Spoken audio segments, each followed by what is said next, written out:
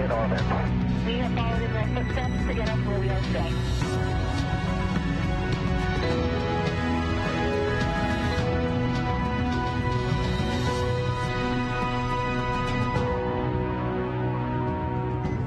Good afternoon. It's Saturday, August 1st here at SpaceX headquarters in Hawthorne, California. And on your screen is a live view of the interior of the Dragon spacecraft as we await its departure from the International Space Station. Now, we expect Dragon to push away from the space station with NASA astronauts Bob Behnken, who's actually in the frame right now, and Doug Hurley on board just after 4:35 p.m. Pacific time to make their way back home to planet Earth.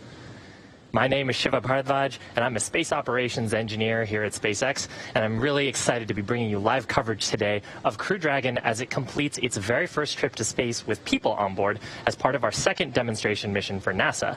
And joining me today is NASA Public Affairs Officer Leah Cheshire. Thanks for having me, Shiva. It really is great to be back here for this historic milestone moment in NASA's Commercial Crew Program. Once Dragon departs station, Bob Behnken and Doug Hurley's flight home is expected to last roughly 19 hours. That'll include 4 departure burns that move Dragon away from station, a phasing burn to lower its orbit and line the spacecraft up with its landing location, and 1 final deorbit burn. Their trip home will also include an 8-hour sleep period later tonight, where both crew members will be able to get some rest before their arrival back on Earth tomorrow after a little more than 2 months in space. Dragon is targeted to splash down off the coast of Pensacola, Florida in the Gulf of Mexico tomorrow at 11:48 a.m. Pacific time, followed by the crew getting picked up at sea by one of SpaceX's recovery vessels. Now, the mission began about 2 months ago on May 30th from historic Launch Pad 39A at the Kennedy Space Center in Florida. And after a successful separation from the Falcon 9, Bob and Doug enjoyed a 19-hour flight on board Dragon before they came to the International Space Station. Now, since arriving, Bob and Doug have been doing some real work aboard the station. In fact, Bob and Station Commander Chris Cassidy completed several spacewalks, and they've also been taking some really spectacular photos of planet Earth and the Dragon spacecraft as it's been in attached operations. We'll have a chance to share some of those later on in the broadcast. And I can't believe it, but it's already been 63 days since they arrived in space, so they are just entering the final phase of their mission in just a few hours from now and have been preparing for over the last 2 weeks for their return flight.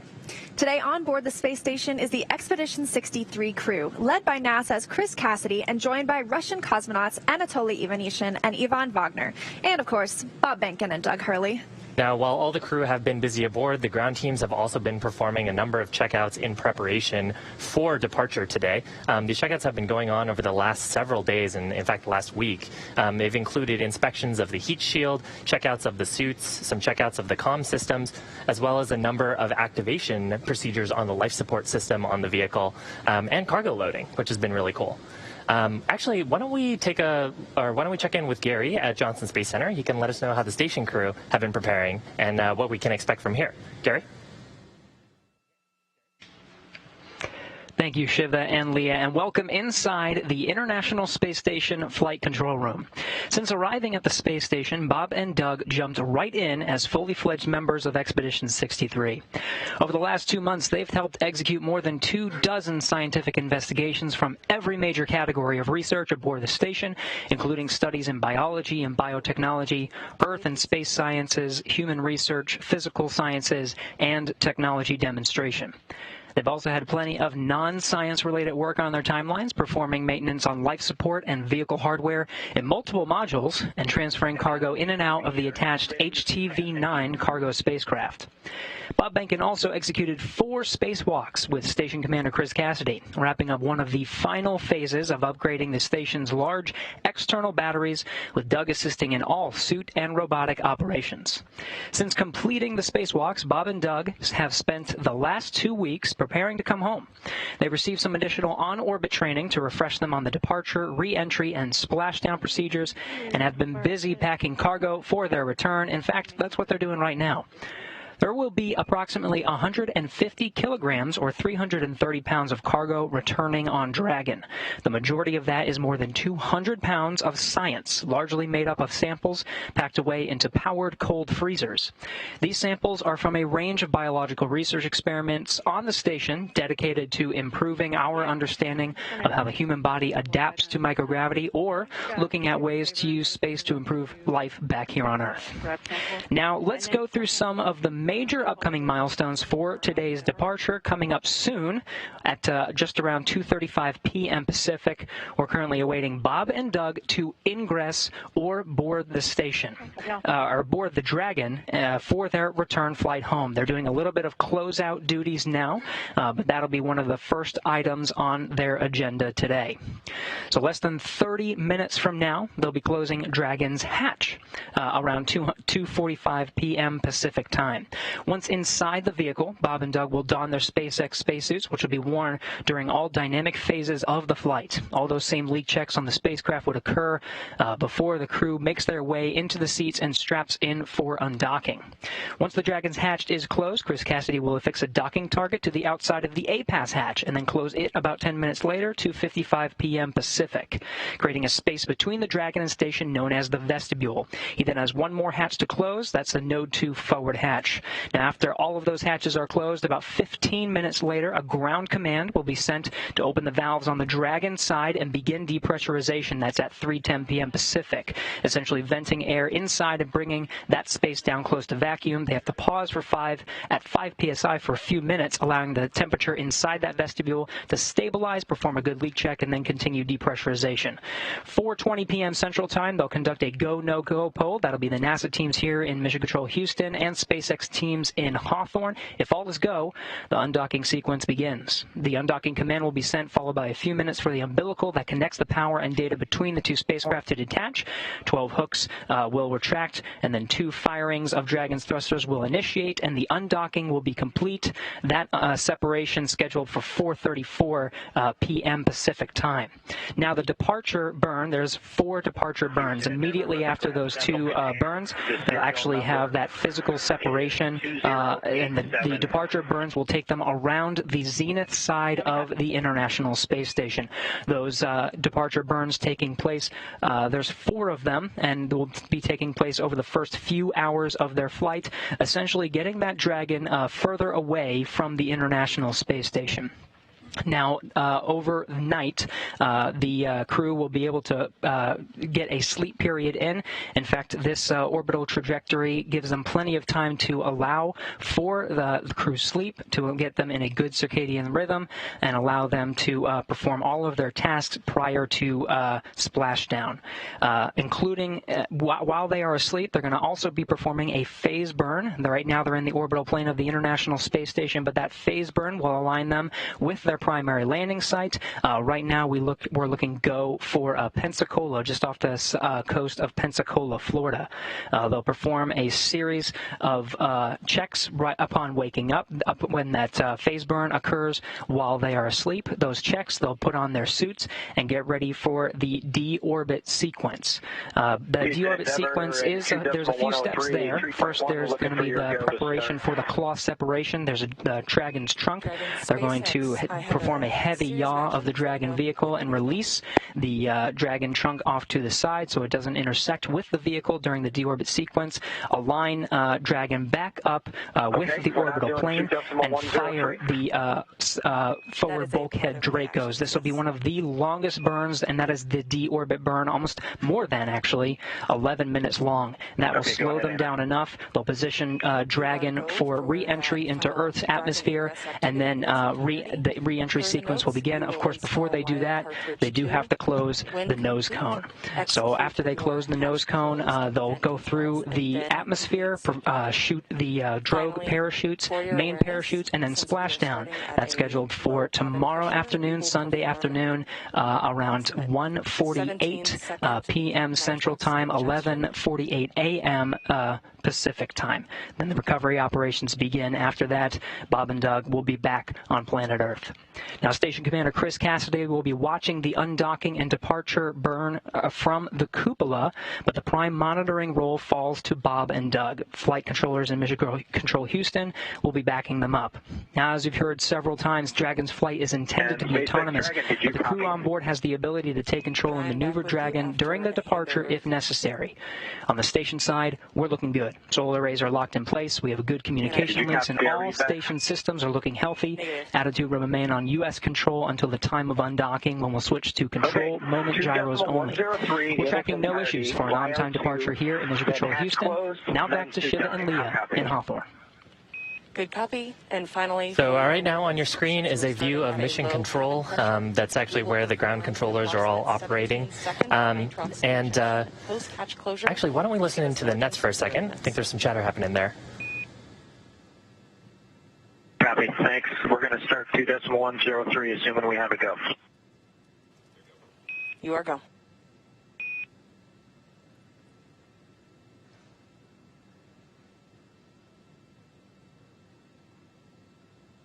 I believe I just heard a go call on the FD net, but I think we're still in the process of assessing vehicle health and actually making sure that Bob and Doug can ingress the capsule, which should be an habitable environment long enough to get home safely in an emergency scenario. The external portion of the suit is also flame retardant as well, so if there were a fire on board the vehicle, the suits would help provide the crew some protection in that event. The suits are actually really cool. They're very aesthetically designed and actually designed in-house here at SpaceX. Yeah, they're definitely very sleek. The crew has actually been really busy all day as they have been preparing to leave. Got up this morning. It's actually evening on the International Space Station right now. And they got up and started working out. All the astronauts on the space station have to work out for 2 hours a day every day to make sure that they keep up their bone strength and their muscle strength so that way they can walk when they get back home. And so they got up, got the opportunity to do that. Bob Behnken transferred some emergency equipment from Dragon into the space station. They keep that emergency equipment in there just in case they ever needed to make a quick, speedy getaway in Dragon or take a safe haven in that space in case something were to happen in the International Space Station. Yeah, and Leah, you mentioned the idea of safe haven. Actually, a couple of the visiting vehicles, either the Soyuz vehicle and the Dragon vehicle, when they're attached to the space station, can provide the crew with a place to hole up if there were an emergency on the station or if there was a leak or a fire or depressurization event. And so some of that emergency equipment is stored in the vehicle for quick access in case they needed to get inside very quickly. And the crew actually train pretty rigorously on those emergency scenarios, getting in quickly under all kinds of visibility scenarios and checking that their crewmates are safely aboard in their vehicles as well. We had a chance to do some training with the crew actually here in Hawthorne early, for the Crew 1 crew earlier this month. So, and just a quick recap of kind of what's coming up next. So Bob and Doug going through the ingress operations right now. Coming up, planned about 2:35 p.m. Pacific time is hatch closure. So that's where we will close the forward hatch on the Dragon spacecraft. And then following that will be closure of the APAS hatch. And after we close the APAS hatch there, that's on the space station side. We'll have the space station crew be working on that. We'll go for vestibule depressurization, and the vestibule is that space in between the hatches that the crew flies through when they arrive and then, of course, when they leave. But we are going to bring that space, which is the same pressurization as the rest of the space station, down to as close to a vacuum as possible because that's what it will be exposed to once Crew Dragon departs, hopefully in just a couple of hours. Yeah. Right now, the planned departure and separation is looking like around 4:34 or 4:35 p.m. Pacific time, and that's when we're hoping to see Dragon do some small undocking burns that will separate it from the space station. On your screen is actually a view from inside the space station looking down node 2 towards the pressurized mating adapter. I think I saw Chris Cassidy in the view there, and I think those are his other expedition crewmates on board. Yes. And Bob and Doug probably inside the capsule at this point. Yes, that looks to be Chris Cassidy over on the left, and then Anatoly Ivanishin and Yvonne Wagner upside down, or what feels like upside down to us, but really there's no up or down in space. That's got to be nice. Yeah, I know, right? And both the hatches still open, so we'll be waiting for that hatch closure. Yeah, and actually I think you can see that's probably the APAS hatch. If you look just past where all the ISS crew are, I believe that's the APAS hatch that's sort of coming up, kind of that white circle. And Chris Cassidy will actually have some tasks to attach a docking target onto that when we're ready to close the APAS hatch. Looks like he might be hopping into Dragon to help out with some work inside the capsule for securing. Now, we mentioned earlier today, Bob and Doug have been busy today. They've actually been busy as well stowing cargo on board the the vehicle. Just listening into the nets right now, it looks like they're actually going through life support activation. So I just heard a call out that carbon dioxide levels are coming down, which means that our life support system is actively taking in air from the cabin and revitalizing it so Bob and Doug can breathe nicely on board. So just some statistics while we're thinking about it. Obviously, we mentioned that Crew Dragon has been on board the station for 63 days now. Feels like yesterday. And during that time, Bob and Doug have traveled over 27 million statute miles around the Earth. So that's incredible. Frequent flyers, I would say. Yeah. Do you get is there a frequent flyer pass for Dragon? I hope so. Yeah, they're zipping around. I think on ground track they're going about 17,500 kilometers when they're at ISS's orbital altitude. That sounds about right. Yeah, I think it's 17,500 miles an hour. I'm sorry, miles per hour. Thank you. It's still extremely fast.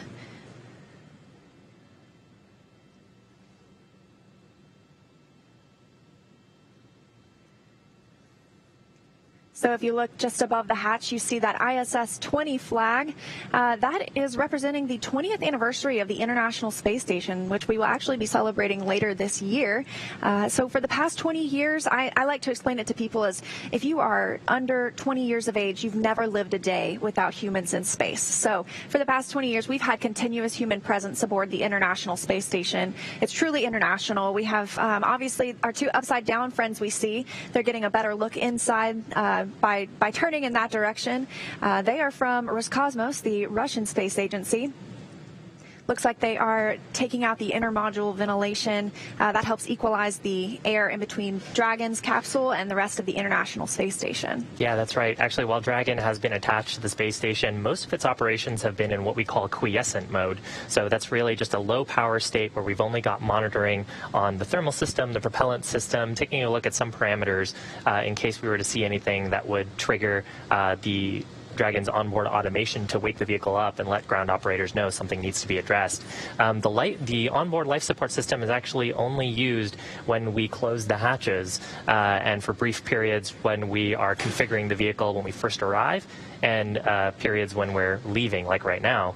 So that duct that they pull out, the intermodule ventilation duct, that actually provides clean, breathable air and circulates the air in the capsules and providing that air from the International Space Station.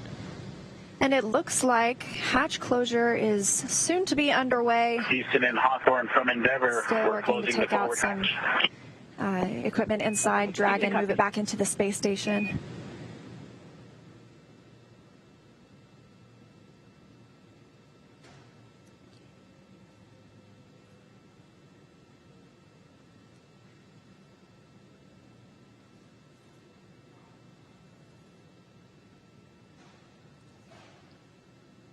Yeah, so as part of those activities, moving the intermodule ventilation duct, they activated, of course, the lithium hydroxide scrubbers on board Dragon. Cap and fan has been running. And I think we're just waiting on confirmation of hatch closure. Yes, and I think they just called down that they are working on that, putting that into motion. We're getting one step closer to sending Bob and Doug home. Closed for Endeavour. SpaceX copies. And Houston copies.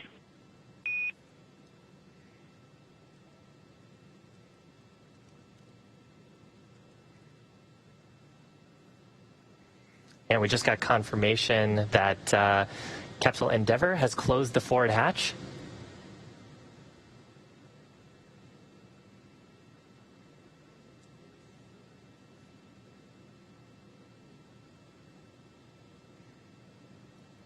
We can actually see on our screen the activities to close the APAS hatch as well.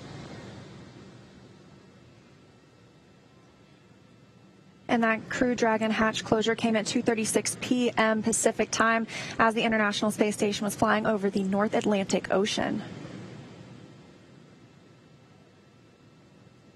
As part of hatch closure operations, Bob and Doug actually inspected the seal on the interior surface of the of the forward hatch on Dragon, and we're talking about the forward hatch and the side hatch. The forward hatch is actually the part that's attached to the front, sort of the front portion of the International Space Station. So if you imagine the International Space Station flying in a direction around the Earth, the forward direction of it is what we're attached to. And that, if you were imagining the capsule sitting on the rocket, is actually at the very top of the rocket underneath the nose cone. So if you're imagining the rocket as it was on the launch pad, it's a little bit sideways right now. And there's a sealing surface on that forward hatch that Bob and Doug would have done an inspection on, just to make sure that there's no foreign object debris or FOD that could cause a potential leak. And looks like we may be stepping into a satellite handover. It happens commonly on the International Space Station, and it's called actually a TDRS handover, Tracking Data and Relay Satellite System. We're constantly moving from one to the next.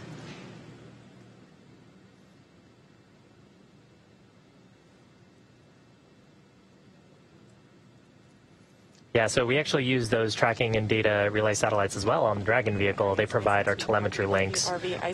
There's I believe they're in the geobelt. Hopefully that's correct. But they provide communications, uplink and downlink and commanding, actually, a downlink for us to command the vehicle as well if we need to step in on the ground side. Speaking of which, we actually have a view of mission controls in Hawthorne. So that is that's where our mission controllers are in Hawthorne. The folks who are issuing commands to the Dragon spacecraft are all sitting. In the third row there is the mission director, as well as, and here's an internal view of the Dragon spacecraft. We've got Bob in his, looks like his comfort garment, which would be what he wears underneath his suit. Nice to see the capsule getting all packed up. And then another view from the International Space Station side of things. Looks like Anatoly Ivanishin flying out of view, and Chris Cassidy down there in between the hatches in that vestibule area. He is working through procedures to soon be closing the A-Pass hatch on the space station side and prepare for depressurization.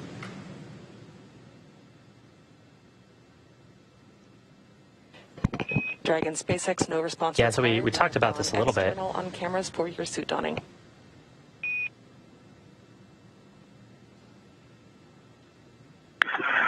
Copy, SpaceX. Thank you.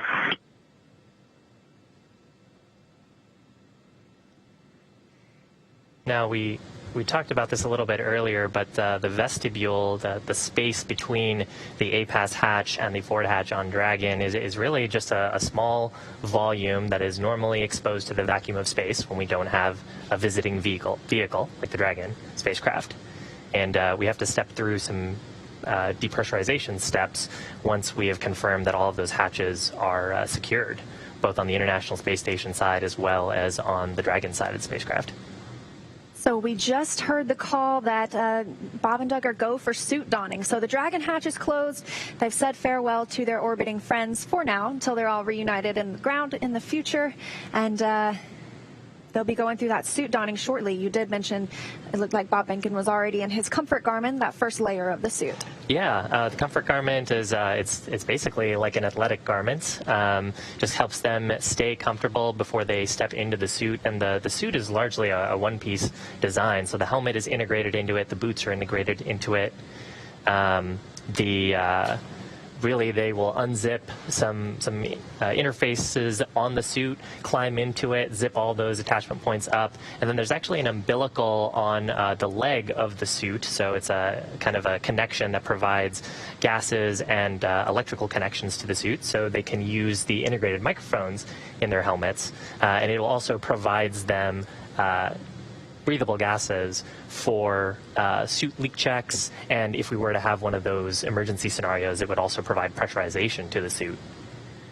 And I think notable to mention that these are different suits from what you might imagine for like the spacewalks and EVA suits. These are what are called intravehicular activity suits, meant for really activity inside the vehicle. So what we just saw as Chris Cassidy was down there in between the hatches in that vestibule space, he was affixing that docking target that we mentioned earlier. I like to say it's like an X marks the spot because that's what the vehicles aim for when they arrive at the International Space Station. So one step closer to bringing Bob and Doug home. And we're actually really fortunate that the weather has turned out pretty good in the Gulf. Looking at a Pensacola landing site right now, we just, before we went on air today, we had the 2.5 hour prior to undocking weather briefing, and things are still looking good for an on-time departure today. I'm really glad to see the weather cleared up. Storm moved back towards the Atlantic.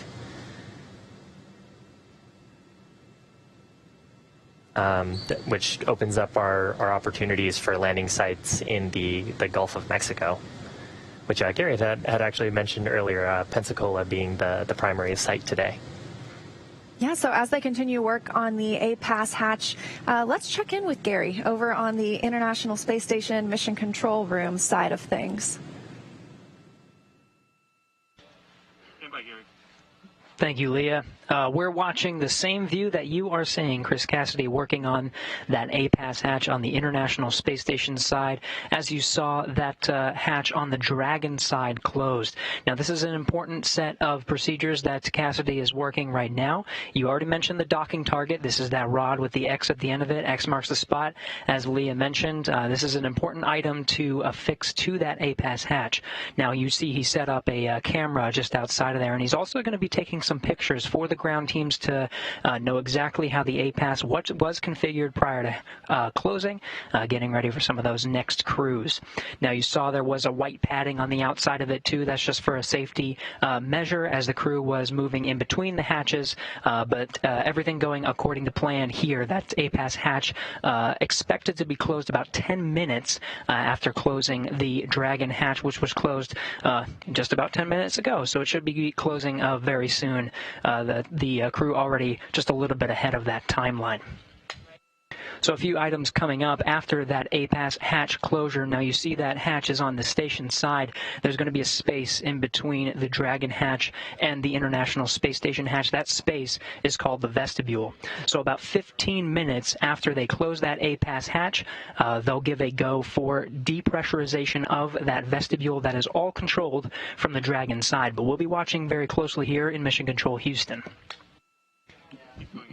Now, the depressurization of that vestibule does take quite a little bit of time. It takes about an hour, actually, to get down to vacuum, but there's going to be a check at about 5 pounds per square inch. The check at 5 pounds per square inch is going to take some time. It won't take too long to actually get to 5 psi, but once they actually get there, bringing that vestibule down to vacuum creates a little bit of temperature swings. So we need that to dampen out a bit before performing a reliable leak check. That leak check will happen at the 5 psi mark, and then we'll continue down closer to depressurization towards vacuum.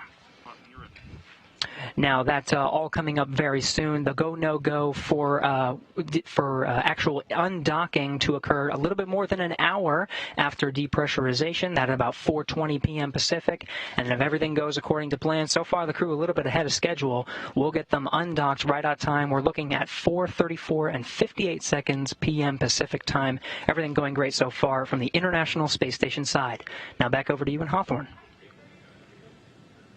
Thanks, Gary. Now that Dragon's hatch is closed and Bob and Doug have donned their suits, we'll be looking for the APAS hatch on the station side to close very shortly.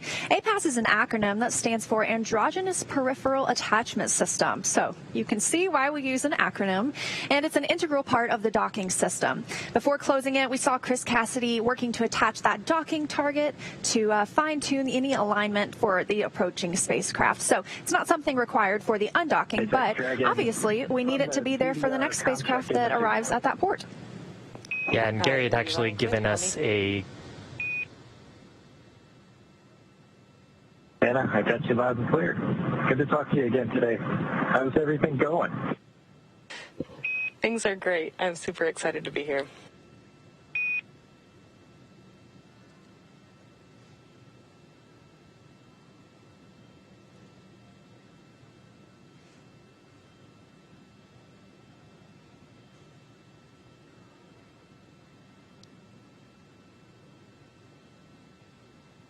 So I think what we heard there was a comm check between the core here and Hawthorne Mission Control up to the crew. That's a very good sign. That means that they're well underway into their suit donning procedures. Suit donning just referring to getting into their suits. And one of the first steps there is checking that the microphones work both in the cabin as well as in their suits. Now, kind of what we were talking about earlier, once we get through suit donning, which will have a couple of steps involved in it, first with these comm checks, and then we'll actually do some pressure checks to make sure that the suits are leak tight. Once we get through that, then we'll actually go through a quick poll. Mission control teams will verify that we're go to depressurize the vestibule, again, which is that space in between Dragon's forward hatch and the station's APAS hatch on the mating adapter, pressurized mating adapter on the forward module. And as you saw, some flashes in that area down in the vestibule. That's Chris Cassidy, commander of the International Space Station, down in that space. He's taking pictures, and he'll be sending those back down to the ground team so that they can check out how the hatch closure procedure went, and he'll be able to provide those detailed photos for future use as well. Yeah, vehicle actually undergoing a number of reconfiguration steps at this point. With crew, of course, on board, we have to make sure that our life support systems and thermal systems are all operating as nominal. And the volume actually in between in the vestibule, that pressurized area, which is now at about 14.7 psi, will actually vent that through some vent valves on the Dragon side of the system. So one of the two astronauts returning to Earth in Crew Dragon is Doug Hurley, the spacecraft commander for the Demo 2 mission. He previously flew on 2 space shuttle missions as the pilot on STS-127 and again on STS-135, which was the final space shuttle flight. Here's a closer look at NASA astronaut Doug Hurley.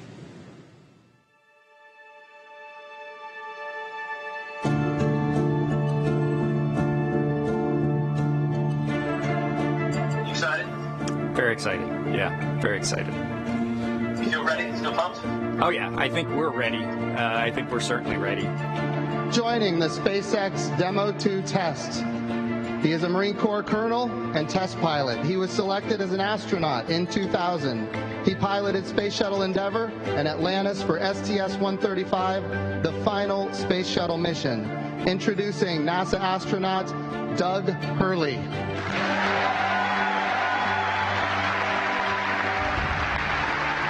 It's a life-changing process in so many ways to fly into space. It's just overwhelming in some respects. Just the sensations, the rumbling, the shaking, the acceleration when the engine shut off and you go from, in the case of the shuttle, you go from 3 Gs to 0 Gs instantaneously and things start floating. And I remember distinctly just thinking, what just happened? To see a rocket launch in person is, it's a pretty emotional event. I remember the first time I saw a shuttle launch and it was amazing. And then when I saw a shuttle launch with my wife on it, that is quite the emotional experience. My name is Doug Hurley, and I'm the spacecraft commander for the Demo 2 mission to the International Space Station.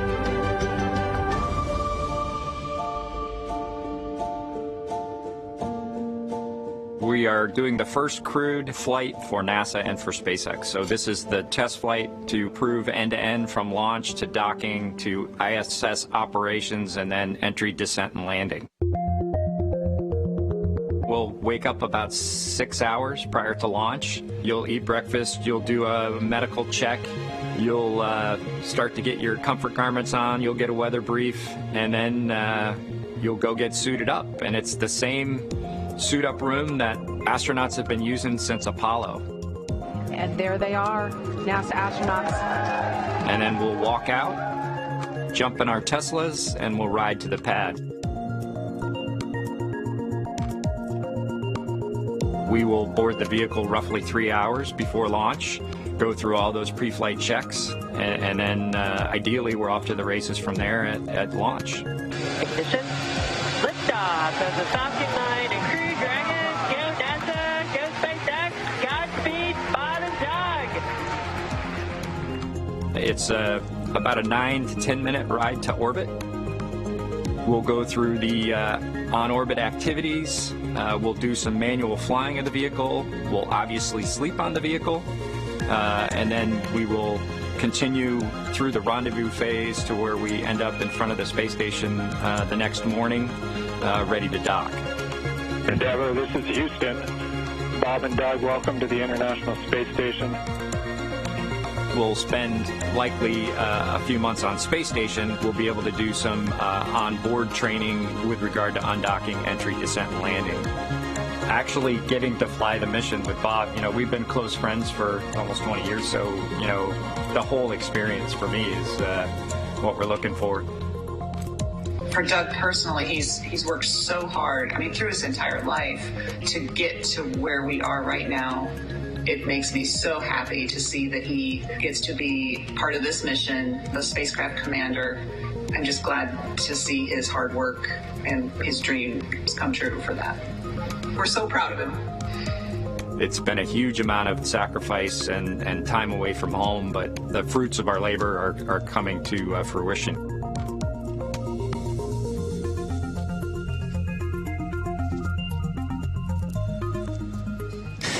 Now, with Doug is NASA astronaut Bob Behnken. He's the Joint Operations Commander for Demo 2. He previously flew on 2 shuttle missions, STS-123 and 130, and he also served a tour as the Chief of the Astronaut Office. Why don't we learn a little bit more about him?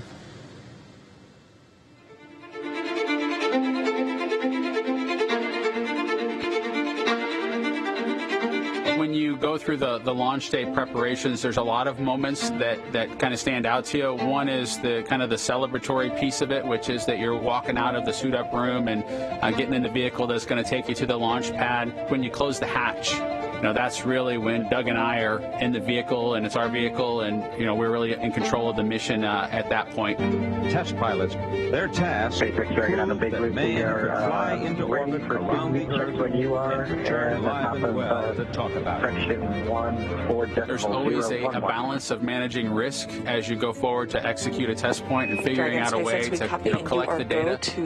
We hear a sound. Okay, is that sound an expected sound? Or we see a light. Is that light an expected light? What's the source of it? Does it sync up with something else that's going on or not? So trying to dissect all of that in real time in your head is, you know, a lot of things happen like that on launching of a vehicle.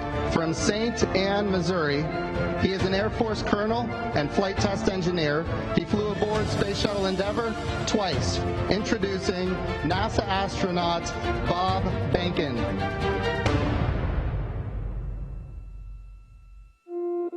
My career at NASA has kind of spanned a couple of decades at this point. I arrived with the class of 2000, went through the training program, primarily focused on the Space Shuttle and the International Space Station, learning those systems. Having launched a couple times on vehicles, you know, the second time was definitely different than the first time. You can feel a little bit guilty of, hey, should I study one more thing, or is there one more piece of information I should get? Am I really prepared or not? So that's definitely different between where I was on my first flight and where I'm at right now.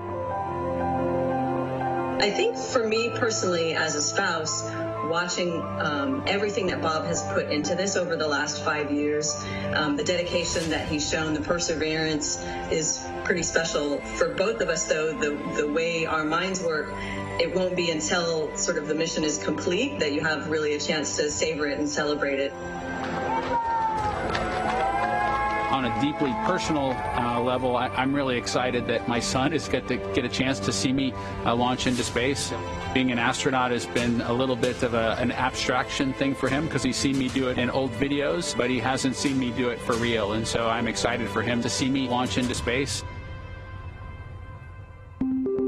Really, my role on the Demo 2 mission is to make sure that we get this vehicle tested and evaluated so that we can move on to more operational missions at the International Space Station. 3, 2, 1, 0.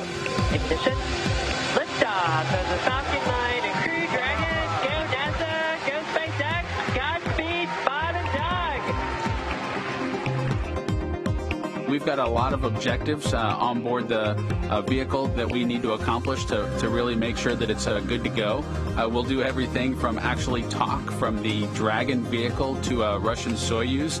We'll dig out all kinds of hardware that's stowed in the nooks and crannies of the vehicle so that we have a good feel for how things are in place and getting them back in place. We plan to do all those things as just a part of our test mission.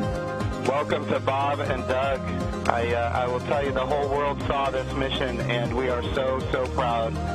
I'm looking forward to that moment when he enjoys the accomplishment, when he realizes we did this, we did a great job, we accomplished what we set out to do. Whenever he lets himself feel that and experience that success, that's what I'm really looking forward to for him. For me, I'm looking forward to when he touches down at Ellington in the NASA plane that brings him home again at the end of it.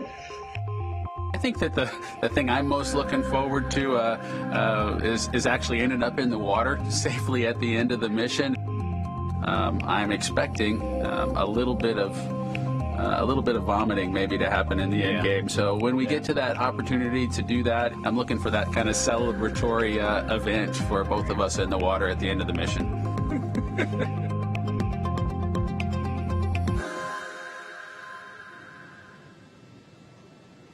So cool, great view on your screen. That's from a camera behind Bob and Doug. Bob sitting in the right hand as we see him. Dragon in 2.5, 2 successful leak checks. Dragon SpaceX, we see the same. Thank you.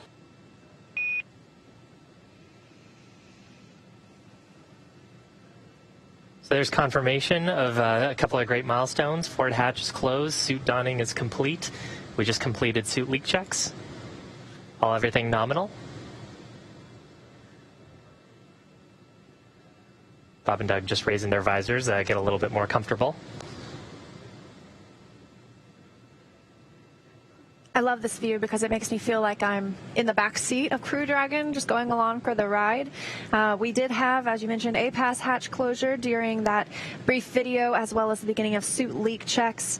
I've got a few milestones coming up. Next, we'll be looking for that vestibule depressurization, bringing that space down to a vacuum. That should be happening very shortly, hopefully within the next 5 minutes, actually. Yeah, so again, on your screen, left-hand side is Spacecraft Commander Doug Hurley. Right-hand side is Spacecraft Pilot Bob Behnken, and also Joint Operations Commander. In front of them are the 3 touchscreen displays in the Dragon spacecraft. And with suit leak checks complete, the next major milestone, as you mentioned, Leah, is vestibule depressurization. So you can see they're checking out all their screens. The crew will actually be monitoring during the departure portion of the flight. On the way up, they had a couple of opportunities to perform some manual flight tests by piloting the vehicle and checking those out and seeing how it would fly if you ever had to. But fortunately, it is an autonomous vehicle. So the goal is that the astronauts are along for the ride, there to monitor and there to step in case anything were to go wrong. But it should be an autonomous flight home. We're not stopping for any of those flight tests along the way. That's right.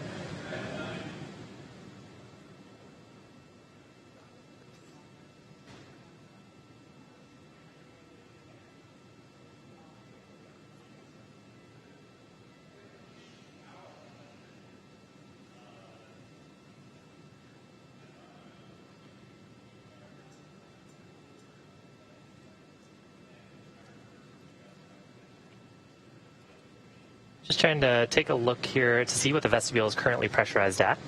Taking a look at the data, it's about 14.1 psi, so pounds per square inch. For reference, at sea level on Earth, we're at about 14.7 psi, and if you're about 1,000 feet above sea level, then you're actually at about 14.1. Just happened to look that up earlier today.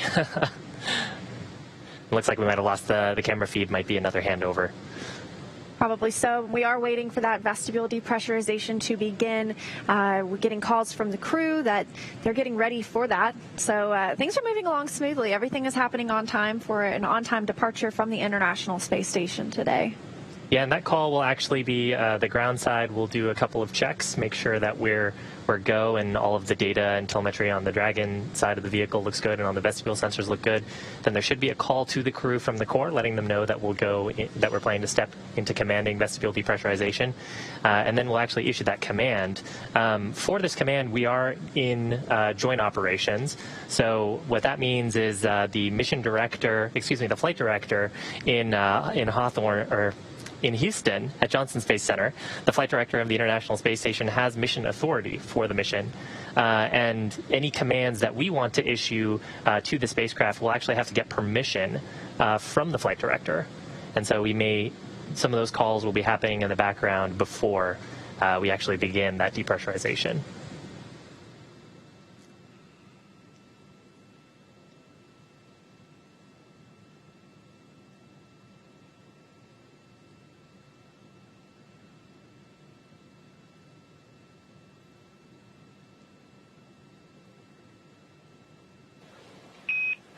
Dragon SpaceX for status.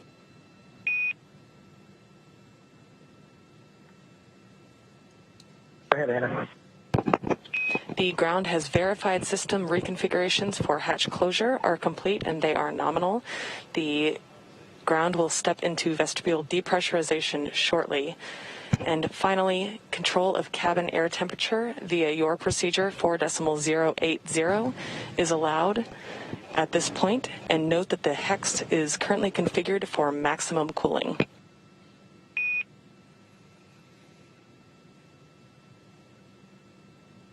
Okay, copy all 4.080 if we need to change the temperature. Appreciate it.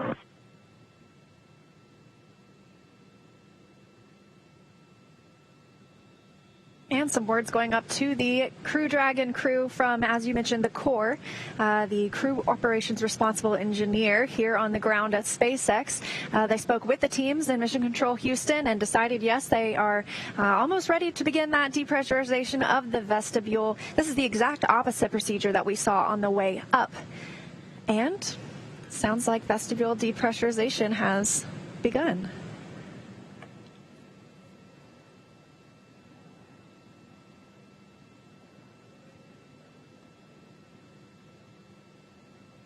So as we mentioned, working to bring that space down to a vacuum in preparation for Dragon to depart today. That depressurization call coming at 3:04 p.m. Pacific. And moving pretty quickly, data shows we're currently at about 12 psi in the vestibule. Just dropped below 12, and only less than a minute ago we were at 14.1. And should only take 5 to 10 minutes to drop down to that 5 psi holding point that Gary had mentioned earlier. And that hold will be for 25 minutes while the teams make sure the depressurization is due to the actual removal of the pressurized atmosphere and not a change in the temperature inside Crew Dragon. Yeah, a little bit of physics there. If you expand a gas, which is what's happening here, we're taking the gas in the vestibule and venting it away, and so taking the molecules in that vestibule and sort of expanding them out, the temperature tends to drop, and so we'll want to wait for that temperature to equalize, because as it warms up, the remaining gas will bump up a little bit in pressure, and that can look like a false leak from either the International Space Station side or the Dragon side.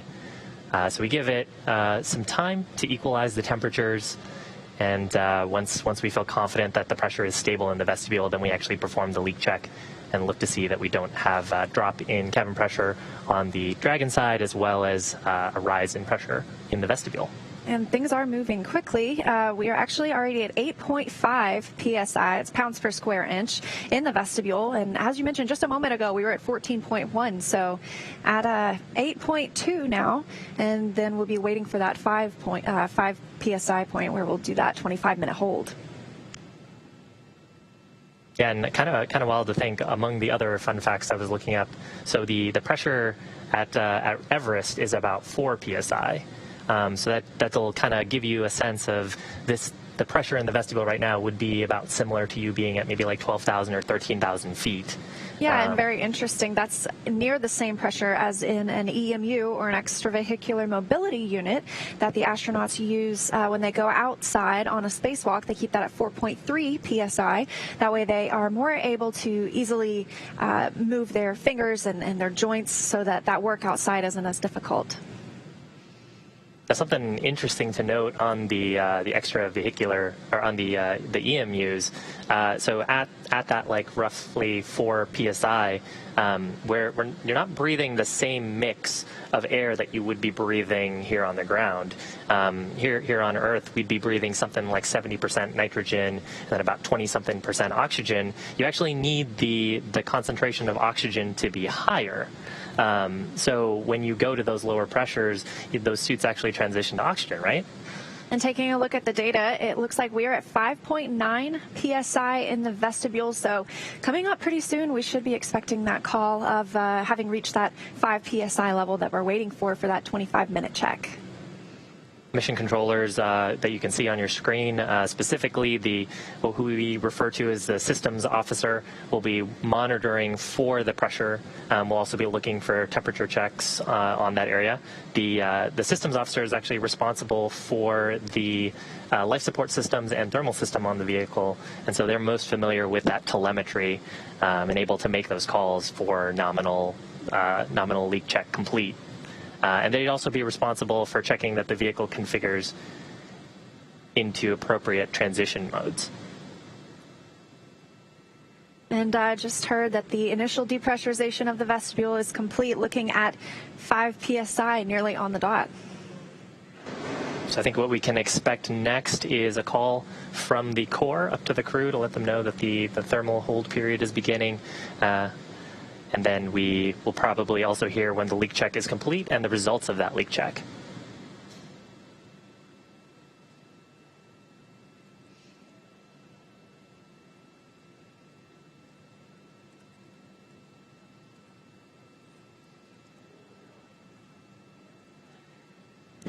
So we're kind of listening to the nets in the background. Just heard a conversation from the mission director prompting operators on next steps for start of this thermal hold period and then the leak checks.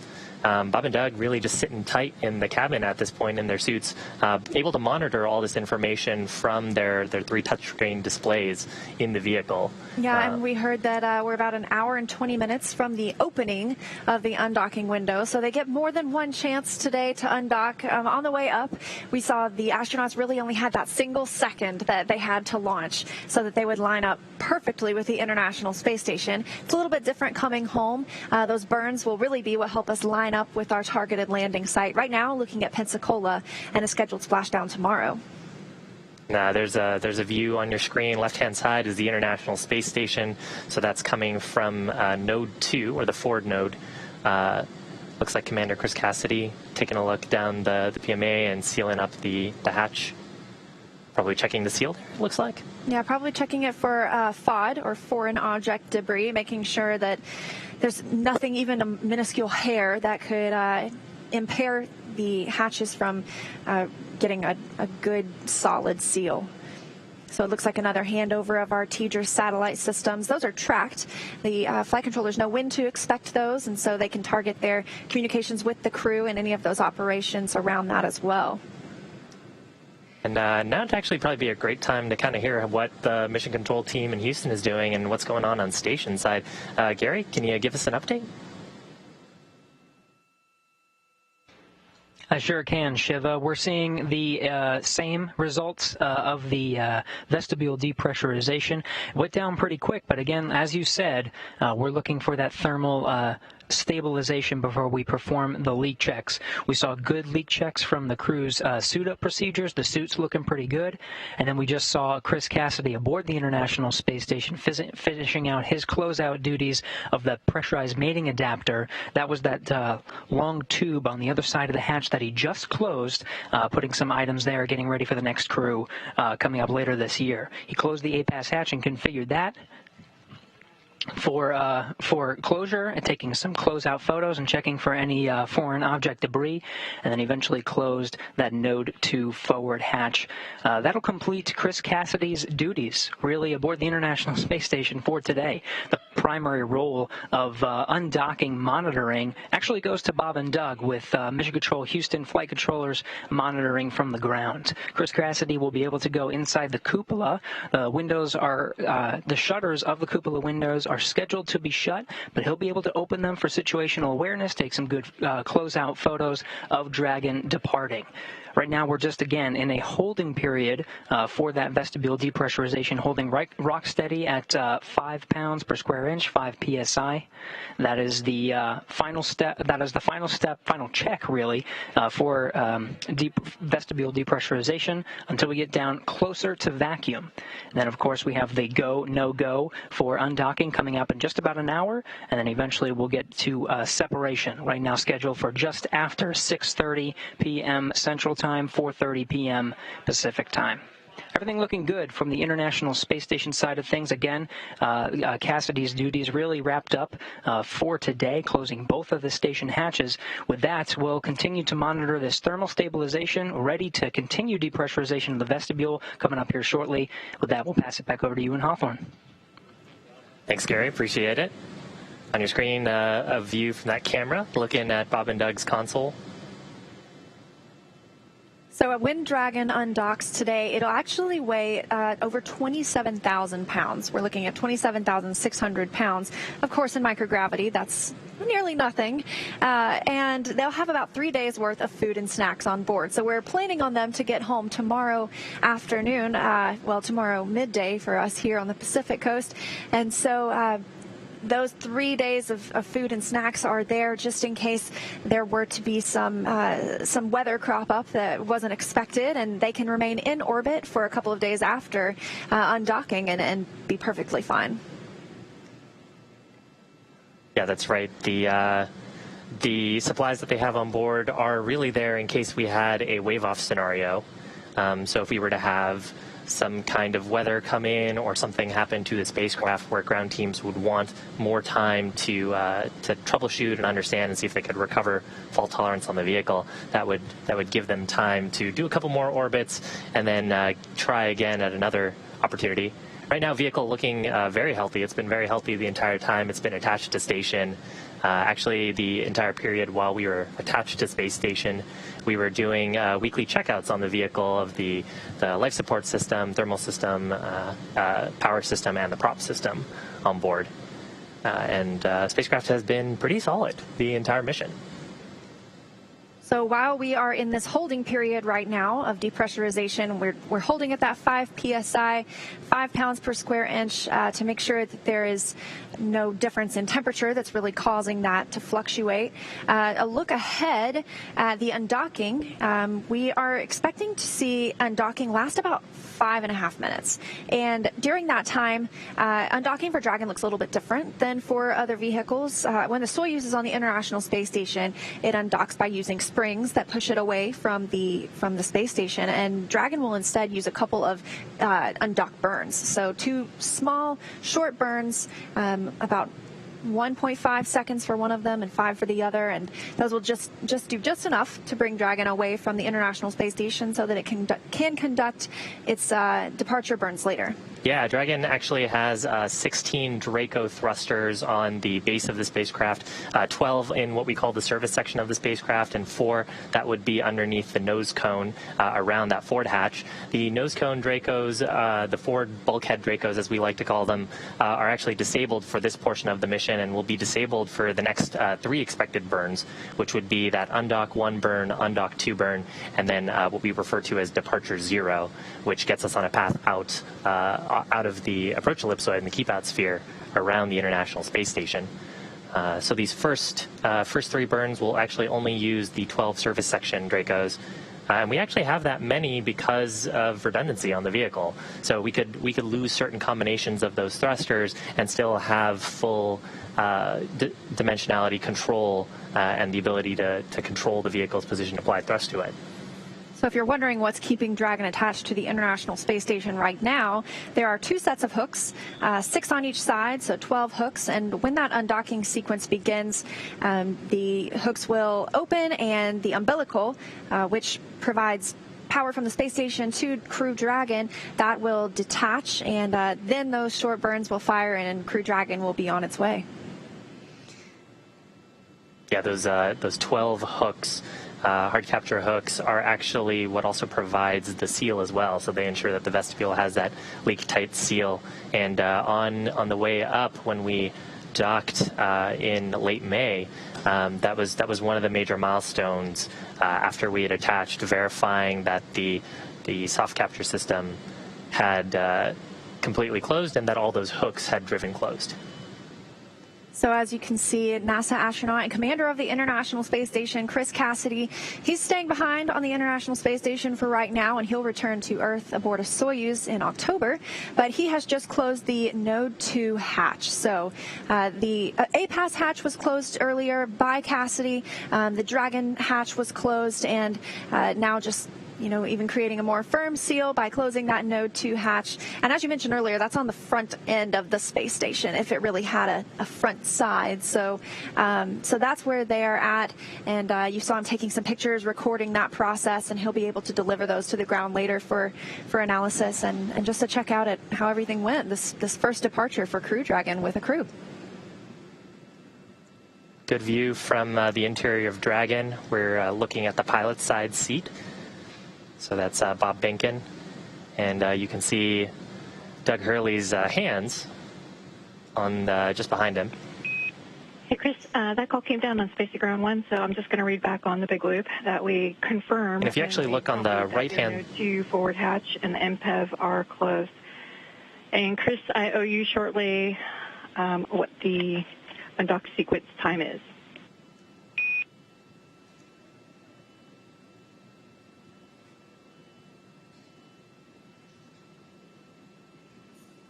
And that was a call to Chris Cassidy on the space station, checking out and making sure that they were just echoing that they saw that Node 2 forward hatch closure. Things progressing well for an on-time departure. When Doug and Bob got into the spacecraft today, they had a few housekeeping things to do. They wanted to make sure those footrests that you see right there are firmly attached for the ride home. And then you can see a window over to the right of your screen. Those have had some window covers on them. They removed both of those, but they are still available so that when the crew go to sleep later tonight, they'll be able to put those window covers back up. That'll keep them from seeing a sunrise every 45 minutes or a sunset, because the space station, as we mentioned, is orbiting Earth at 17,500 miles an hour. And so they see quite a few beautiful views, sunrises and sunsets every day, 16 to be exact. Yeah, and you can actually kind of get a sense for how bright that might be. Spacecraft and the International Space Station are currently not in the Earth's shadow, so in sunlight, and you can see how bright the window can get, almost rivaling the lights in the cabin. Now that window is actually right next to the side hatch, so you can see there's a black strip next to that window. That's actually a handrest, a handhold, and next to that is the side hatch. And that's actually what Bob and Doug will be egressing out of after they do, after successful reentry, parachute deployment, and splashdown. Yeah, so that's what we saw the crew climb in. Once they crossed that crew access arm, that last place that they were on Earth in that white room, they climbed in through that side hatch, but that's not what's attached to the International Space Station. The nose cone on Crew Dragon opens up and, as you said, exposes those thrusters underneath, and they actually floated through that hatch. So they arrived through that one and departed through that one, but once they get back on Earth, that side hatch is the primary egress or exit from the vehicle for Bob Behnken and Doug Hurley. Yeah, and actually one of the steps right when Bob and Doug had entered the vehicle on the launch pad was to do a leak check of that hatch. Hatch remains sealed the entire time while we're in space, and really only gets opened once we're back safely on Earth. So pretty noteworthy about this mission, there are a lot of firsts for this mission. It's our return to flight from American soil for the first time in 9 years, since the space shuttle program. And it's also going to be the first splashdown in over 45 years. So actually on July 24th, just a couple of weeks ago, that was the 45-year anniversary of the last Apollo capsule splashdown with the Apollo-Soyuz test project. So it's been a long time since we've seen a crew splashdown. That typically happens with a landing. Of course, the shuttle was an orbiter and could land like a plane. And then the Soyuz, which astronauts have been arriving in for the past 9 years, that lands on land in the steppes of Kazakhstan. So this one we're looking to land in the Gulf Coast. It means a much quicker ride home for Bob and Doug once they get back. Yeah, once we get through the Earth's atmosphere, we'll have 2 drogue chutes deploy and then 4 main chutes deploy, and then splashdown currently targeted for Pensacola, so off the west coast of Florida. And recovery actually looks a little bit different than it did 45 years ago. So we have some pretty cool recovery boats, have helicopter pads on them, as well as a what we refer to as it's as an A-arm, but it's basically a crane on the back of the spacecraft. So excuse me, on the back of the boat. And a couple of fast boat teams will go out to the capsule, verify that it's safe to approach. Then that boat will come up, scoop up the Dragon spacecraft, put it on the deck. They'll secure everything and then open up the hatches and help Bob and Doug egress on the recovery ship. If you've ever seen any of that old Apollo footage, the astronauts actually used to get out in the water. And so a little bit different this time. The crew will be waiting until that boat arrives with that crane to lift them up onto the deck, and they'll get the chance to get out on the boat instead of on the seas.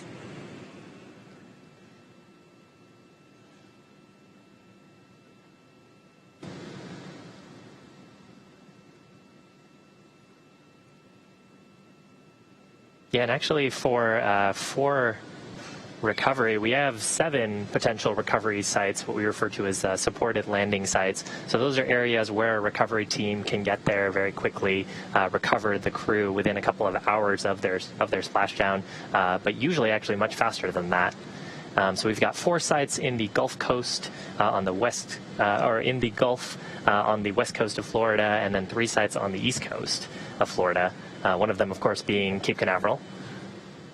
So as we were watching this past week, this tropical storm become a hurricane, there was some concern about returning today because we do have some recovery criteria. Landing in the water is a lot more difficult than landing on land because you have to consider things like wave height and wind speed.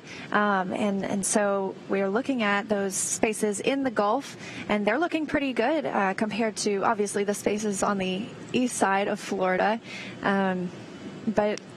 But yes, we have to take into consideration what the helicopters can arrive in and what all the boats can withstand and what the the crew capsule itself can withstand. Yeah, that's right. The hurricane Isaias moving up, I think, the east coast of Florida now, so hopefully folks are staying safe out there. I know Doug actually took some photos from the cupola of this hurricane as it's moving up the east coast. But luckily, no major impact to weather on the west coast. Good winds, no significant lightning, no significant rain is projected for the area.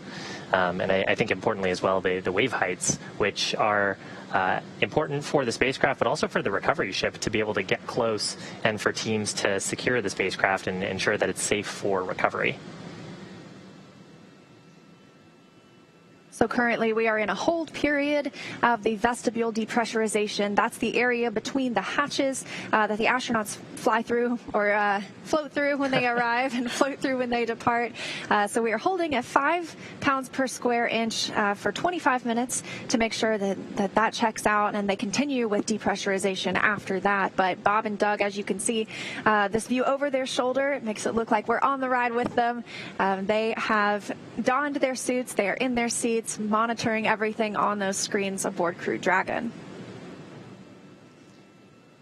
Why don't we actually check in with Gary at Johnson Space Center in Houston, hear how things are going on the space station side, and how do things look at Johnson, Gary? Hey, Shiva. Things are looking great here. We are also watching that vestibule depressurization, of course, complete now, holding at 5 psi. We're just looking at that thermal stabilization, just waiting for it to stabilize, balance out its swings, so we can get a nice solid leak check before continuing down close to vacuum. On the International Space Station side, we did close the A-Pass hatch, affixing that with a docking target. It's a rod with a little X at the end of it. Chris Cassidy performing those duties and taking some closeout photos, just making sure that everything was okay, checking the configuration, and that'll be reported to teams here on the ground so they understand the configuration for future crews to visit. He then loaded up that pressurized mating adapter. That was that tube that he was on the other side of which was closing the A-Pass hatch, putting some items in there for storage, and then eventually he did successfully close and lock the Node 2 forward hatch, completing his duties for the day. So he will be, of course, watching Bob and Doug depart the station. He'll be in the cupola module. This is that 7-bay window that looks right down on the Earth, provides a very good view of the Dragon departing from the forward end of the International Space Station. He'll have a camera right in his hand and be able to take some pictures as they depart the International Space Station. But the primary monitoring role will actually be in the hands of Bob and Doug. The Dragon vehicle being an autonomous departure vehicle, Bob and Doug being able to take control if necessary with the monitoring role, and then the backup monitoring role here in Mission Control Houston. So as soon as we continue this depressurization of the vestibule close to vacuum, just about 4:20 p.m. Pacific time, we're looking to conduct a go, no-go. That's, I think, a little bit less than an hour from now at this time that we'll conduct a go, no-go to start the undocking sequence. So the undocking sequence will be detaching the umbilical and then releasing 12 hooks in sets of 6, 2 sets of 6. There's going to be 2 pulses that are going to be fired from the Dragon end. They're called undocking burns, and they'll actually physically separate Dragon vehicle from the International Space Station. That's scheduled just a little bit after 4:30 p.m. Pacific time today. So far, everything looking good, holding steady right now, 5 psi, looking to continue that depressurization here soon. With that, everything looking good from the International Space Station Flight Control Room. We'll send it back over to Hawthorne. Thanks, Gary. Appreciate that update. If you're just joining us, the Dragon spacecraft is currently forward hatch sealed. Earlier today, Bob and Doug had actually loaded some powered cargo into the vehicle, and the life support system is reactivated. And then after sealing the hatches on both the International Space Station side and stepping into the spacecraft, we did some leak checks on the suits to step into vestibule leak checks now. Yeah, and so that vestibule area, we're holding at 5 psi, 5 pounds per square inch to conduct and make sure that it is holding and not fluctuating due to any temperature changes. Actually, the crew on the International Space Station, as I mentioned earlier, this is evening for them. And so it's actually 10:30 almost aboard the International Space Station, 10:30 p.m. And so they'll be getting ready to go to sleep soon. The crew here in Crew Dragon got to take a 3-hour nap today in the middle of the day. Looks like actually the whole crew was able to enjoy that nap. That way they'd all be alert and ready to conduct these departure procedures, whether it be sealing up the hatches or conducting any of the leak checks, monitoring the ride home. We want to make sure the astronauts are well rested, and even though the crew on the International Space Station will get their sleep period soon, we'll see Bob and Doug get theirs. They'll have about 8 hours later tonight to get some shut-eye. Yeah, that'll actually sleep shift them well before they start to step into the deorbit burn, which is actually the largest burn of the day and actually a pretty dynamic time for them. So I want to make sure that they are all well rested so they can monitor and step in if they have to take any contingency actions, and also read back on the status of the vehicle if ground control teams are unable to properly assess the health of the system. Of course, one of the nice things about having crew members aboard is they can see the health of the vehicle and they can respond. Bob and Doug able to issue commands via those touchscreen displays, and also getting quite a bit of training on potential emergency scenarios, wave-offs, scenarios where they might need to interact with Dragon and if it were to lose comms or have a thruster issue. But right now, very healthy vehicle. haven't really seen any issues with Dragon during its 63-day stay at the International Space Station. And if you were wondering, once Dragon departs today from the International Space Station, we're not going anywhere. We're actually going to be live all the way until they come home to Earth tomorrow. So some of the bigger things we can look forward to after undocking, we've got a couple of departure burns. The first two are going to bring Dragon up and over the International Space Station, and then the next two will bring it down and in front of the space station before a phasing burn later this afternoon to help it really sync up with its landing zone for tomorrow. That's right. I think I might have heard a call. Heard a little something. Okay, there might be a call coming on Space to Ground. We'll be sure to keep an eye out for that. Looks like pressure in the vestibule is still holding. Yeah, and so as part of those burns that they have to do, the first couple of burns are really just to adjust the apogee and the perigee. So the apogee, if you can imagine the orbit of a spacecraft as an ellipse going around the Earth, the apogee is the highest point, or the point farthest away from the planet, and the perigee is the lowest point. And so right now, Dragon and the International Space Station, of course, still docked, and they're in a roughly circular orbit. After the conclusion of these departure burns, Dragon's apogee will be about 10 kilometers below the International Space Station, but we'll be slowly reducing our perigee.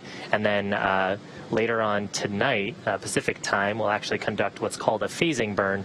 And the goal there is to adjust the orientation of that orbit just so we get our orbital pathway to line up over the landing site, where we will, or line up with a path that will cross over the landing site, where we can, when we issue our departure burn sequence, we'll be able to line up landing off the coast of Florida near Pensacola.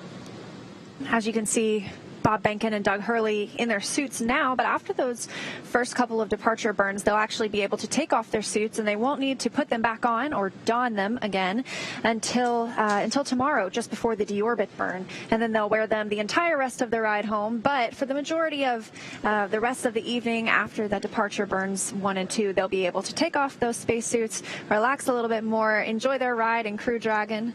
And while Crew Dragon was on the International Space Station, we actually conducted some habitability tests. Of course, there's 2 astronauts flying today, but our future crews are scheduled to have 4 astronauts. So we brought in a couple of the space station's current residents to test out what it's like to have multiple people in Dragon once it's in microgravity. Performed lots of tests inside the vehicle. They had a little sleep period to see how it would be to sleep with 4 people in the vehicle, and things went pretty well. Looking forward to that first Crew 1 launch later this year. Yeah, so right now, Dragon and the International Space Station about 422 kilometers above the Earth's surface. And going about 7.6 kilometers per second. Should be close to that 17,500 number that you probably hear pretty often. Yes, and if you're looking at miles, it looks like we're about 261 statute miles above the Earth. And they are in the South Pacific Ocean. They'll be coming up across Hawaii not too long from now. There's a view from the International Space Station looking at the Dragon spacecraft. So Bob and Doug inside the portion towards the right of your screen. If you can imagine how they're seating upright, their displays would sort of be looking up towards the direction the nose cone is opened up. And behind them is the trunk of the spacecraft. So that top side, the black shiny part, is actually our solar panels on the body of the spacecraft. And below that, the white side of the spacecraft is the radiator. So that's where we're radiating away our heat generated by the avionics and the electronic hardware aboard the vehicle, and of course from Bob and Doug themselves, generating a little bit of heat based on how much physical activity and exertion they're doing. Right now it looks like they're pretty comfortable, just kind of hanging out in their suits.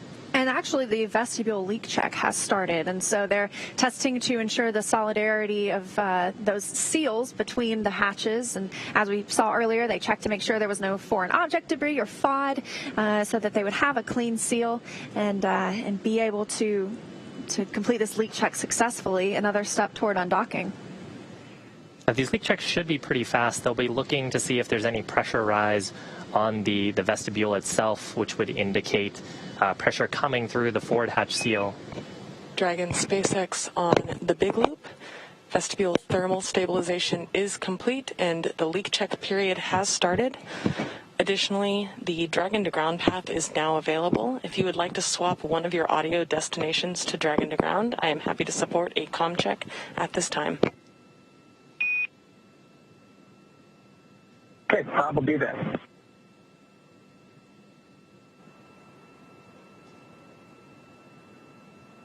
SpaceX Dragon comm checks Dragon to ground. I hear you loud and clear. Help me.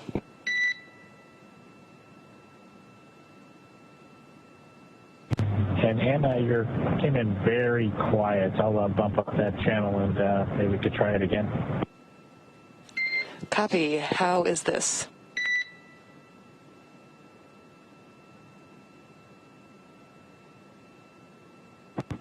That's a little bit better, Anna, but got it cranked up to be able to hear you just for your awareness. A little bit different volume between the big loop and hearing you on the big loop and hearing you on Dragon to ground.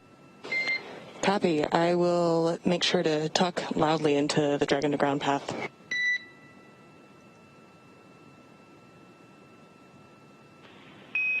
And Dragon, Houston on Dragon to ground for a comm check. How do you copy me?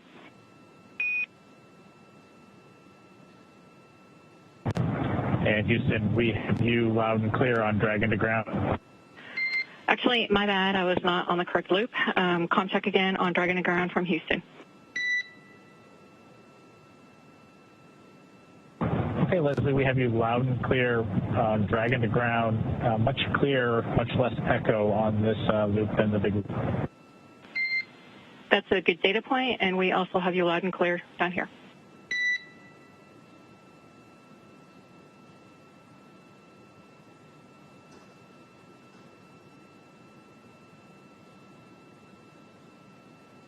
So we just heard some comm checks between the crew aboard the Crew Dragon and the core here on the ground, and then with the Capcom in Houston. They're two very similar positions.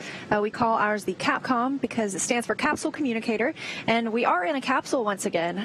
For a few years there, obviously we were flying a space shuttle, so not quite a capsule, but before that we had Mercury, Gemini, Apollo, all capsules, and this person was once used to be typically an astronaut so that they could communicate any specific details about the vehicle, especially based on their previous experience. Now we have Capcoms who are not necessarily astronauts, but obviously very, very well studied in the vehicle. Yeah, the way we refer to them is the crew's advocate on the ground. They're trying to think of things ahead of their crew and have information that the crew might need where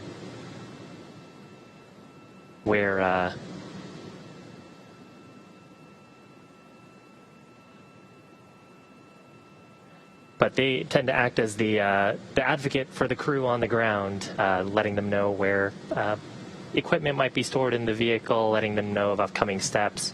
If there's any troubleshooting that the crew need to do or information that the crew need, they interact with the crew.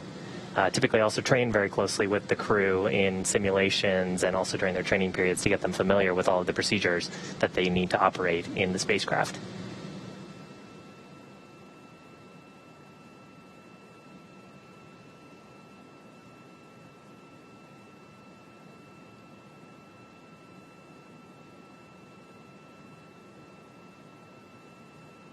Now, during those comm checks, there was some discussion about the big loop and Dragon to ground and space to ground, a lot of different loops. Really what a loop just refers to is a communications link. Operators all have the ability to talk on these loops and provide real-time communication. Usually they are redundant loops, so if you had a problem with one of the comm systems, then there's a redundant backup so you can ensure you have good voice communication with the crew. And once we get away from space station outside of the keep-out sphere and the approach ellipsoid, we'll actually transition to what's referred to as Dragon to ground. So we'll be issuing a lot of that communication via Dragon's transmitters through those TDRS satellites back to ground.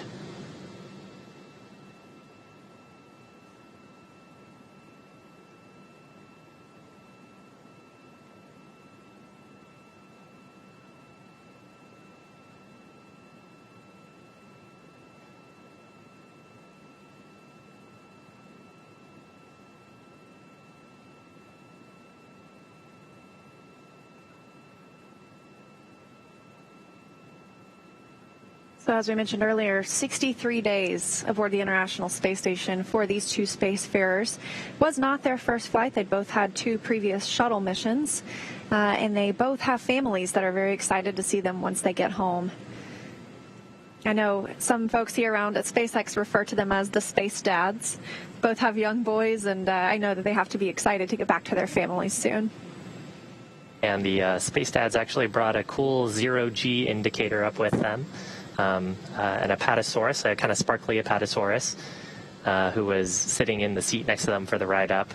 And as I understand, their sons actually voted that that was going to be the zero-G indicator between the two of them. They're also bringing something really interesting and with a lot of history to it back to the ground. There was an American flag aboard the International Space Station that flew on the first space shuttle mission and the final space shuttle mission, and it was left aboard the space station. That way it could be retrieved by the next crew who launched from America, and so they are also bringing home that piece of history as well. Yeah, so I was looking up some facts earlier. The first space shuttle mission in April 1981. So that flag has been to space quite a while, and it's been on station now for about 9 years, which is a pretty long time to be in space. Yeah, it's probably traveled more miles than any human ever, or any astronaut ever, for sure.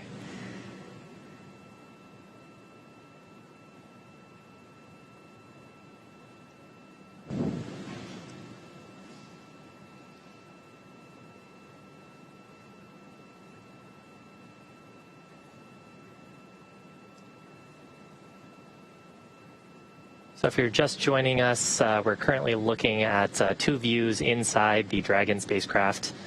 Right now in the seats are spacecraft commander Doug Hurley on the left-hand side, or in the left-hand seat, and Bob Benkin, the Joint Operations Commander, in the right-hand seat.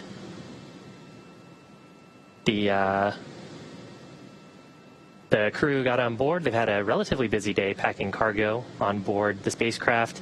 They closed the forward hatch and the 8-pass hatch on the pressurized mating adapter on the International Space Station side. And they're currently in the middle of a vestibule leak check. So the vestibule, the space in between the 2 spacecraft, the 2 spacecraft being the International Space Station and Dragon.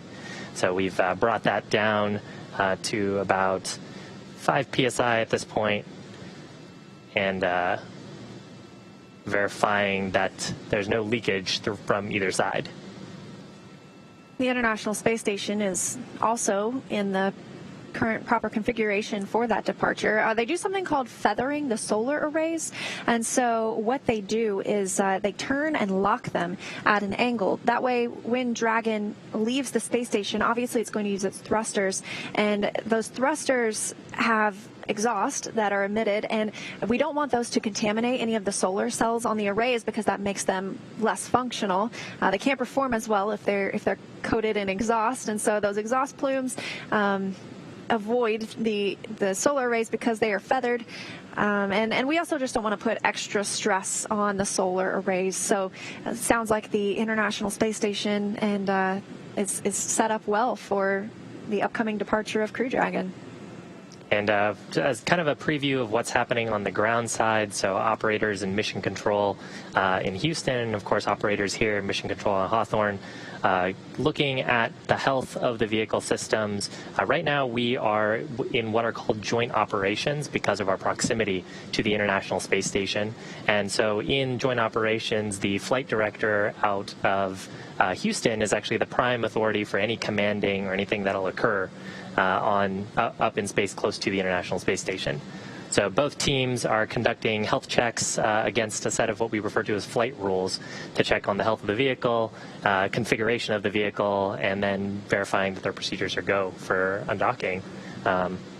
All those checks happening concurrently with this leak check. Yeah, and we'll be in those joint operations through the exit of the approach ellipsoid. So there are two invisible lines, sort of, that vehicles cross upon arrival and departure from the International Space Station, and these help us govern, we have specific rules for each one that the vehicle shouldn't cross if they violate any of those. And so some of those, for the keep out sphere, that smaller sphere around the space station, we call that 4 orbits safe. So if the Dragon were for some reason lose control of any of its thrusters, it would be safe for 4 orbits if like not hitting the International Space Station if it's inside that keep out sphere. And then the approach ellipsoid has a little bit of a lesser time frame. You need to be 24 hours safe, and that gives time for the teams on the ground to troubleshoot anything that might arise, as we mentioned, if there were some reason they couldn't send commands to the vehicle, or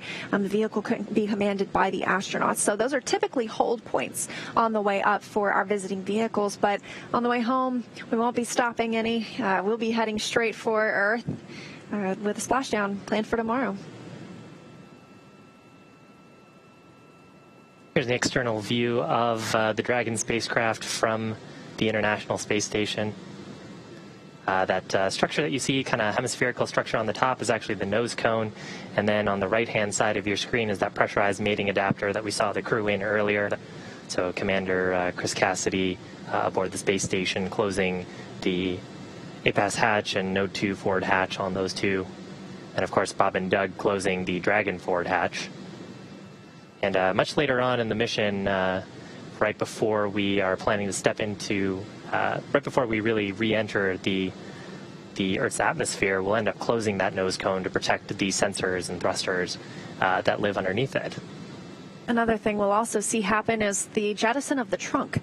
And so the trunk was on the end of Crew Dragon. You could see it had the solar cells wrapped around it, helping Dragon gather power from the sun. And that'll be removed. You can see it again. It's got some fins on it back there.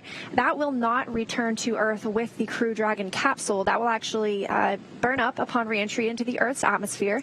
And that's where, on the way up, we would be able to store any unpressurized cargo. So if there were something that we'd like to install on the outside of the International Space Station, that would be a good place to put it, and the astronauts could use that. It's an extra trunk. I mean, it's exactly what it is. So it's not for any of their personal luggage, but it's great for any of that unpressurized cargo.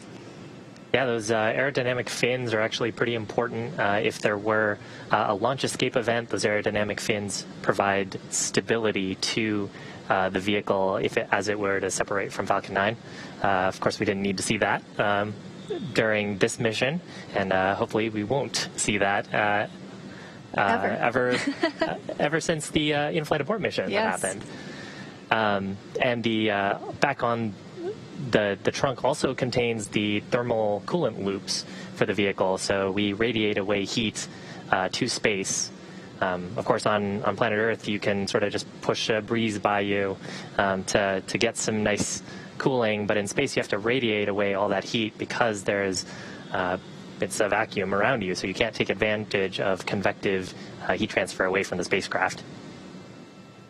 Although, interesting tidbit, there is just enough of an atmosphere to be a drag, and actually the International Space Station needs to do periodic reboosts to stay in its orbit, right? And they did one of those very recently. That was factored into Dragon's departure procedures as the International Space Station used its thrusters to reboost it, and in preparation for this October, when it will have a Soyuz vehicle arrive with some brand new crew members. And so this was factored into Dragon's departure sequence, knowing at which altitude the International Space Station would be flying.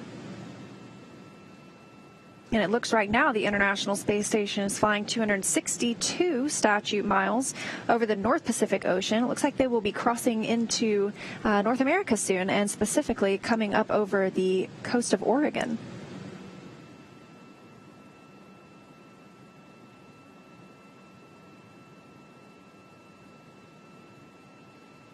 Kind of a preview of what's coming up next.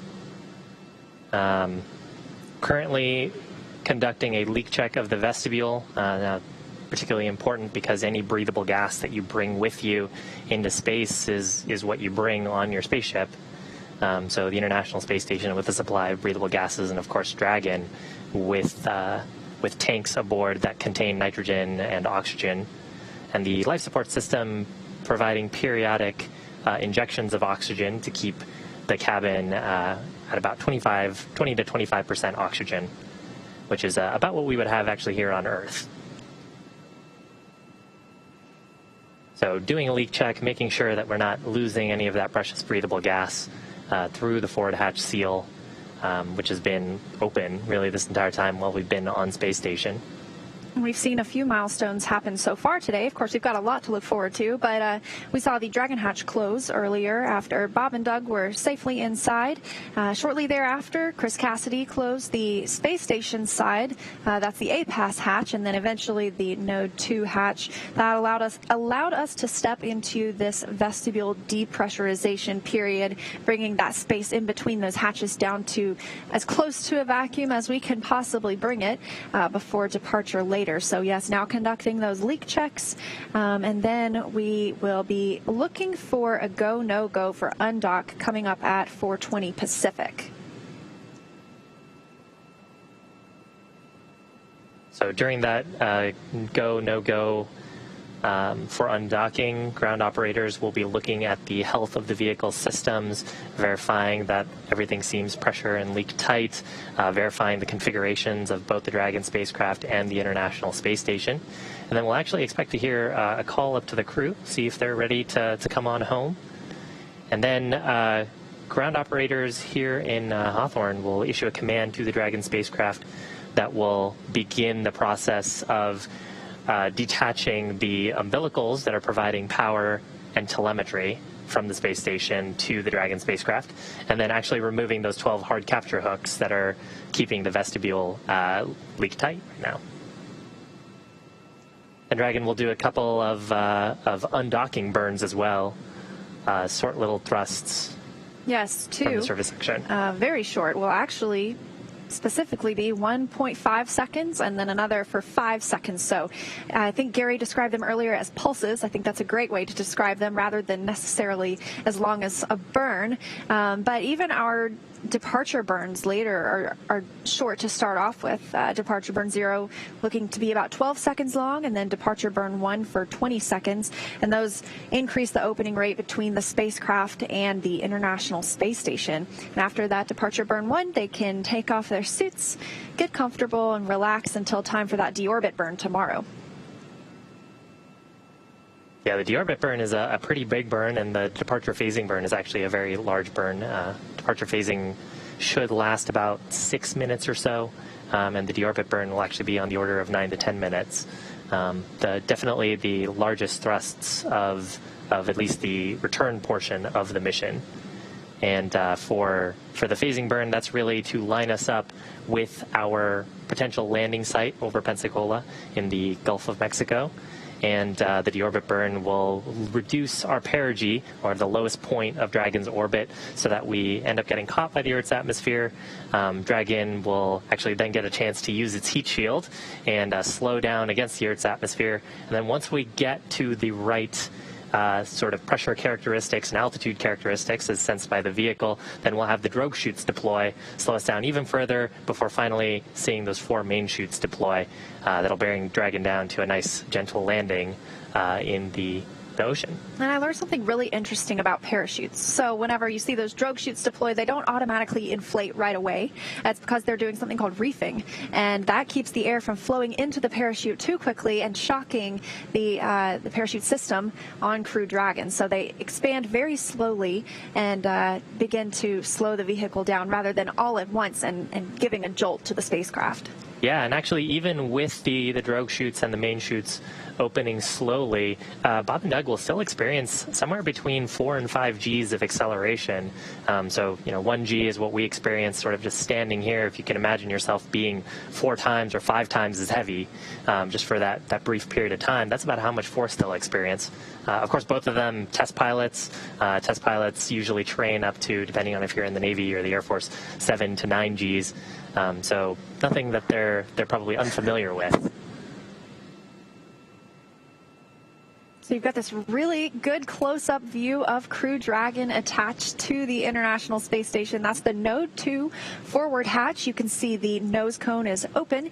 That will be closed later after the departure burn and prior to re-entry, but that is how the astronauts ingressed or entered the International Space Station when they arrived 63 days ago, and how they exited the space station when they prepared to depart today. So this is a great view, and that's where we will begin to see some movement once that undocking command is sent later this afternoon.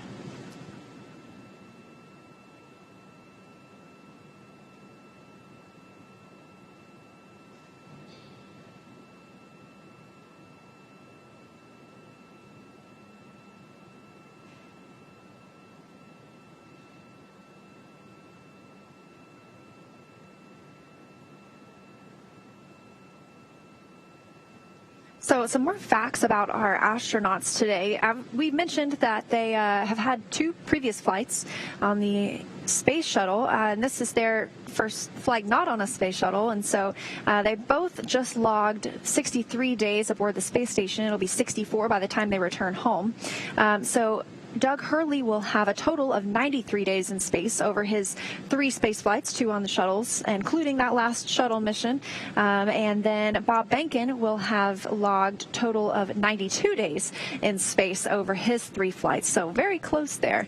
But adding up some time aboard the International Space Station. And Bob Behnken actually getting some pretty cool opportunities to conduct a number of spacewalks with Chris Cassidy, going outside the space station, conducting some work to replace power units and batteries on the space station? Yes, they actually replaced some older nickel hydrogen batteries with some newer lithium-ion batteries, and these upgrades have been going on for a few years now. And the astronauts were very efficient. They conducted 4 spacewalks, Chris Cassidy and Bob Behnken. And in the meantime, Doug Hurley was inside, and he was controlling the Canadarm2. That's the robotic arm on the International Space Station. And so all 3 with a very important role in those spacewalks. And it became quite a milestone for Behnken and Cassidy. They both now have conducted 10 spacewalks in their career, and that ties them with the most spacewalks by an American astronaut. They're now tied with 10 with Mike Lopez Alegria and Peggy Whitson. Dragon SpaceX, we had a good vestibule leak check. I can copy. Good news. Thank you.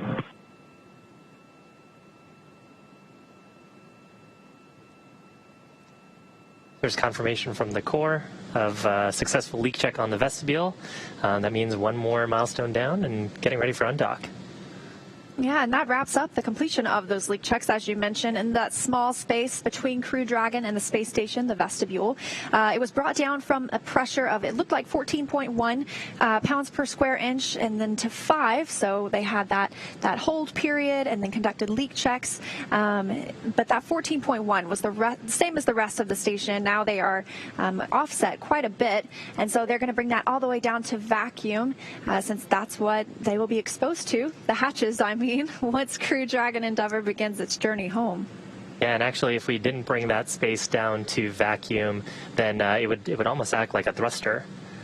There'd be a little bit of pressure left up in there, and so as the seals came, or as the seals were sort of opened up and we removed those hard capture hooks, we'd see a little propulsive thrust.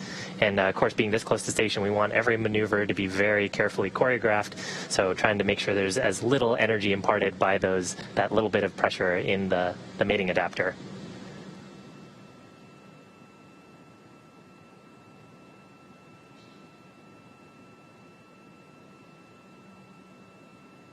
So actually, now would be a great time to hear what's going on at Mission Control Houston and get an update on the space station. Gary, can you let us know how it's going?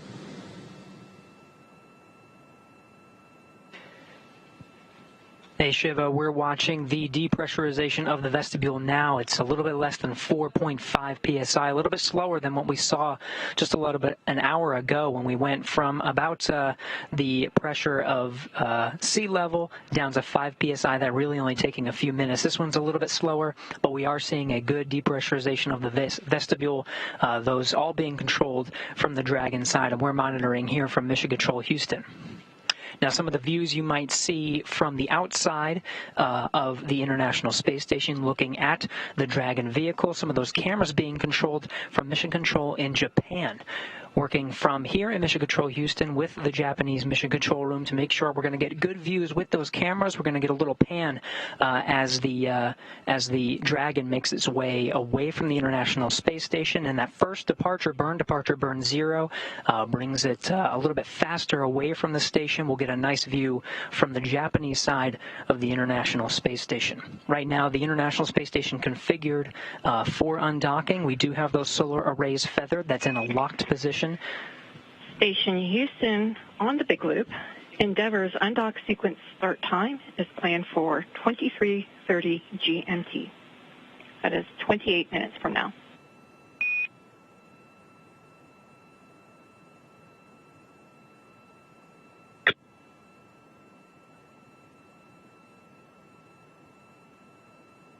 You heard that from Capcom here in Mission Control Houston. That is Leslie Ringo here in Mission Control Houston. That start time is 4:30 p.m. Pacific, 6:30 p.m. Central. That is the on-time start time for the undocking sequence. Once that kicks off, that'll be the initiation of the umbilical retraction, followed by 12 hooks that are keeping Dragon in place attached to the International Space Station. Those will drive and be released 6 at a time. They're in 2 gangs. And then, of course, there's 2 undocking burns, more like pulses, just short little burps, that are going to physically separate Dragon from the International Space Station vehicle. You can hear right now everything going according to plan. We're right on the timeline. That physical separation, as long as we're on the timeline, should happen at 4:34 and 58 seconds p.m. Pacific time. Everything going well. We'll continue to monitor the depressurization of the vestibule from here in Mission Control Houston. Until then, we'll send it back over to you in Hawthorne. Thanks, Gary. So once Bob Behnken and Doug Hurley arrived at the space station on May 31st, it did not take them long to get to work. During the time on board the orbiting laboratory, as we mentioned, Bob Behnken ventured outside the hatch 4 times for spacewalks to upgrade those batteries, and Doug Hurley used the Canadarm2 to command the station's robotic arm from the inside of the station. But when they weren't focusing on the outside of the station, they continued science and research inside the orbiting laboratory. Of course, as we mentioned, they also exercised the mandatory 2 hours each day. And many of you have seen some of the incredible pictures that they took of our home planet. This is one beautiful view of a sun glint off the ocean. And then there's also one that we have from Comet Neowise in July. If you had the opportunity to see that from the ground, we saw our astronauts had a great shot of that from the International Space Station. Yeah, they had some really cool opportunities. We're sharing a lot of those photos on Twitter. And, of course, you know, earlier this morning as they've been preparing for undocking, they had some work to do as well in packing cargo into the Dragon spacecraft. So underneath their seats, they've got room for powered and unpowered cargo. Right now, they're bringing home about 150 kilograms or about 330 pounds of cargo. Most of that is science and sampling hardware. About 94 kilograms or about 200 pounds of it is science that's happening aboard the space station. And Dragon does have the ability to return a lot of that cargo, so it can come back to labs here on Earth who can continue to do human science studies on those biological samples and cold sample studies on those cold samples that they're returning. And it's really something that we've been doing even since our previous version of Cargo Dragon, just continuing that capability with Crew Dragon. Yeah, that's one thing I was going to mention. When the astronauts know that there is a Crew Dragon or a Cargo Dragon vehicle coming, they know it's about to get really busy with a lot of science. Because Cargo Dragon is currently the only vehicle cargo resupply ship we have that can bring back cargo. The others disintegrate, burn up in the Earth's atmosphere upon reentry. So we mentioned earlier that Comet Neowise picture, and I think we have it now. Look at how beautiful that is, the comet streaking across the sky just above the Earth below. I can't imagine. Yeah, especially to see the glow of the Earth's atmosphere kind of creating that blue sheen as the light refracts off of it. Really cool. This was probably taken from the cupola window, and that's, as Gary mentioned, that bay window area on the International Space Station that faces down toward Earth. It's truly the best view in the house. Chris Cassidy might head over there after undocking today to take a look outside and watch as his friends depart. We saw that on the way uphill. He was in there monitoring their arrival and taking some pictures of Crew Dragon as it arrived as well. But aside from all that science talk, we'll also be returning some vehicle hardware like spacewalking cooling garments, which the astronauts wear under their extravehicular mobility unit suits. There's tubes of water that they can control the temperature of. So when they are in the sun outside of the space station, it can be up to 250 degrees Fahrenheit. Wow. And when they are in the darkness and outside the space station, it can be negative 250 degrees Fahrenheit. So that cooling garment is also, in a way, a little bit of a heating garment and can help them control their temperature when they're outside on a spacewalk. So be returning some of those. Also some glove connectors for refurbishment back on Earth, and along with any crew provisions like food, small electronics, and even their sleeping bags. NASA will have cargo specialists embedded with the recovery team. They'll be able to quickly recover and unload that returned cargo very shortly after Dragon returns on the recovery ship to shore tomorrow.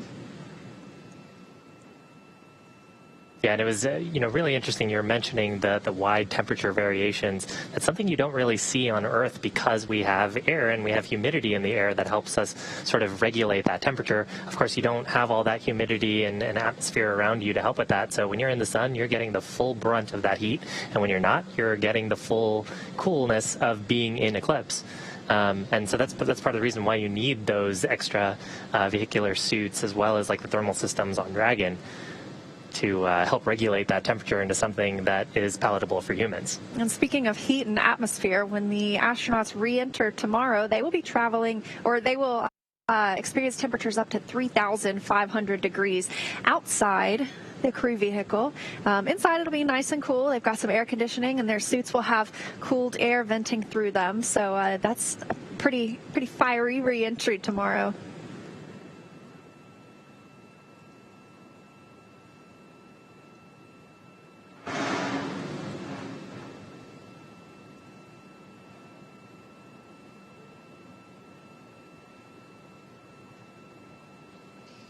Another view on your screen of the Dragon spacecraft, and now looking at a camera that's positioned just behind Bob and Doug.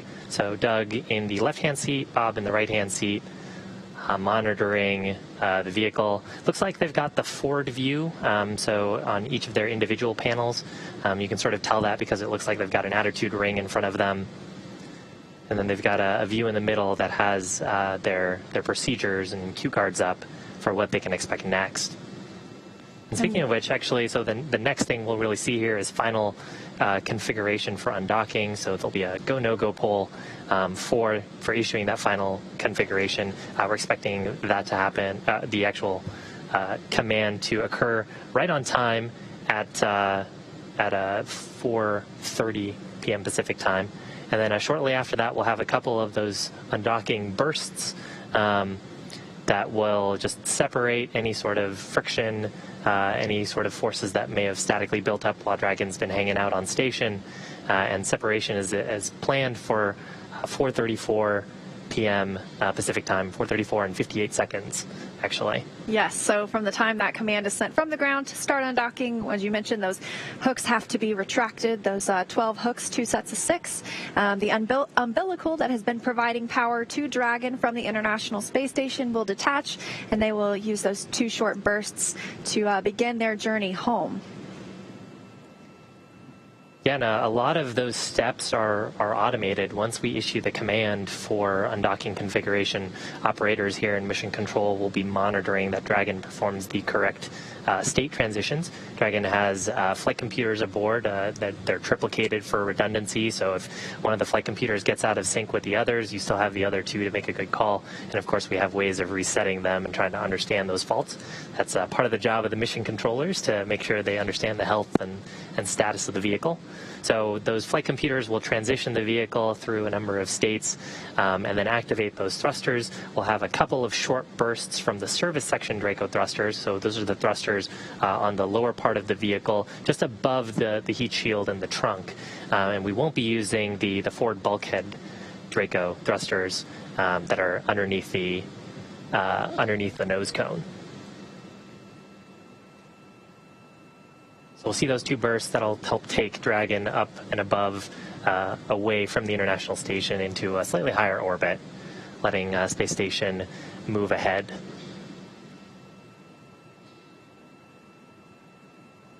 Yes, those will be departure burns 0 and 1, and then that'll just increase the opening rate, the distance from the space station, and moving it out of the keep-out sphere, as we mentioned earlier, and eventually the approach ellipsoid. And then after it's out of the approach ellipsoid, it'll have departure burns 2 and 3. Departure burn 3, as you mentioned earlier, is like a co-elliptic burn, so it puts it on the same orbit all the way around, rather than necessarily having a widely varying apogee and perigee, or higher point of the orbit and lowest point of the orbit.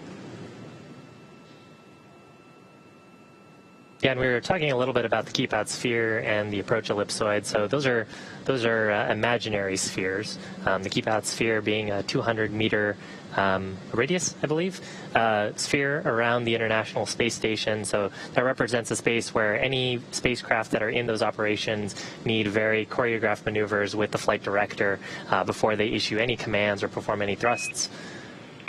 Station and Dragon crew on the big loop. I want to let you know that at this time we are removing ISS power to Endeavour.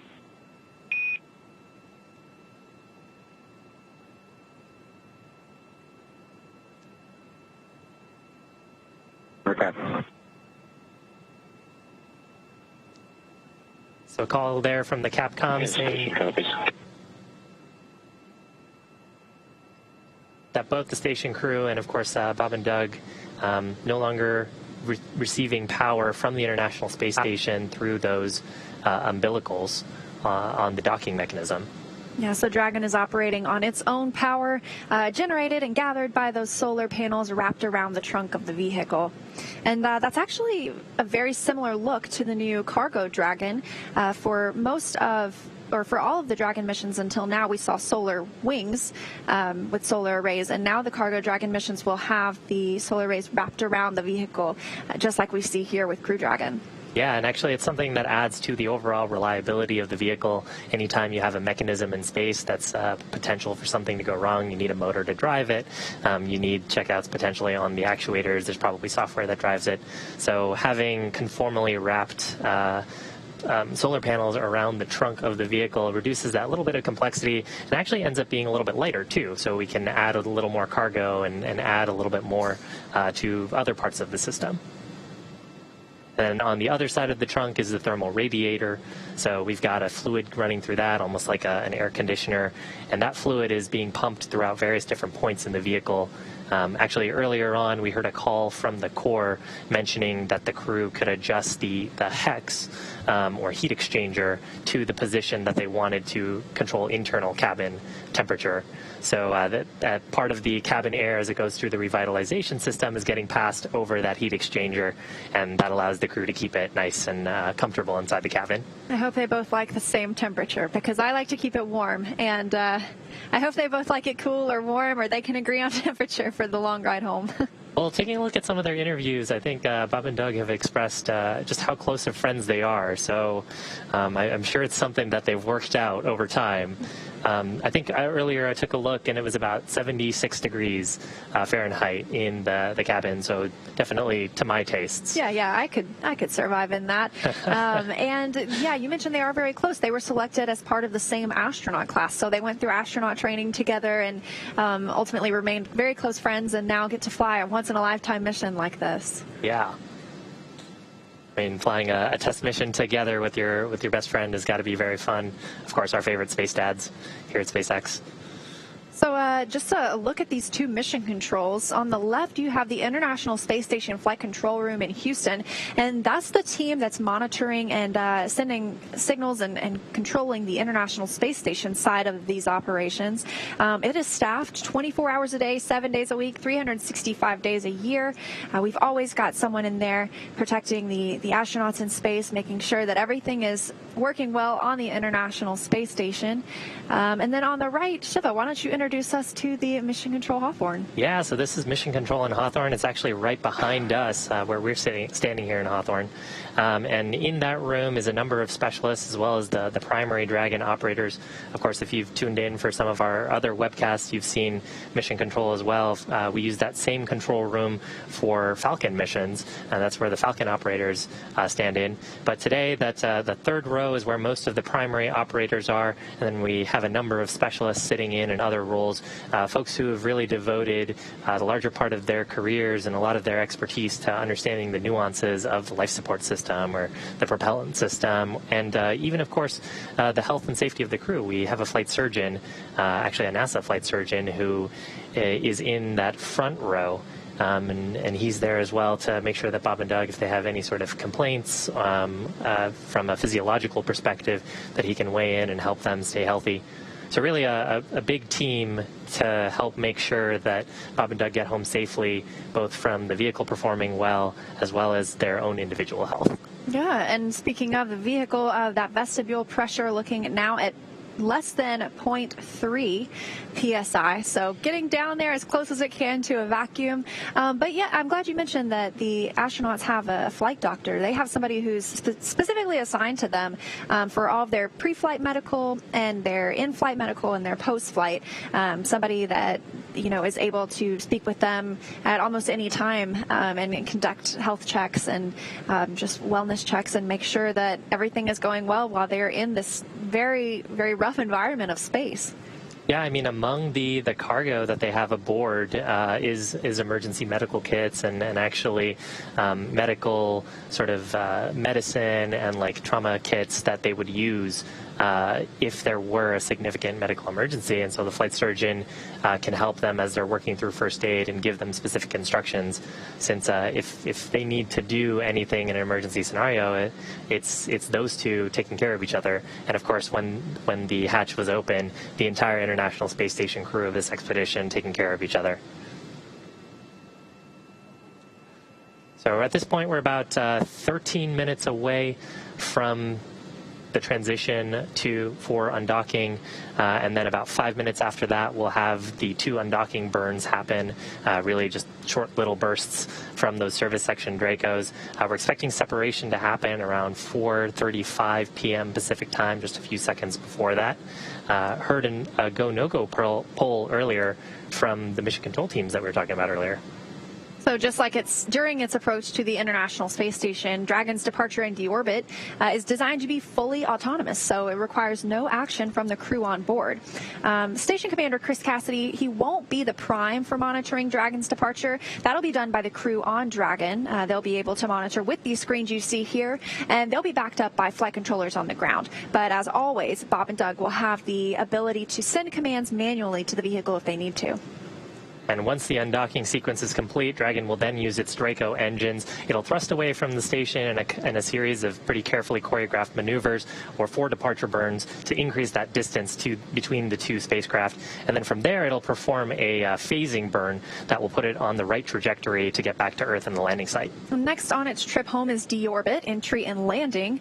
And that covers all operations after the final departure maneuver. That includes trunk separation, closure of the nose cone, deorbit burn, and deployment of the drogue and main parachutes, and finally splashdown off the Florida coast, at which point our teams will recover Bob Behnken and Doug Hurley inside Crew Dragon from the water. So at this point, a little bit ahead of schedule. We always put in a little bit of margin into the schedule in case there were any problems with, for example, the suits or if the leak check didn't quite go as planned. Right now, the The planned time to perform the undocking commands to the spacecraft will be around 4:30 p.m. Pacific time, and we'll expect to see Dragon go through a number of state transitions as well as transitions of its life support system, and then shortly after we'll see those Dracos come to life very briefly, just to unstick ourselves from the space station and then thrust away from where it's called home for the past 63 days. Yeah, and as you mentioned, those will be the service section Draco thrusters. Those are what are used when the spacecraft is around the International Space Station. We don't want to use something as powerful as those nose cone thrusters, the forward bulkhead thrusters, I should say, just yet. But that's what we will see being used for the deorbit burn tomorrow. Yeah, those forward bulkhead thrusters just a little bit more efficient because they can expand the propulsive gases a little bit more. Sort of the principle of providing thrust to a rocket vehicle is you burn some kind of propellant or have some kind of gas that you expend from the vehicle, and that mass that you're ejecting away from your launch or from your spacecraft is through Newton's laws pushing you and giving you some momentum. So those forward bulkhead Dracos, when we use the thrust out of those, the propulsive gases in there, we're able to more fully expand than we are on the service section Dracos. Gives us a little bit better performance, but of course they're pointed directly at the space station. So any of that propulsive gas that we're shooting out from Dragon would of course go directly then to the space station, which is not ideal. I just heard the call that Mission Control Houston is go Dragon for undocking. SpaceX on the big loop. The final reconfigurations for undock are complete and nominal. The ground is go for undocking at the undocking sequence start time of 23:30 GMT. Please confirm your visors are down and that you are ready for undock and departure.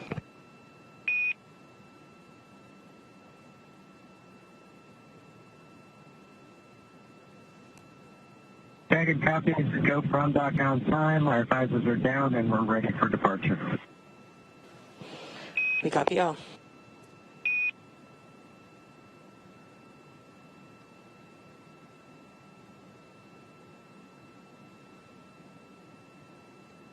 And we just heard the confirmation. Dragon is a go to undock. So now we are waiting for the undocking sequence to actually begin, and they are targeting that for 4:30 p.m. Pacific time, so it looks like 8 minutes from now. And once that begins, it'll take less than 5 minutes for Dragon to separate from the International Space Station, which has called home for 2 months now. Now, the first step in the undocking sequence, which is, again, automatic, is for the umbilicals that are providing power, telemetry, and commanding capability between the space station and Dragon for those to retract. Once those retract, we'll actually have Dragon perform an unlatch from the space station, releasing 12 hard capture hooks that are around the vestibule. Those hard capture hooks are what are providing that airtight seal around the vestibule, and they'll actually come in 2 separate phases. So we'll hear a call for 6 of those, and then we'll hear a call for all of those being detached. And then finally, after that entire process, which takes about 4.5 minutes, then Dragon will be ready to actually depart and push itself away and separate using its Draco thrusters. Yeah, and so Dragon's initial departure from station is a little different from any of the other docked vehicles like the Soyuz, because that relies on springs to push them away from the docking port. In this case, Dragon will actually execute those 2 short thruster firings to undock. That uses a combination of those 12 Draco engines around the base of the capsule, with the first breaking any stiction between Dragon and the docking port, and the second slowly backing the spacecraft away. And so we're expecting the call for undocking sequence to begin in the next few minutes. And the crew aboard, they will be able to see those transitions. So what will be happening here is the flight computers on the vehicle will issue themselves into a state when that command is issued. And actually on the crew displays, on every display, they've got a prominent location that shows what the current states are. They're also able to follow along and see what the state of the vehicle is. So those are the displays that they've got pulled up on their screen right now. That middle display actually has the cards that describe what they can expect to see, along with some inline telemetry that they're getting from the vehicle directly, as well as their current positioning relative to the International Space Station. And then they've also got some views on the side that are each of them in their respective displays that are showing a forward view of the spacecraft as well as the status of those docking hooks.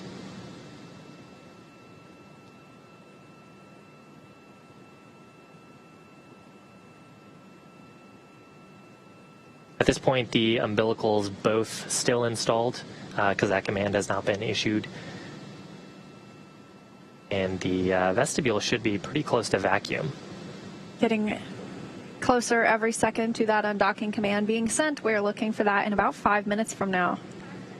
Taking a look at data here, I see the vestibule is reading as 0.1 psi. So definitely not very friendly to humans.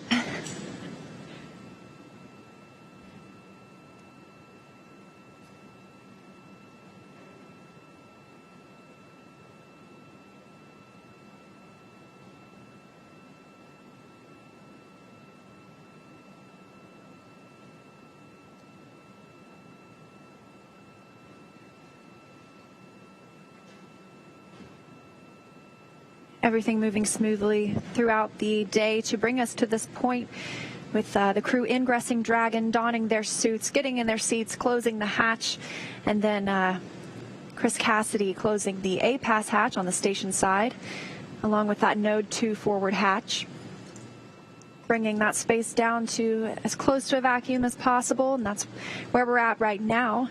Conducted some leak checks to ensure the seals between those hatches were solid.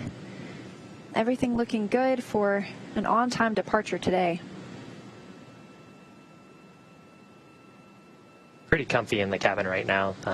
You know, that vestibule is pretty near vacuum, but in the cabin it's actually pretty close to what we would see at sea level, and still about 76 degrees in there, so pretty comfortable. Of course, Bob and Doug are only partially seeing that. Earlier they closed down their visors, and so the suits that they're wearing protect them in the event of a depressurization event. They also protect them if there was a fire on board, as they're made of fire-resistant materials.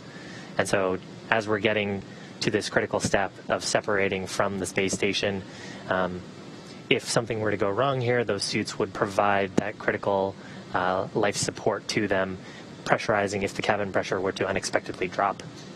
It's actually part of the reason why we've spent so long in this vestibule depressurization.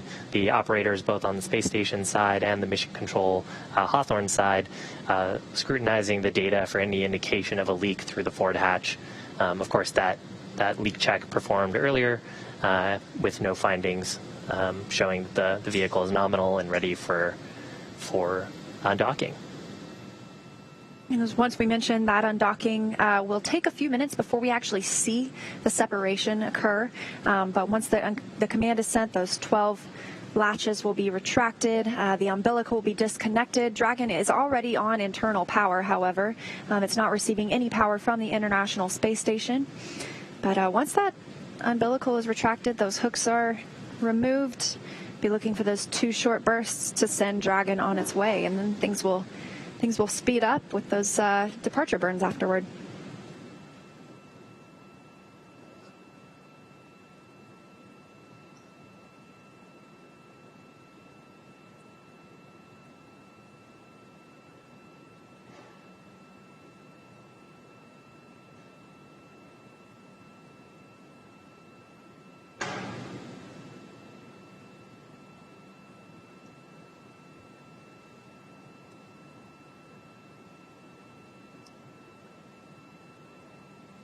Just a couple of minutes away from that on-time undocking. That'll be 4:30 p.m. Pacific, 11:30 p.m. GMT, or the time that the astronauts use aboard the International Space Station.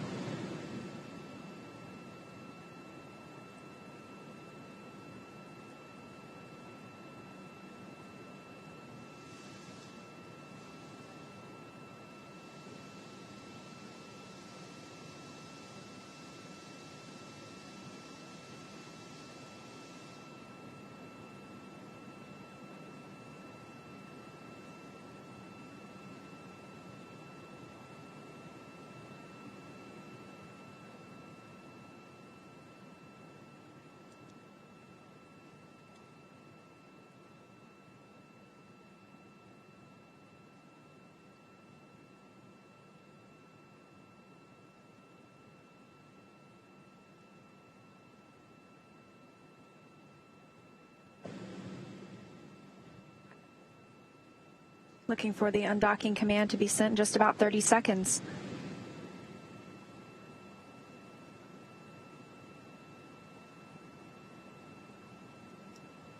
And again, a quick preview of what we expect to happen. Umbilicals will retract, then we'll see those docking hooks disconnect, and then we'll actually see those undocking burns followed pretty shortly after by a departure burn.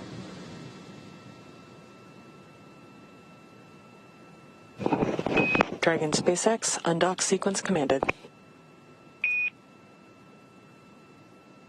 Pepper copies.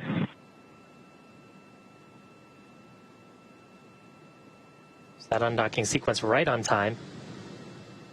And that was 4:30 p.m. Pacific time, 11:30 p.m.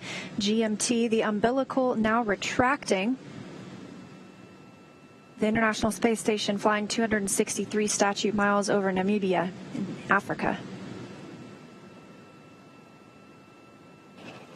Dragon SpaceX, umbilical demate complete and nominal. There's confirmation of the umbilicals retracted, so no longer receiving power or data or commanding from the International Space Station. And there's a view on your screen of Dragon, currently in eclipse. Gary, how's it looking from Mission Control at Johnson? We're looking good, Shiva. We are now inside the undocking sequence. Good umbilical retraction. Standing by for the driving of those hooks. There's 12 hooks that will be released in 2 gangs of 6. Standing by for the driving of the hooks.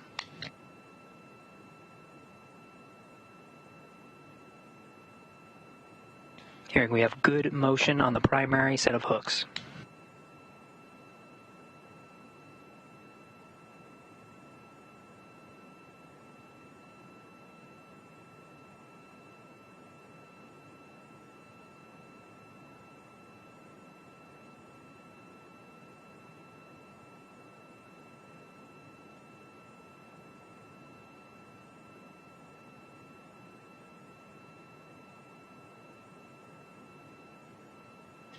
Again, first set of hooks driving, the navigation light, the forward end of Dragon clearly visible from this view from one of the Japanese cameras.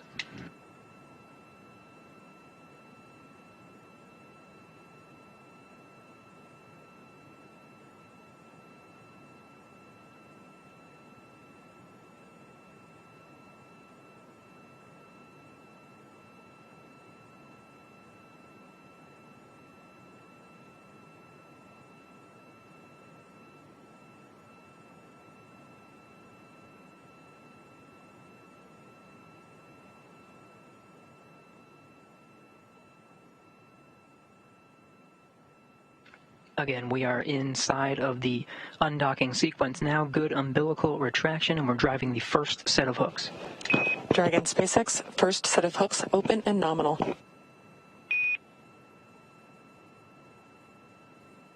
Copy nominal hooks in the first set.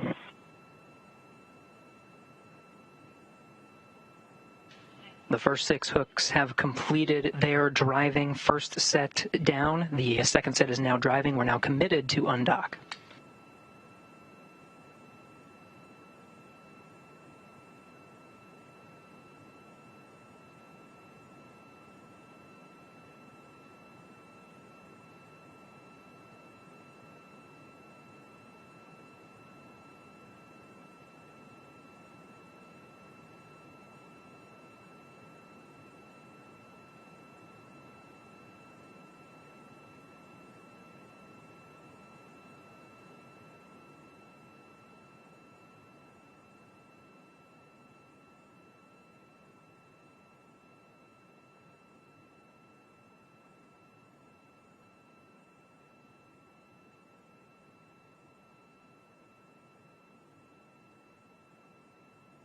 Seeing good motion on that second set of hooks. Continuing to drive. These will be the final set of hooks. There's 6 of them holding Dragon into place now. Afterwards, we'll conduct 2 undocking burns to physically separate Dragon.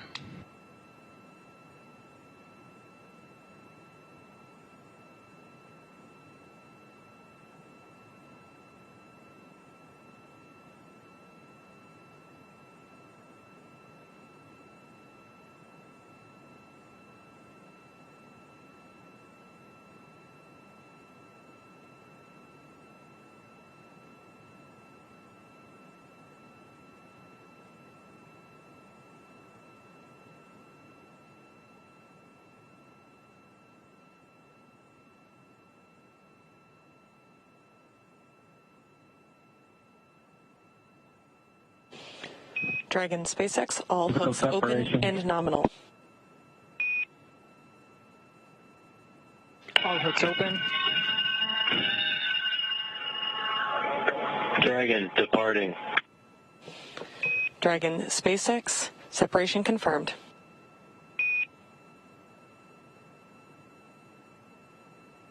Separation. Great burns. Physical separation 4:35 p.m. Pacific. Thrusters looking good. Counting down to a nominal departure burn 0 coming up shortly.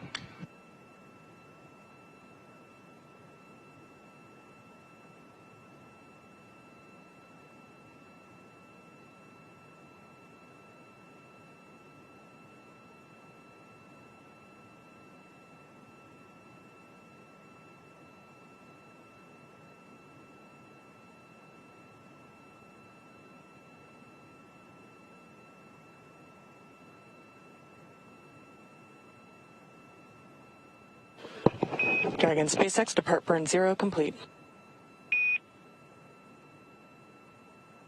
Copy complete. We're visors up.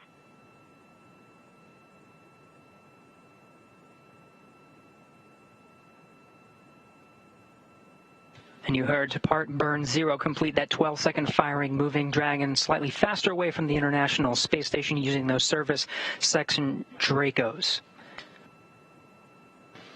And with that, Bob and Doug have concluded their stay aboard the International Space Station. They're on their way back to planet Earth.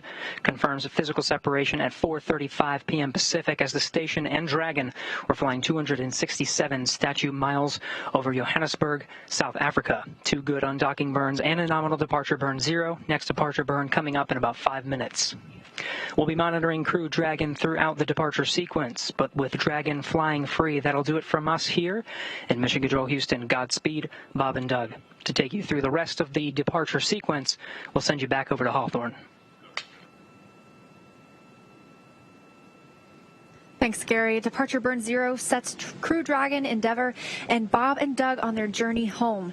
Dragon ship Endeavour is now on a trajectory to head up and over the station before additional maneuvers will change its orbital path to take it below and in front of the station. Dragon will autonomously accomplish that through 3 additional departure burns, with that next one coming up in just a couple of minutes to get Bob Behnken and Doug Hurley well away from the space station and on their way home. Beautiful view. Just had a beautiful view there of the relative navigation sensors providing an infrared view of the International Space Station as Bob and Doug drift away from it.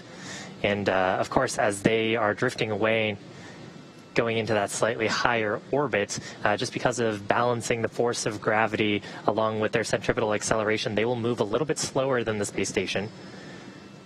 And so we'll expect space station to sort of drift ahead, and then as they conduct those additional burns, getting out of the approach ellipsoid and the keep out sphere, then they will come back down below space station with their apogee being about 10 kilometers below space station and slowly reducing their perigee.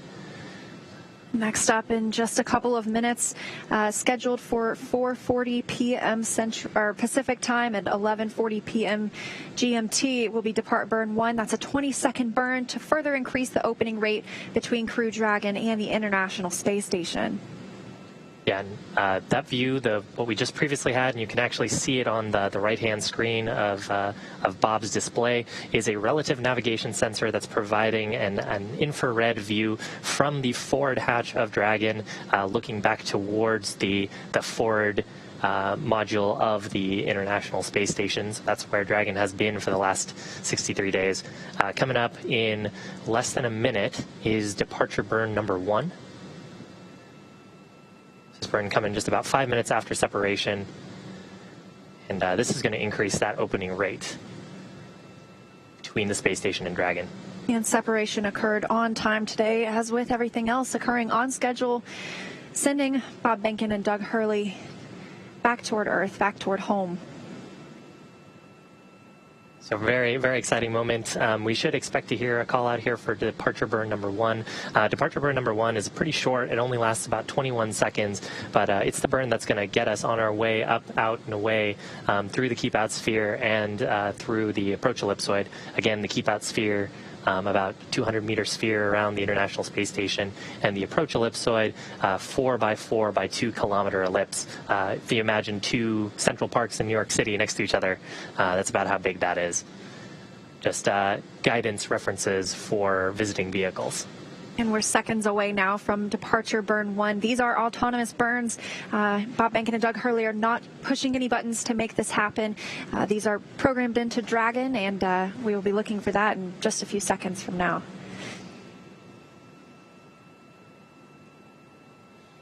That's a view from the space station. Those two lights, the green light is the view that on the right-hand side of the Dragon vehicle. That would be the side that Bob Behnken was sitting on, and the red light, the side that Doug Hurley was sitting on. It's actually made pretty quick work getting away from the station. Gonna look up some data, see if I can get the actual distance to station right now.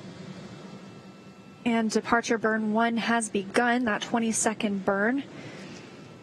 This will also take it outside of the keep-out sphere and outside of the approach ellipsoid, and after complete. Dragon SpaceX, depart burn 1 complete. Nominal burn, you are go to doff your suits per procedure 4.012. Reminder that the ground will be deactivating the big loop following exit from the approach ellipsoid, which is approximately 12 to 14 minutes from now. Okay.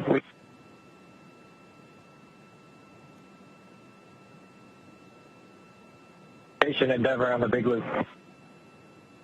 Go ahead, Endeavor. Chris, we just can't thank you enough. It's been an honor and a privilege to be part of Expedition 63 with you, Anatoly, and Ivan. It's been a great 2 months, and we appreciate all you've done as a crew to help us prove out Dragon on its maiden flight. I'd also like to thank Zeb and his team in Mission Control in Houston for the incredible amount of work they did to make the dock ops successful for Dragon, and also the teams at SpaceX that keep us going towards the end of our mission that we look forward to splashdown tomorrow. I'd also like to wish you a great success on the rest of your expedition and a safe flight home in the fall. Take care, friend. Endeavor, thank you, Chris. Thank you, Anatoly. Thank you, Ivan. Thank you, Houston, and thank you, SpaceX. Endeavor Station, Bob and Doug, wholeheartedly agree with those sentiments. It's been a real pleasure. It's been an honor to serve with you. Safe travels and have a successful landing. Endeavor's a great ship. Godspeed. Endeavor copies all. Thanks, Chris.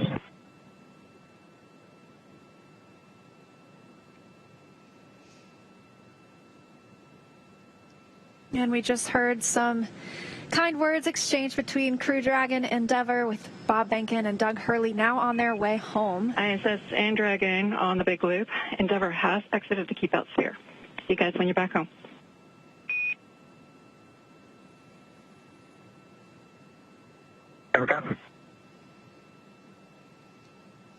Behnken and Hurley leaving behind 3 people aboard the International Space Station that will return this October. That's Station Commander Chris Cassidy, Anatoly Ivanishin, and Ivan Wagner of Roscosmos. So you just heard they exited the keep-out sphere. That's an imaginary sphere, 200 meters in diameter, and that is around the space station. So it's one of the several safety zones set up to govern any visiting spacecraft either arriving or departing the station. Before moving into the keep-out sphere, spacecraft have to be configured where they would not cross that boundary for at least 4 orbits, even if, as we mentioned, the spacecraft were to, for some reason, lose all of its maneuvering capabilities. Yeah, and that capability, really what we're looking to hear is that the spacecraft is what's called on what's a I'm having such a hard time saying that. You'll get there. It's on a 24-hour safe free drift trajectory, and that's what the call that we're hoping to hear from. So exactly as you mentioned, Leah, if we were to completely lose commanding authority over the spacecraft, we would want to make sure that we wouldn't potentially re-interact with the International Space Station in an uncontrolled way. And so these burns helping us to get out and away from the space station in a way that we could, if something were to go catastrophically wrong on the vehicle, protect the crew aboard the space station. Of course, the crew aboard the the spacecraft until you were able to recover. Of course, Dragon spacecraft has been really rock solid this entire mission and has a lot of redundancy into it. So that scenario is pretty unlikely, but it's a good safety standard that we design all of our spacecraft to. And this departure burn 0 and 1, as we mentioned, is bringing Dragon up and over the International Space Station. It's not just making a straight journey home. That will be determined later once the phasing burn is complete, and then the deorbit burn, which commits us to leaving space to bringing Bob Behnken and Doug Hurley back into Earth. The next Dragon on Dragon to ground comm check with the cabin mic. I hear you loud and clear on Dragon to ground. How me?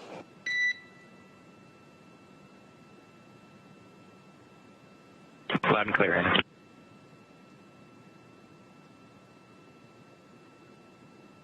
As we heard, they are now testing out the cabin mic, so they may be beginning to doff their suits, take off their suits, which is allowed now that the first 2 departure burns have been completed. And the next is scheduled for 5:27 p.m. Pacific time. That'll be depart burn 2, and that'll be 12:27 a.m. GMT. So it's really the middle of the night for the space station crew right now, and they'll be getting ready to go to sleep pretty soon. But our astronauts are awake for several more hours before they get their sleep period later. Of course, they all got a chance to take a quick sleep shifting nap to be alert and awake for these operations. And, as you mentioned, the crew are in the middle of doffing or getting out of their suits. That was a pretty dynamic period of time around the station, a time where there could have been a potential depressurization, or if there were any problems with the thruster, we would want the crew suited. Of course, with that big burn out of the way and Dragon now on a confirmed trajectory away from the space station on its way out, close to exiting the approach ellipsoid, Bob and Doug can get out of those spacesuits and get into something a little bit more comfortable. And that test step of verifying the cabin mic, the spacesuits actually have 2 microphones in them just towards the near the jaw, actually in the base of the helmet. And so with Bob and Doug removing those spacesuits, they're testing their cabin mic just to make sure that they still have good communications with the crew operations responsible engineer here in Hawthorne. So we should expect a few more calls here as Dragon moves away from the approach ellipsoid. We heard a couple of calls from the Capcom as well about deactivating the big loop, so to speak, and transitioning to Dragon to ground. The big loop is a comm network that connects flight controllers and Mission Control Houston, the International Space Station crew, visiting vehicles, and of course, like our Mission Control team here in Hawthorne, all together on one comm loop so we can all communicate with one another if anything needs immediate attention. As we step out of integrated operations or joint operations with the International Space Station, we'll transition into Mission Control here in Hawthorne, having mission authority, and transition all of those calls to the Dragon to ground loop. Yeah, so life on space station is kind of back to normal now that Dragon has departed, and they are still monitoring the departure. The crew on board Crew Dragon is specifically, and I can imagine that the astronauts aboard the space station might be looking out and getting a final last view of Dragon before it returns to Earth, maybe in those bay windows, that cupola window we have on the International Space Station. Now, as we mentioned, Dragon is outside the keep-out sphere, and it is a little more than 500 meters away from the International Space Station. So we'll be looking for it to exit the approach ellipsoid coming up here in about 6 minutes. Yeah, right now, Dragon moving away just under 1 meter per second, or close to like 3 feet per second away from the space station. And as it really starts to get further and further away, that speed will pick up a little bit until we get into an orbit where eventually we will have our highest point of our orbit be about 10 kilometers below the space station. And coming up after that approach ellipsoid exit, we'll also have 3 more burns scheduled for today, so 2 more departure burns as well as a departure phasing burn, and then that should button up the major activities for today, and Bob and Doug will hopefully be able to get some rest before a pretty exciting day tomorrow. Yes, I can imagine they are very excited, and tomorrow they'll wake up, and then several more milestones to look forward to, including, as we mentioned, that deorbit burn, that final commitment to bringing them home, because if there were a change in and potentially the weather over the next several hours, we would still be able to have Bob Behnken and Doug Hurley in Earth's orbit, and they have enough crew supplies on board that they could stay there until a couple of days. That way we would have an opportunity for the weather to clear or for us to find another splashdown site. But everything's looking good for us to come home to Pensacola tomorrow.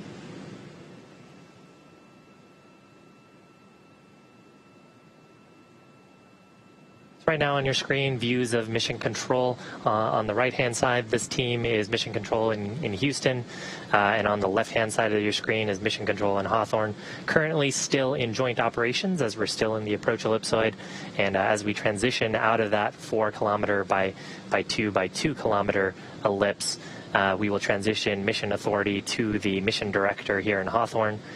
While we've been in integrated operations and while we've been attached to the space station, any commands, any operations that we wanted to do on the Dragon spacecraft, of course, we're getting permission from the flight director in Houston to conduct those commands, because the flight control team in Houston really responsible for the health and safety of the crew aboard the International Space Station, as well as the safety and performance of the International Space Station. It's kind of wild to think about it. Sometimes I think about the International Space Station as a destination, but it's really a spaceship. In fact, earlier I think it was about 2 weeks ago, the space station had yawed completely around by adjusting its orbit, and so it was flying backwards, so to speak.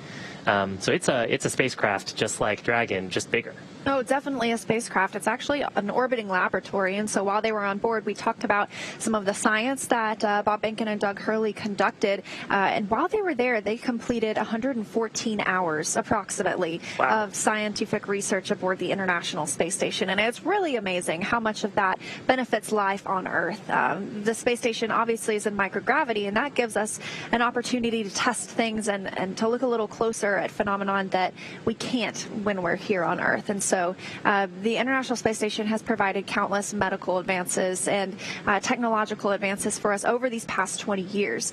And as we mentioned earlier, this is the 20th anniversary of the International Space Station this year. And so it's a big milestone. We'll be celebrating that later in November. And that means there have been people living in space continuously for 20 years. So that's quite a feat. I love that it's international. I love that this is just such a good example of how when we work together, we accomplish something that at one time no one could have ever dreamed of. Yeah, just reading some of the books by former crew members, I know they like to talk about the food aboard the space station and the sort of the international cultural events that they do between crews. They really consider themselves a big family, and those kind words that we heard between Bob, Doug, and the station crew as leaving sort of shows just how close they became over just a short period of time, just a couple of months. Of course, I'm sure they all knew each other pretty well from training in Houston. Yeah, but something about being there with a common goal, and those are your family when you're there, you know. And so, of course, our astronauts get the opportunity to speak with their family pretty regularly because we want them to not get too homesick. Of course, they get a pretty good view in exchange.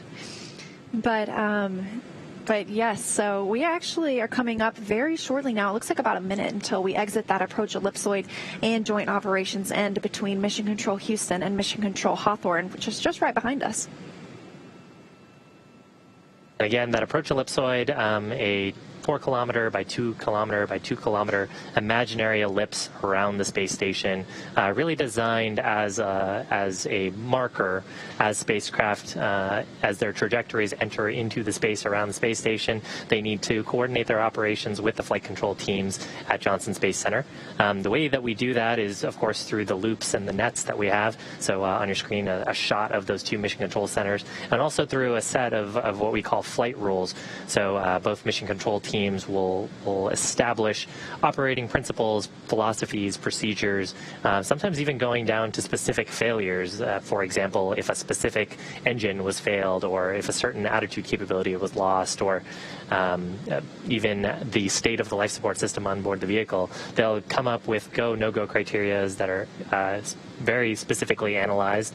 And when it comes time to actually perform the operation, they'll check those lists against the health of the vehicle and then make those go, no-go calls before performing operations in close proximity with one another. So the next call we do expect to hear up to the crew is that they will have exited the approach ellipsoid.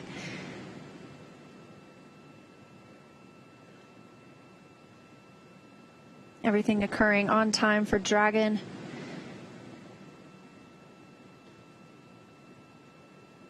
And the International Space Station currently flying over the Indian Ocean, 269 statute miles above us all, about to come up on the southern coast of Australia.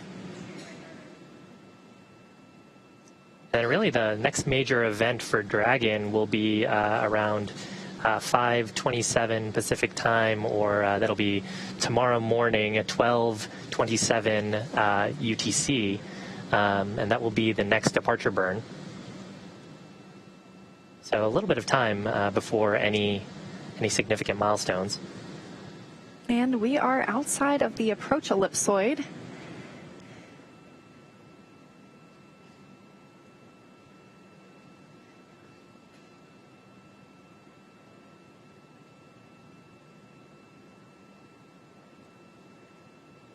So now that we are outside of the approach ellipsoid, as we said, everything happening like clockwork today for their departure. Dragon SpaceX on the Big Loop. Dragon has exited the approach ellipsoid and is on a safe free drift trajectory.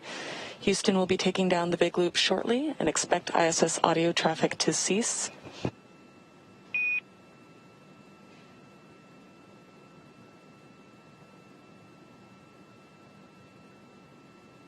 Dragon copies on the Big Loop.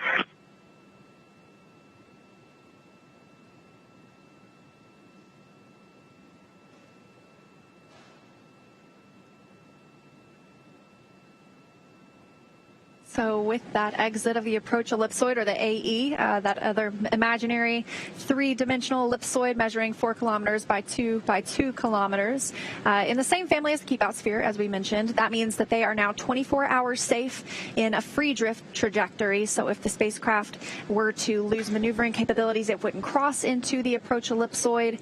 We heard that call from the core here on the ground in Mission Control Hawthorne up to the crew aboard Crew Dragon Endeavour. The crew acknowledging that call. They typically do some comm checks on Dragon to ground when they transition out of the Big Loop. Of course, we heard those earlier while they were doing their suit doffing. Suit doffing, again, being where they remove their spacesuits, get out of them, and then they'll transition into something a little bit more comfortable, probably a polo and maybe just some pants. And really, they'll just be in a monitoring mode until the next major event, which is the depart burn number 2. That's scheduled for about 30 minutes from now. And that depart burn 2 will really increase the rate away from space station and start reducing both the apogee and perigee of Dragon's current orbit. Then following that, there'll be an additional depart burn as well as the phasing burn. Coming up later on in today's broadcast, the phasing burn being actually a much larger burn than these 2 departure burns, on the order of 6 minutes. And so that departure burn 2 will be the longest one we've seen so far today, and that'll be a 43-second burn that will send Dragon down and lower its perigee, the lowest point of its orbit, to beneath the station. It'll move down and out in front at perigee. And so we can, on your screen, is sort of where we're conducting this burn. So depart burn 2 at the apogee, performing an orbital burn or imparting velocity to the spacecraft at the highest point of the orbit is actually the most efficient way to move the opposite end of the orbit. So in this case, because we want to bring our perigee, or lowest point of our orbit, down a little bit further, we're trying to conduct that burn at the apogee and get the most bang for your buck and most mileage out of that propellant. After they'll have depart burn 3. That'll be a 41-second burn. So as we mentioned earlier, it's kind of like a co-elliptic burn, and it will keep Dragon always down below the International Space Station.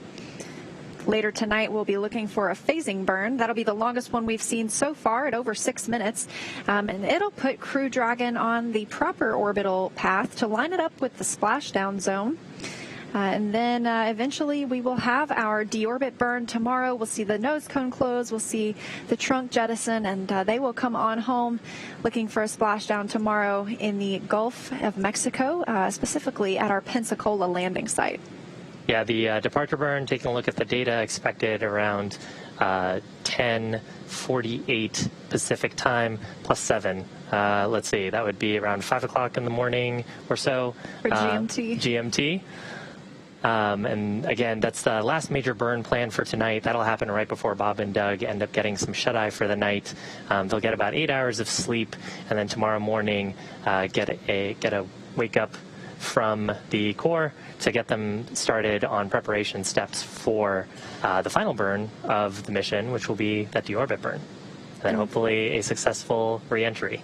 I don't know if you heard when they arrived on the International Space Station, Commander Chris Cassidy asked Bob Behnken and Doug Hurley how the ride was, and of course they said it was very smooth, and asked how if they got any sleep, and they said yes, they did get some sleep. So I'm hoping they get the same opportunity tonight that will leave them very refreshed and ready for their splashdown tomorrow, their reunion with their families, and tomorrow they will also arrive back in Houston. So they will fly back to Ellington Field, and that's part of the Johnson Space Center. It's where we do a lot of our astronaut training in the T-38 aircraft, and so they will arrive back there tomorrow, have a welcome with their families, and then it'll be, 3 people on the International Space Station until October.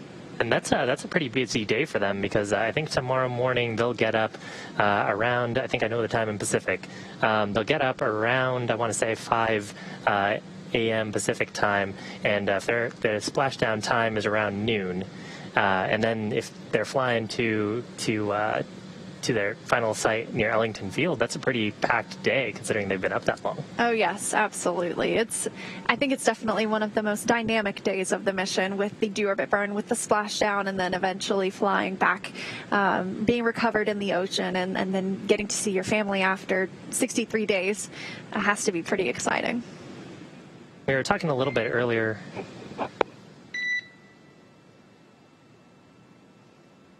Looks like no call that time. One thing we are expecting here is the teams here in Mission Control will be conducting a go, no-go poll for the upcoming departure burn, just to ensure that the vehicle systems remain healthy. Before each of these burns, the core, the crew operations responsible engineer, will give a call up to the crew to let them know if the Mission Control team believes Dragon is healthy for the burn. And then after those burns as well, we expect a call from the core to provide a quick status update on performance of the system and whether the burn was nominal. Some of the things we're looking for there are, of course, performance of the engines, as well as the amount of impulse transmitted to the vehicle. The navigation officer, of course, paying close attention to the amount of momentum transferred to Dragon, as well as the current orbit as described by onboard navigation sensors. So all part of the responsibilities of the Mission Control team. That burn expected about 25 minutes from now at 5:27 p.m. Pacific time, or about 12:27 UTC. 12 a.m., so 12:27 a.m. UTC. So we don't have a signal from Dragon at this moment, so we're not getting those views that we had earlier, but we are taking your questions. So if you're watching and you are on social media, specifically Twitter, feel free to use the hashtag AskNASA, and we will try to answer your question here on air. This one comes from Amal, who asks how much time it will take for the Dragon spacecraft to reach Earth after undocking from the International Space Station. Well, Bob Behnken and Doug Hurley have begun that journey, and they are on their way, scheduled for splashdown tomorrow at 11:48 a.m. Pacific time, and that would be 6:48 GMT, or Greenwich Mean Time. Dragon SpaceX on Dragon to ground. Friendly heads up that your audio destination is on ISS, so if you are calling us, we will not hear you.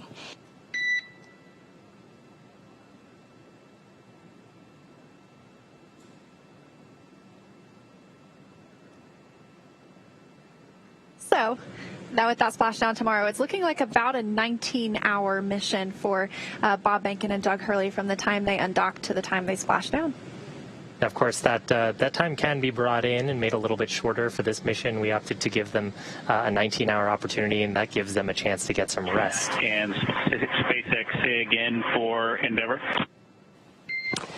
Yes, just wanted to give you a heads up that your audio destination was on ISS, but I see you've swapped that over to ground now. We just wanted to make sure that if you were calling us, we would hear you.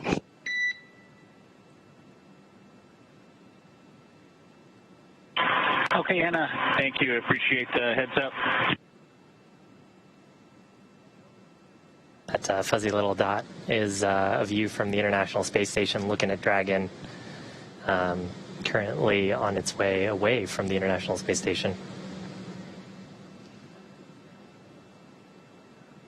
Speaking of the International Space Station, another Ask NASA question, this one from Colin, who asks, how do you keep time on the ISS? Well, you've heard us working to convert that in our heads. The International Space Station uses GMT, or Greenwich Mean Time. It's kind of the in-the-middle space between Russia and Houston, and so since those are two of the major partners in International Space Station operations, we use that time aboard. Some cool views from the cameras on board the International Space Station. And one other note there, GMT is also sometimes referred to as UTC, or Universal Coordinated Time. They both mean the same thing, just slightly different nomenclature. And you may hear some of those calls over the nets and from the core.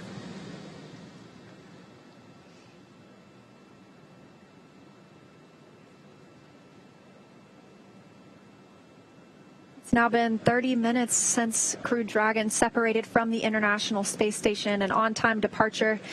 Separation coming at 4:35 p.m. Central, 11:30 p.m. GMT. It has completed its first two departure burns, Depart Burn 0 and Depart Burn 1. And the next will happen in about 22 minutes. We'll be looking for Depart Burn 2. The astronauts, Bob Behnken and Doug Hurley, are now out of their spacesuits. They won't need to put those back on until tomorrow, just before the deorbit burn.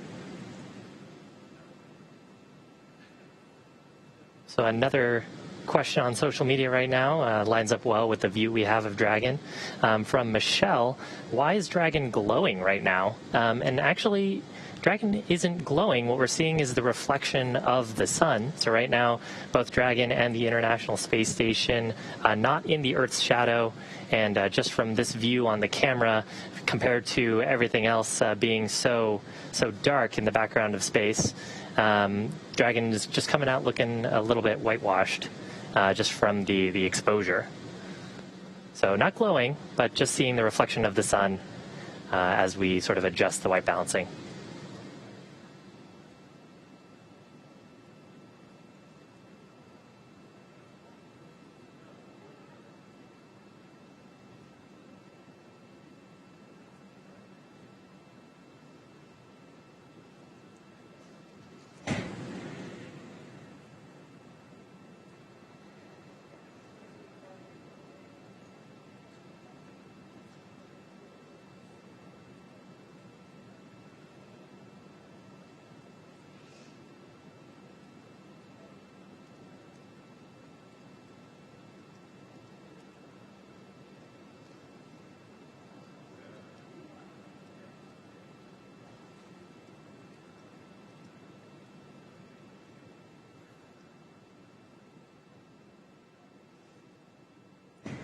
Now, actually, Dragon right now departing about 4.4 meters per second, about 3.3 kilometers away from the space station.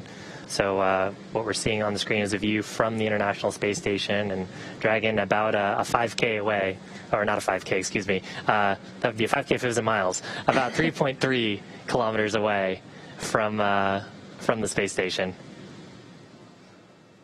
Now, we got a question from Lucas on what the main differences are between the Draco thrusters and the other burners. And I think what Lucas is referring to here is the Super Draco thrusters. So Dragon has two types of propulsion systems on the spacecraft. We have 8 Super Draco thrusters that live in those pods on the side of the capsule. Those are only used, for launch escape. So they're pretty powerful thrusters that if we were to experience an anomaly during the ascent portion of the mission, then we can pretty much use most of our propellant to accelerate away from the Falcon 9 launch vehicle. We actually had a demonstration of that during our in-flight abort test that preceded the Demo 2 mission.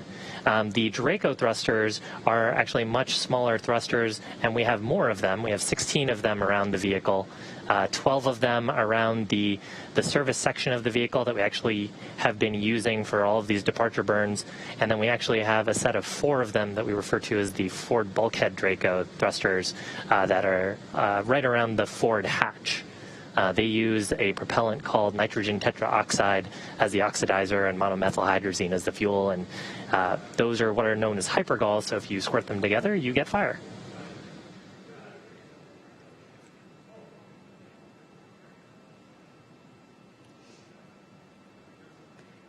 And we have another question from Kate, actually from her 4-year-old son, Fritz.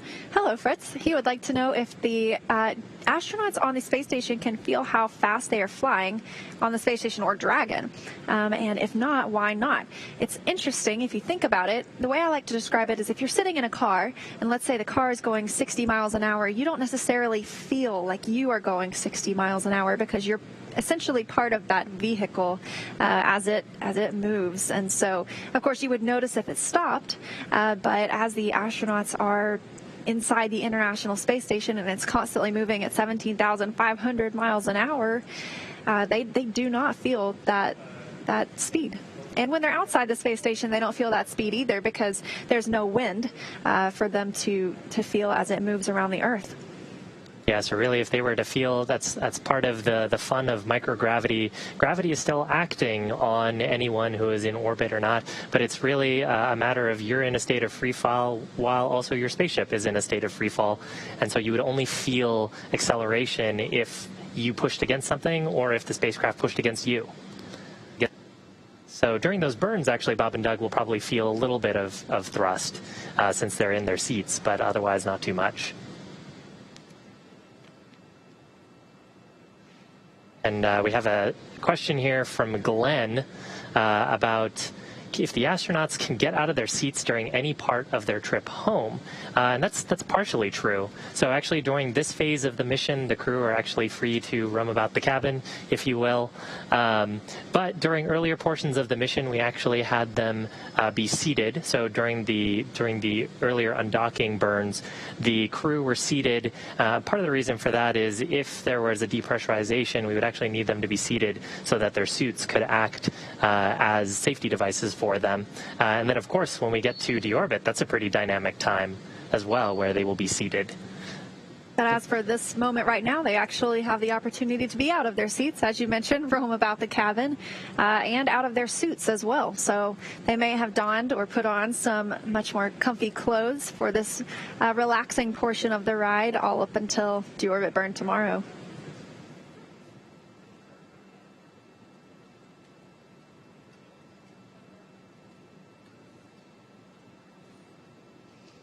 So if you're just joining us, Dragon is on its way away from the International Space Station. We separated from the space station around 4:30 p.m. Pacific time, 4:34 p.m. Pacific time. And actually, is that right? Do I have my time wrong? We did. Separation was on time at 4:35 p.m. 4:35, that's what it was. Pacific time, and 11:30 p.m. GMT. And Spacecraft is now on its way away. We're awaiting departure burn number 2. So we've conducted 2 undocking bursts from those Draco thrusters, as well as the first departure burn and first and second departure burn. Now departure burn number 2 coming up, where it'll last about 43 seconds, and we'll use a combination of the service section and forward bulkhead Draco thrusters to reduce the lowest point of the orbit, the perigee of Dragon, get that a little bit closer towards the Earth's atmosphere. Oh, we've got a question from Karen's 9-year-old who wants to know what the astronauts eat on the International Space Station. And they actually get a variety of choices. We have a food lab at the Johnson Space Center in Houston, Texas. And before the astronauts go on a mission, they have the opportunity to go and taste test some of their foods. And so there are a variety of types of food that are available aboard the station. A lot of it needs to be reheated with hot water. They can eat anything from at holidays, they have a lot of the same food we have down here, sweet potatoes and turkey and those kinds of good foods. They have candy like we have here on Earth, so they're not lacking on some of those sweet things. But one thing that they don't typically have are a lot of the fresh fruits and veggies that we get to enjoy. And so that's one of the things that can sometimes arrive on a cargo Dragon spaceship, and the crew loves it when it happens, but it's hard to get that food up to them just because it has to be fresh when it is packed and when it's launched and by the time it arrives. And sometimes that can be several days. So whenever they can do a late load of that cargo and get some of those fresh fruits and veggies up to them, it's always greatly appreciated. And there's always some good pictures of people juggling oranges. SpaceX on Dragon to ground.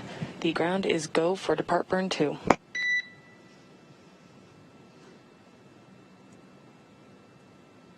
SpaceX, we copy go for depart burn 2.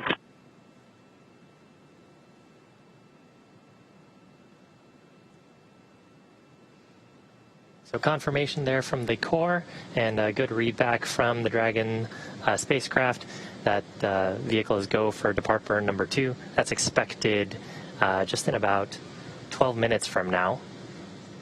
And again, what we expect to happen here is Dragon will slew. That's just a term for adjusting its orientation or attitude. So there'll be a few Draco pulses to adjust the orientation of the spacecraft, and then we'll use a combination of those forward bulkhead and service section Dracos to perform this burn. Burn's expected to last about 43 seconds, and that really just that little of impulse because of the orbital altitude we're at will lower the perigee to our desired target, and then the burn after that will get us into our holding orbit below the International Space Station, where we'll be about 10 kilometers below Space Station before performing that final departure phasing burn for the afternoon. And this is the third of those 4 departure burns. As you mentioned, this one lasting about 43 seconds. Depart burn 3, which is scheduled to be at 6:14 p.m. Pacific time, or it looks like 1:14 a.m. GMT. That would last about 42 seconds. So that'll be the next burn until we have the phasing burn later this evening, and then it'll be time for Bob Behnken and Doug Hurley to get a little shut-eye. Before that, of course, they'll get a chance to have a meal aboard the space station, or a meal aboard Dragon. They've got plenty of food and water on board the spacecraft, of course, for the expected trip of this mission, which would have them landing tomorrow. And they really have like meal ready to eat on board the Dragon spacecraft. We actually have a question here from the Denver OG. How many G's do they experience on re-entry? So G's here referring to the gravitational force that they'll experience from the re-entry forces. Took a look at the data earlier from the Demo 1 mission as well as some of our simulations, and we're expecting the crew to experience somewhere around 4 to 5 G's during re-entry. A lot of that will actually happen when the chutes deploy. And on the way up, I believe they experienced on the order of 3 to 4 Gs during Falcon 9's ascent. So nothing too far out of family for the crew members.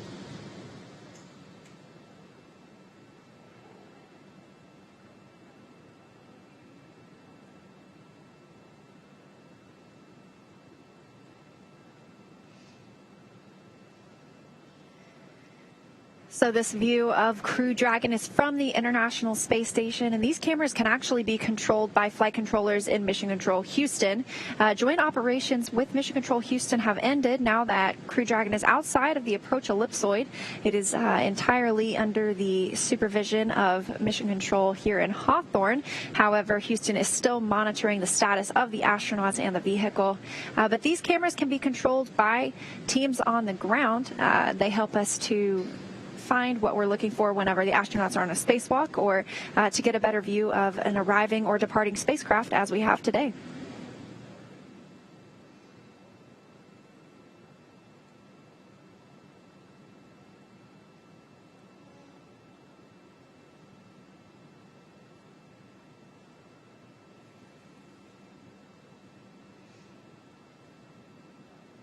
Crew Dragon looking pretty small compared to how we saw it just even 40 minutes ago. Just before undocking, you can see the trunk there near the top of your screen, and then Crew Dragon's capsule down at the bottom, and that's the only portion that will return tomorrow and splash down in the ocean. The trunk itself will be jettisoned and will burn up upon re-entry into the Earth's atmosphere.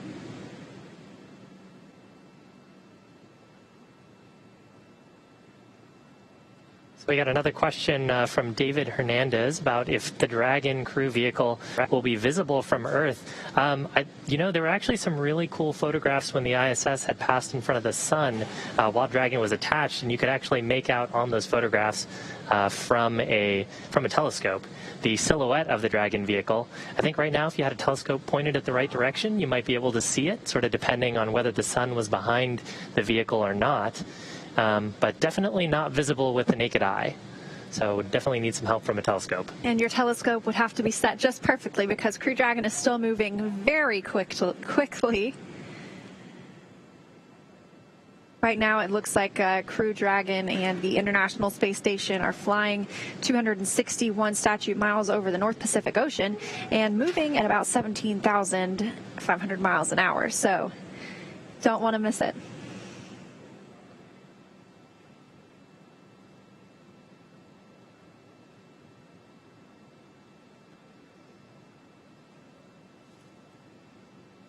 So we have a question from Supermom HK fan, actually from their 5-year-old. Why does the rocket need a heat shield? And in this case, I mean, Dragon technically it does have rockets on board, although we usually refer to it as the spacecraft. But Dragon has a heat shield on board to handle the intense heat from re-entry. So as Dragon hits the Earth's atmosphere, we're going to slow it down a little bit, but we really use the atmospheric drag to slow down the spacecraft. And as the Dragon spacecraft hits into that part of the Earth's atmosphere, it'll actually compress the air and form a plasma at the base of the heat shield. And that plasma is very hot, very, very hot from the friction and compression. And they'll reach at approximately 3,500 degrees Fahrenheit on the outside of the vehicle. That's probably not uncommon for Bob Behnken and Doug Hurley, considering they both live in Houston. They're probably used to pretty hot temperatures outside, but they'll be nice and cool inside with air conditioning, as anybody in Houston, Texas knows is a necessity. Yeah, actually, when we get to that phase in the mission, ground controllers here in Hawthorne will do a check on the internal temperatures, potentially run some cooling, because before we get to that phase, we'll actually detach the trunk, and with that goes our ability to radiate away heat. So we'll actually do some pre-cooling on the cabin and flow some nice cool air to Bob and Doug during that pretty toasty portion of the mission. And a cool little glimpse right here, you can see Crew Dragon and the nose cone open, and that will remain open until after the deorbit burn tomorrow. They'll be using those forward bulkhead thrusters to make that burn. It'll be the longest that we see throughout the return home to slow Crew Dragon down enough to drop it out of orbit and bring it back into Earth's atmosphere. It'll then close after that burn, and it also serves as some protection for the vehicle upon re-entry. Yeah, it protects those navigation sensors on the top of the vehicle, the ones that we were getting those cool infrared camera views of the space station with, and what we also use for relative navigation when we're in proximity ops with the station. All of those underneath there. And actually, just coming up in about 4 minutes from now, we'll get a brief glimpse at those forward bulkhead Dracos. They'll be used during this next burn, departure burn number 2. Again, expected to last about 43 seconds to bring or reduce the perigee, get that a little bit lower. So we'll be looking for that burn at 5:27 p.m. Pacific time, or 12:27 a.m. GMT. That is the time zone the astronauts have been used to when living aboard the International Space Station, but now that they have departed, they will begin shifting their time zone back to life on Earth and back to that of Houston, Texas, which is Central Time. Got another question here from Kevin Shannon about who the core is and what their role is in astronaut and vehicle health. The core is a position here in Hawthorne Mission Control, very similar to the Capcom role at Johnson Space Center. Stands for Crew Operations Responsible Engineer. And really, they are responsible for understanding all of the procedures that the crew run, as well as looking out for the crew and providing them updates on the status of the vehicle. They synthesize information from the other mission controllers, as well as think ahead to things that the crew will need to know to conduct their actions on orbit and transfer that information over the comm loops. So we heard a bunch of that earlier. I think on the Capcom side, that role has traditionally been an astronaut, although that may not be the case these days. It was at one time solely astronauts who held that capsule communicator position. Nowadays, it does not have to be. It's always, though, someone who has extensive knowledge of the vehicle or of the space station or of the task at hand. So at one time, it was always an astronaut because they do have that experience in that vehicle, but now it can be any other very experienced individual. We got another question from Dylan, who asks, I believe I heard you say there's no up or down in space. Can you explain that? Well, it's when you're in microgravity and you can orient yourself whatever which way, there's not really the same up or down as we have on Earth. I'm standing on the floor right now, but when you're on the International Space Station, that floor could also be where some of the research racks that you're working on are located, and so you just flip upside down to get better access to them. So there's not necessarily an up or down because there's that gravitational pull is not as strong. They're in microgravity, and so direction really goes out the window when you become an astronaut on the space station. Of course, orientation is still very important, so we have frames of reference defined for the spacecraft. If you noticed, when we were showing views of Dragon attached to the space station, the nose cone was up, so to speak. Dragon fits to the pressurized mating adapter in a very specific way. So the guidance officer and the prop systems officer and the team here are, of course, understanding the orientation of the vehicle, but up or down is sort of a relative sensation. And we are about 1.5 minutes away from departure burn 2. And this one's going to bring Dragon, it's going to lower Dragon's perigee, or the lowest point of its orbit, to below the space station. We've had Dragon above the space station at this time, but it'll be bringing it back down and in front of the space station's orbit. So it'll be a 43-second burn. And we'll be looking for that here in just about a minute now. Really cool to still be getting these views from the International Space Station. Dragon right now is about 10 kilometers away from the space station, still retreating at a rate of 6.3 meters per second. So we probably have a pretty good lens on that camera that's giving us these views. So a 10K. If you ever run a 10K, that's how far Dragon is from the International Space Station. And they've made pretty good time, too. They separated about at 4:35 p.m. Pacific, 11:35 p.m. GMT. So under an hour for their 10K so far.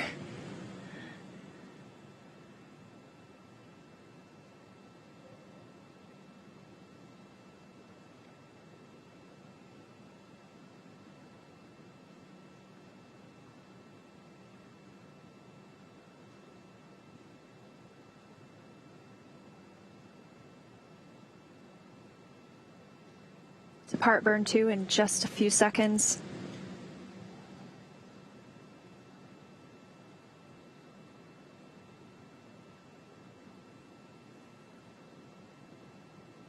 And the burn has begun. We'll be looking at a 43-second burn using a combination of service section thrusters and thrusters on the forward bulkhead, which is the area of the nose cone, or that the nose cone would be covering when it's closed.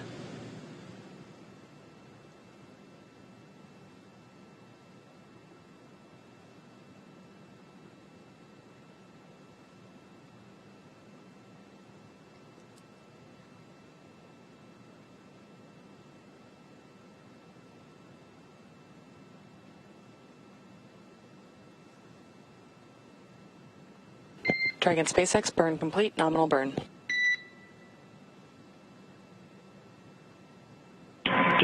Copies, nominal burn. There's confirmation from the core of a nominal burn, that burn happening just off the west coast of the United States, out over the Pacific Ocean. And the next burn will be depart burn 3. That'll be almost 42 seconds, specifically 41.8 seconds. And that will occur at 6:14 p.m. Pacific, 1:14 a.m. GMT. That'll be the last of those 4 depart burns, and then we'll be looking later tonight to the phasing burn.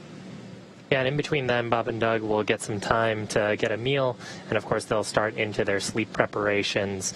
They get about an hour before they actually go to sleep to get some time to sort of collect themselves, do whatever pre-sleep activities that they need to do.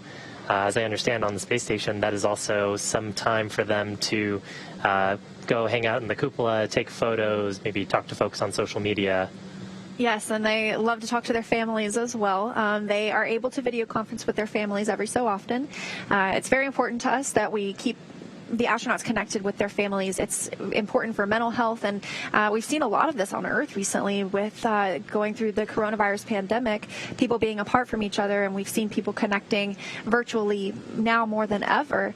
And so that's something that the astronauts have been doing for a long time and dealing with isolation. And so we have teams on the ground that research how they are able to deal with that. And it also feeds into the future of spaceflight. You know, looking at when we go out on these missions to the moon and eventually Mars, that the astronauts will be gone for extremely long periods of time. How do we give them the opportunity to feel at home, to feel connection with people back here on Earth? Yeah, especially interesting problem when you consider that Mars is just the light and signal delay can create either anywhere from a 25-minute delay to about a 45-minute delay, which is actually part of the reason why it's even more impressive about like Perseverance and the other Mars rovers that have to do everything totally autonomously. There's really no time for a ground operator to issue a command and then see if it worked. But that adds an interesting aspect to connecting with your families, because that's a long time to have to wait for a reply. It would be. Now, a lot of the research we're doing right now on the space station is in preparation for that. We've got the Artemis missions coming up. We're looking to go back to the moon for the first time in almost 50 years, and that's scheduled to be in 2024. We'll be putting the first woman and the next man on the moon, and so a lot of the research we're doing on the International Space Station is paving the way for how we're going to establish a more permanent human presence on the lunar surface. So next expected burn is departure burn number 3. That's expected at 6:14 p.m. Pacific time, or that would be about 1:14 a.m. UTC or GMT or Greenwich Mean Time. And again, as mentioned previously, 41.8 second burn that will use a similar combination of service section and forward bulkhead Draco thrusters. Those service section thrusters to really provide attitude control, make sure that the forward bulkhead thrusters are pointed at the correct location, and then those forward bulkhead Dracos providing the majority of the impulse for that burn to reduce, to finalize us in an orbit that is co-elliptic with the station, so on a similar ellipse, but with the highest point being about 10 kilometers below the current space station altitude. And speaking of those forward bulkhead thrusters, we have another Ask NASA question. So a reminder, if you are watching on social media, on Twitter, go ahead and use the hashtag AskNASA. Send us your question, and we'll see if we can get that answered on air. So this one's from Gary. He wants to know why the nose cone can't be closed now, and it's because we're not done using it yet. That won't be closed until tomorrow after the deorbit burn. So we've seen those first 2-3 burns now accomplished, and looking forward to departure burn 3 coming up next. And they will once again use those forward bulkhead thrusters that are located under the nose cone. So don't want to cover those up just yet, but it will be closed prior to reentry. Yeah, another note there is there's also a number of navigation sensors beneath the nose cone that help Dragon know where it's pointing in space, and also help it communicate with those tracking and data relay satellites. So not only is it for those burns, and we have a couple of big ones left before this mission is complete, but also to help Dragon know just where is it around planet Earth. We've got a question from Hurricane Force who asks, how can kids work toward being future astronauts or work with NASA? That's a great question, and I will give some advice that the astronauts give. I've always heard them say to pick something that you love to do, because the path to being an astronaut is very, very difficult, and it requires a lot of studying and learning and growing in your field, and so that's much easier to do if you enjoy what you're doing. And so typically we would encourage you to pick something in the science, technology, engineering, or math career or field, and then pursue a career there. And then we have astronaut applications open every few years or so. We pick just around a dozen astronauts to come and go through 2 years of training, which will set them up for readiness of future missions. But working with NASA has a lot of different career opportunities. Obviously, I work in communications, and so NASA needs people to help tell the story. So even if maybe STEM is not necessarily your thing, you can still have a great part of NASA and be part of the NASA family. I think the best piece of advice I've heard from crew members and otherwise is to stay curious. And if there's something that sounds really interesting to you, don't take someone else's word for it. Go do your own research. Stay curious about it. Go learn about it, and you will probably become the person who knows more than anyone else about it. That's a real good way to get to work on cool things like this. Well, this is an interesting question, and I'm not sure I know the answer to it. This is a question from Lucas the Hunter. What does space smell like? I personally haven't been, so I haven't had the opportunity to try it. But I've heard a few different things from the astronauts. One has said it smells like burnt cookies or burnt steak. So the common theme there is it smells a little like something that burned. So, like I said, I haven't gotten to try it out. Dragon SpaceX, no rush, but please let us know when it is okay to come back on board with video.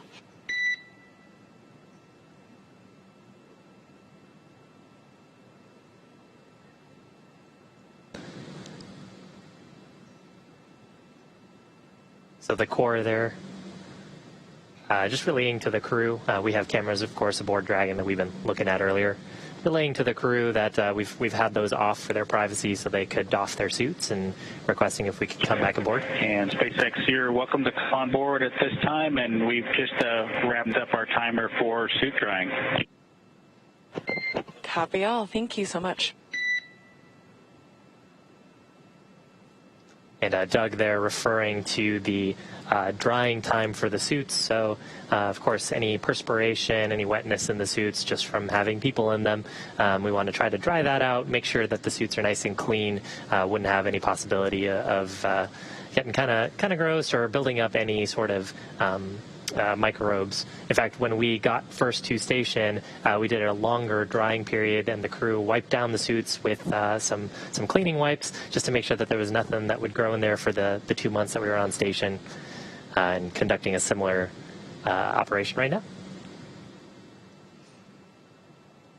So another walkthrough of everything that's happened today. If you're joining us now, or if you weren't here for the start of our broadcast, we joined the International Space Station while the astronauts were still on board the space station with their other three counterparts. That's NASA's Chris Cassidy and Anatoly Ivanishin and Ivan Wagner of Roscosmos. And then we saw the crew board the Crew Dragon, say, farewell, and don their suits or put their suits on and close that hatch of Crew Dragon, followed up shortly by NASA astronaut Chris Cassidy closing the hatch on the space station side, known as the APAS hatch. We then stepped into the vestibule depressurization. That's the space in between the hatches that was exposed to vacuum whenever Crew Dragon departed. And we saw an on-time departure. Separation occurring at 4:35 p.m. Pacific time. That's 11:30 p.m. GMT, or the time used aboard the International Space Station. We had those two short bursts using the thrusters on Dragon and the umbilical detaching, those hooks releasing, the 12 hooks releasing Dragon from its home for the past couple of months. So after that, we saw the first three departure burns of Crew Dragon, those first two bringing bringing it up and over the International Space Station. The astronauts were then able to take off their spacesuits after that burn was completed, and then we just saw departure burn 2, which has lowered Dragon's perigee and brought it down below the International Space Station at all times. So next up for us will be departure burn 3. We're looking for that at 6:14 p.m. Pacific, 1:14 a.m. GMT. Been a pretty busy day for Bob and Doug aboard Dragon. They managed to. There's actually a view of inside the cabin. So Bob and Doug out of their spacesuits. You can actually see one of their spacesuits. It's that sort of white and gray item on the left-hand side of the screen. And then it looks like that might be Bob on the right-hand side of the screen. And we're looking at a view. You can kind of see the cargo, so the seats in front of them. Looks like they've got a spacesuit in the way of this camera. But beneath the seats, they've got some storage room where we've got about 150 kilograms of cargo. A lot of that, more than half of that actually, is scientific experiments and samples coming from the program, the research program aboard the International Space Station, which is, of course, a national laboratory.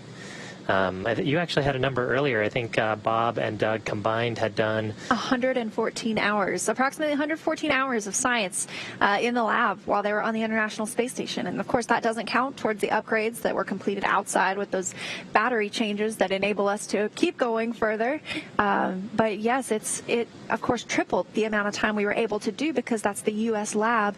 And Chris Cassidy was, prior to the arrival of Crew Dragon, doing all this work on his own.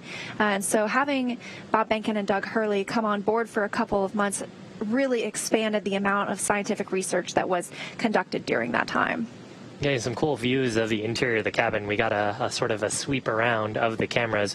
So right now we're looking at a camera that would sit ordinarily, or sits ordinarily right behind the crew members, looking up at their displays. The view that we actually had previous to this was a view looking towards Doug Hurley's seat. And actually, when on the uphill portion of the mission, we got a quick tour of the interior of Dragon from Bob and Doug, and they gave us some insight and a quick tour of the cabin. And it looks like Bob just putting his suit away in his suit storage bag, suit drying complete. They were wearing those suits earlier just in case they needed to. The suits really for their protection if there was a depressurization or a fire in the spacecraft. Now that we're past some of those dynamic moments close to the space station, the risk of one of those events is pretty low. The suit storage bags, though, of course, will be kept in close proximity, so if there were any sort of anomaly later on in the mission, Bob and Doug could quickly get into them. And pretty cool. They're actually pretty much a single-piece design. They can be put on within less than 15 minutes. As you mentioned, I think you made a good call. It looked like a polo and some khakis to me, so they're now out of those suits and able to relax until before the deorbit burn tomorrow. Probably a lot of Velcro on those as well, I'm guessing. I know on space station side they tend to have a lot of Velcro on pretty much every surface. Yes, it's interesting. The astronauts use Velcro on, their pant legs will have strips of Velcro, and anything that they work with, their spoon or some, like their drink bags might have a little spot of Velcro on the other side, so that way if they need to put it down, they can't really put it down, and they don't want it to float away and become lost in the recesses of the vastness of the International Space Station, and so they can just tack it to their little Velcro spot on their little pants leg and come right back to it. Yeah, and you might wonder how something would float away. There's actually a couple of things. One, it's really hard to impart something with no force. If you've watched videos of crew members on the space station sort of playing with their food or playing with drink bags, they might put something and it'll start to twist and turn, move. They'll grab it, move it close to them, and it'll start to twist and move. And the other, there's actually a life support reason for doing that as well. As the crew members are exhaling carbon dioxide, unless you have really good circulation in the life support system from all the fans and scrubbers on board your spacecraft, that carbon dioxide will tend to sit and bubble and create pockets of unbreathable air. So the life support system is also providing a lot of positive pressure and moving gases around the cabin. just to make sure that we are circulating and revitalizing that air, running it through our scrubbers, and of course regular injections of oxygen so it's nice and breathable. Really cool views inside Crew Dragon. And it has now been over an hour since they left the International Space Station. So much has happened in that time, with obviously the on-dock burns, the departure burns, and exiting the keep-out sphere, approach ellipsoid, the termination of joint activities between Houston and Hawthorne, and now the crew settling in for the rest of the ride until tomorrow. Yeah, you can kind of see what we're talking about here. Is the suit helmet, sort of as Doug is putting away his suit, kind of floating a little bit. Nice, cool view into that clear visor. That visor actually creates a sealing surface as well, so those suits will keep pressure in them in the event of a depressurization.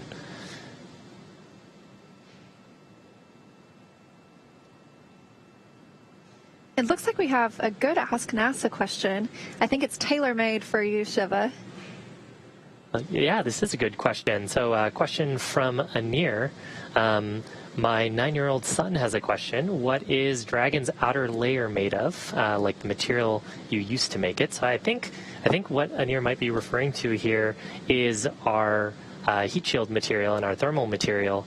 The external surfaces of Dragon are actually made of a material called pica, which I think is phenolic impregnated carbon ablator.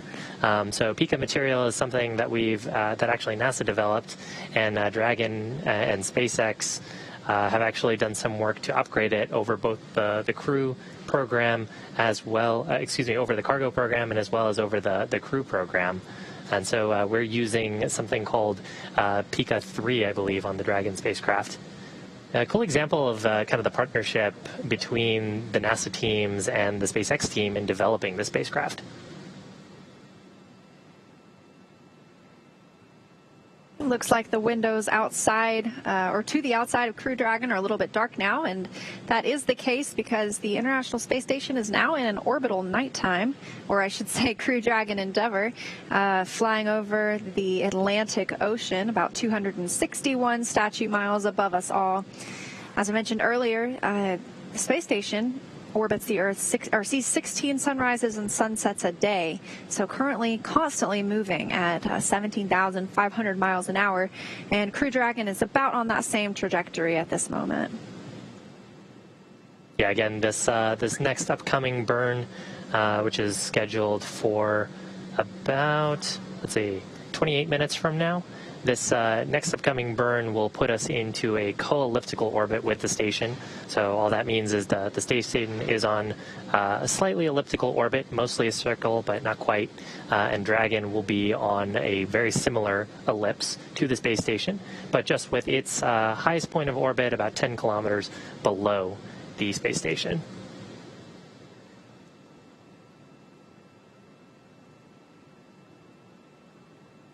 Right now it looks like we're flying right over the middle of the Atlantic Ocean, just off the, well, not quite just off the coast, west coast of Africa, but off the west coast of Africa.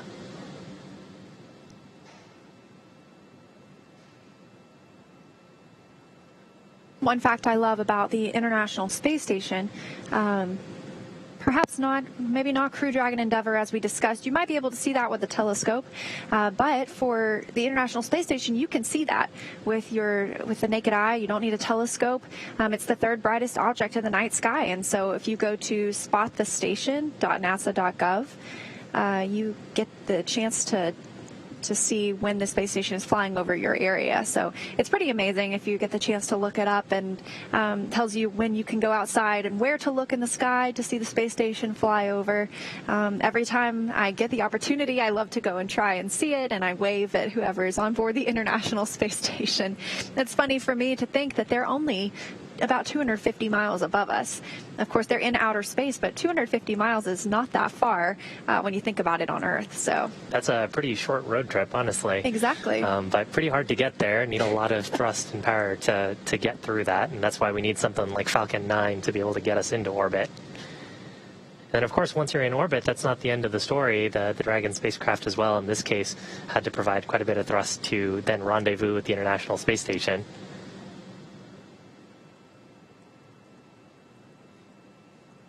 Got a question here from Anna about how the crew can configure the capsule for sleep. So can the crew turn off the lights in the Dragon capsule to sleep? And they can, actually. As part of their sleep configuration processes, the crew can control the cabin lighting. They actually have some covers as well that they'll put on those windows. So there's 2 windows on either side of the side hatch. And of course, there's a window that looks through the forward hatch. And crew will put some covers on those just so they don't get woken up by the orbital sunrise. Right now, I believe, as you mentioned, we're currently in orbital nighttime, so a little bit dark in the cabin without those lights. It would really mess with your circadian rhythm if every 45 minutes you were getting a bright flash of light for 45 minutes.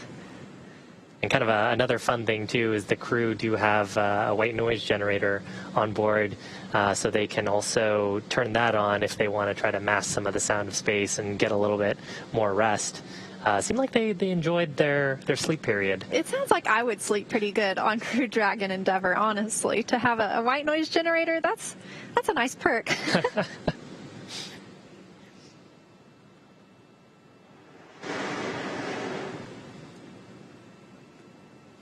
So this might be a question for you, Leah. Can you actually see fireworks from the International Space Station? You know, I'm not positive about fireworks, but one thing you can see is lightning. And so that makes me think that fireworks might be visible from the International Space Station, in which case I can't help but wonder if maybe they got a real show about a month ago for 4th of July. But yes, they can see lightning on the International Space Station, and especially it's just amazing to see the photos they send back of the forces of nature. I can't remember if it was Bob Behnken or Doug Hurley this morning that posted a picture of Hurricane Isaias, and, you know, it just looks like a monster on Earth. Luckily, moving away from our landing sites, though. That was actually one of the concerns for the flight control teams. We were monitoring the weather, checking if Hurricane Isaias was going to move into the Gulf of Mexico or whether it was going to move up the eastern seaboard into the Atlantic. And until we had some certainty on that, we actually didn't have our go decision for undocking. Luckily, the storm does seem to have picked a direction and is moving up the East Coast, so hopefully everyone is staying safe out there. But that does open up the opportunity for Bob and Doug to come home towards a primary landing site pretty close to Pensacola, and that's the primary landing site, and there's a backup landing site actually near Panama City, also off the coast of Florida. And this was no rush to come home today. This was really the beginning of opportunities for Crew Dragon Endeavour to bring Bob Behnken and Doug Hurley back to Earth. And so over the past several days, you know, we've gotten weather updates, weather reports, even up to the time that Crew Dragon was undocking. We were looking at meteorologists providing weather reports on what we could expect in the next 24 hours, really, in the Gulf. And so the astronauts could have stayed aboard the International Space Station if that weather turned out looking nasty in the Gulf. But it looks like everything is going to be clear, and we should get nice splashdown tomorrow. And of course, still no rush. The crews aboard, we're continuously performing weather monitoring on the landing sites. We get those reports, I think, about every 6 hours. And so if something were to turn up unexpectedly, poor weather, of course, we always have the opportunity to do a deorbit wave off. And so that would then set us up for our backup landing opportunity, which would be a little bit later, not quite on the same time scale, but about 2 days later. And of course, Bob and Doug have plenty of supplies on board if that were to happen. But right now, both the primary and alternate landing site looking healthy and go for splashdown attempt tomorrow. And right now we are awaiting the next departure burn that's scheduled at 6:14 p.m. Pacific, 1:14 a.m. GMT, and so that will round out the departure burns for the evening. We've had 3 so far. This will be the 4th. And that has brought Dragon out of the keep out sphere, away from the approach ellipsoid. The first 2 took Dragon up and over the station, and then this next one brought it underneath, and then the last one will circularize Dragon's orbit, and it makes it roughly co-elliptic with the space station. We saw it burn like this on the way uphill as well. And it's interesting you mentioned that this is the fourth burn, but it's called Depart Burn 3. And actually, we saw a little bit of this on the way in. So there are 3 hold points and a hold 0, 1, and 2 on the way to the International Space Station. All of those depend on the distance that you are from the space station. So it can be a little bit confusing when you consider the nomenclature here. Part of it is sort of the counting scheme, and part of it is also, are you at that point that is known as hold 0, hold 1, hold 2. So Depart Burn 0 being that first burn that we conducted, and then the Depart Burns 1 and 2 we saw earlier today, getting us out of the approach ellipsoid. And then Depart Burn 3 being our fourth burn of the day, if you don't count those 2 undocking burns that we saw.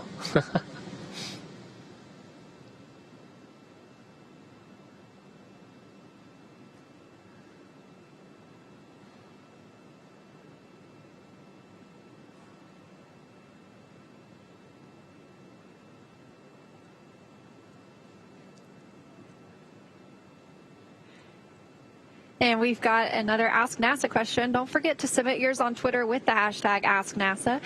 This one from Blank and 195 others. So they want to know how many times a day the International Space Station flies around Earth. It is a very, very fast orbit. They see 16 sunrises and sunsets a day, so we make an orbit almost every 90 minutes. So that's a sunrise or a sunset every 45 minutes. And Dragon actually seeing something relatively similar right now. Its rate of sunrise sunset will be a little bit faster just because it's going in a slightly lower orbit, but something similar right now. About eclipses lasting about 36 or 37 minutes, and seeing those about every 40 minutes.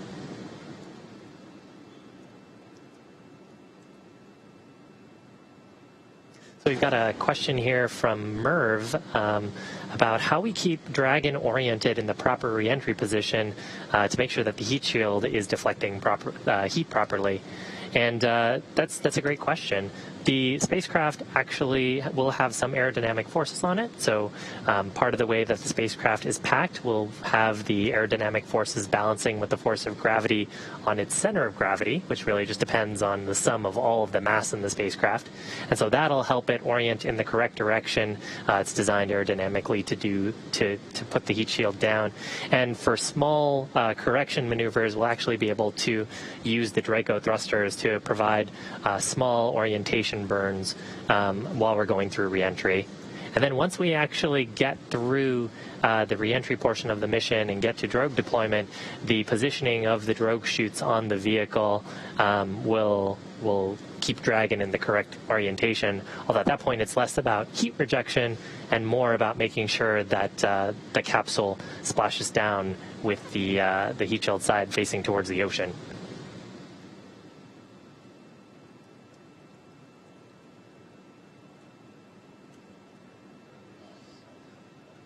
Another question from Daniel, wondering how late into the reentry can you change the landing site? So the landing site is determined based on a lot of criteria, anything from wave height to wind speed, making sure that we give the astronauts the most safe location to splash down. And so if for some reason at this point we saw that Pensacola site that we're targeting tomorrow was starting to look like maybe a no-go area, we already have backup sites identified. And so even though Crew Dragon has already departed and already conducted its first few burns, it's not really committed to one site until its deorbit burn tomorrow.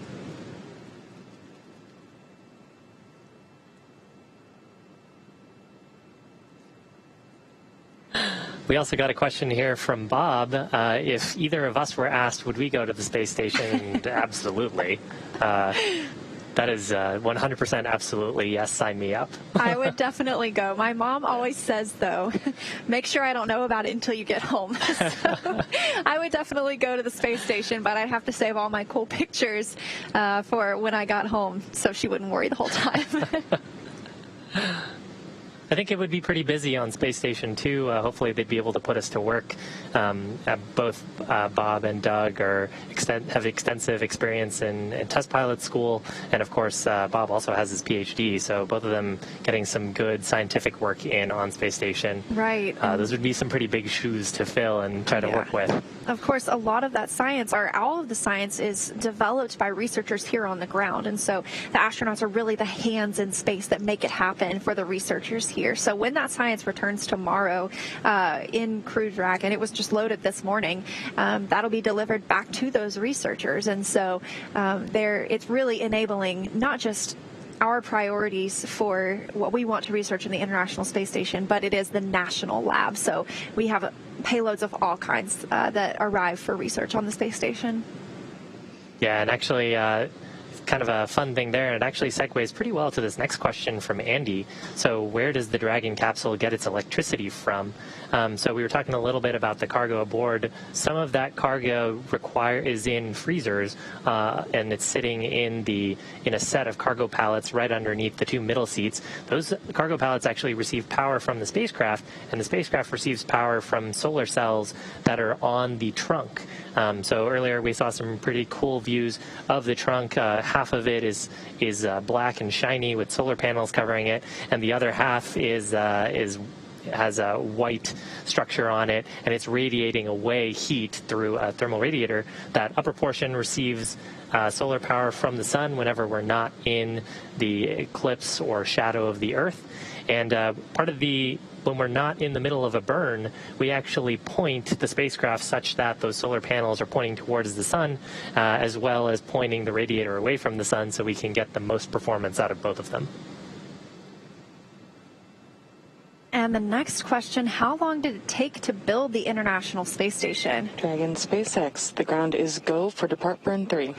How long did it take to build the International Space Station? The first element for the International Space Station was launched in 2018, or in 1998.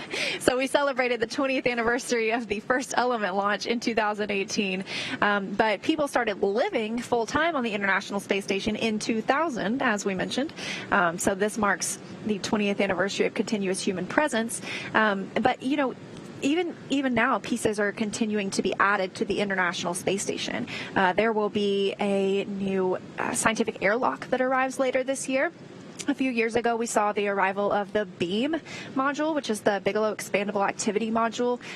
It's helping us test out future habitable zones for deep space exploration. And so it was launched flat, and we had it expanded, and it's still aboard the International Space Station. And I think that Bob actually got to check it out last week. So that's pretty cool. Yeah. So the International Space Station it continues to grow in a way. And of course, that capsule itself sometimes can act as a little bit of habitable space. So anytime you've got a visiting vehicle aboard, if there's room in there, I'm sure you can go hang out if you need a moment of privacy.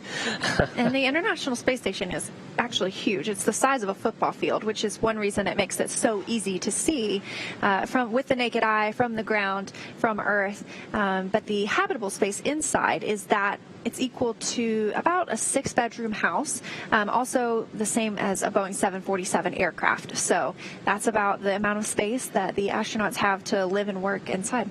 Of course, you have that entire space, though, that's not covered in equipment. If you were imagining a 747, you'd only have the part that you could walk on, but because of microgravity, you can really take advantage of the ceiling and the floor, because there isn't really a ceiling and a floor. And no assigned seats.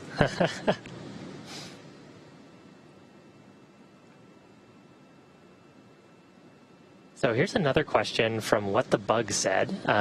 Appreciate the explanation of the core role, but who is she today? Listening in feels like she could be Anna Menon, who so impressively took the reins in May. Is it? And yes, actually that is. That is Anna Menon.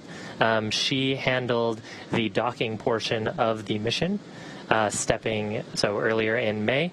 Actually, part of the way that the mission control shifts are structured, each of the shifts practice every portion of the mission. So every console operator is capable of performing a phasing burn or a departure or a deorbit opportunity if an emergency required it. But specific shifts focus on portions of the mission so they can be the most prepared. So Anna is on the shift that focuses on proximity operations. That includes the docking portion of the mission and the undocking portion of the mission.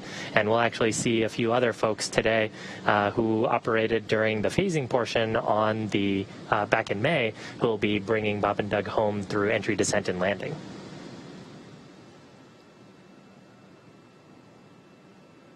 We have a question from Michael, who is curious about the activities planned for Bob and Doug immediately after their safe return. Well, they will be lifted from the water using a crane that's on the ship that will come and retrieve them. So they will still be in the capsule. They'll be lifted out of the capsule and placed onto the ship. Once they are on the ship, they will actually be lifted. They won't be walking just yet because, let's be honest, it's been a couple of months and they need to regain their center of gravity because they have been out of gravity. This is a common occurrence and something that we practice with all crew members that arrive back home from a Soyuz capsule as well. Additionally, they will be landing on the water, and so even somebody who is well accustomed and has been walking on Earth their whole life sometimes needs to gain their sea legs. And so once they get out of the capsule, they will be taken to have some medical checks, as we always do with our returning crew members, just to make sure that they're feeling well and they can share any of their concerns. And then they will be taken to by helicopter back to Florida, and then eventually they will board a plane and head back to Houston, Texas. So home sweet home, all by tomorrow evening. They will be welcomed to Ellington Field, which is part of Johnson Space Center and where we conduct a lot of our astronaut training in the T-38 jets. So another busy day, even once they've splashed down. Yeah, it seems like they don't get too much rest in there, but I guess that's why it's so important that they're getting some rest on the spacecraft. And I do wonder if they'll take a nap on the airplane or something, depending on how they feel. You mentioned a little bit about the inner ear deconditioning that they experience. It's actually part of the reason why the crew members, that deconditioning from being in microgravity is part of the reason why they exercise so much on station, to try to keep their muscle mass up and try to keep their heart rate up.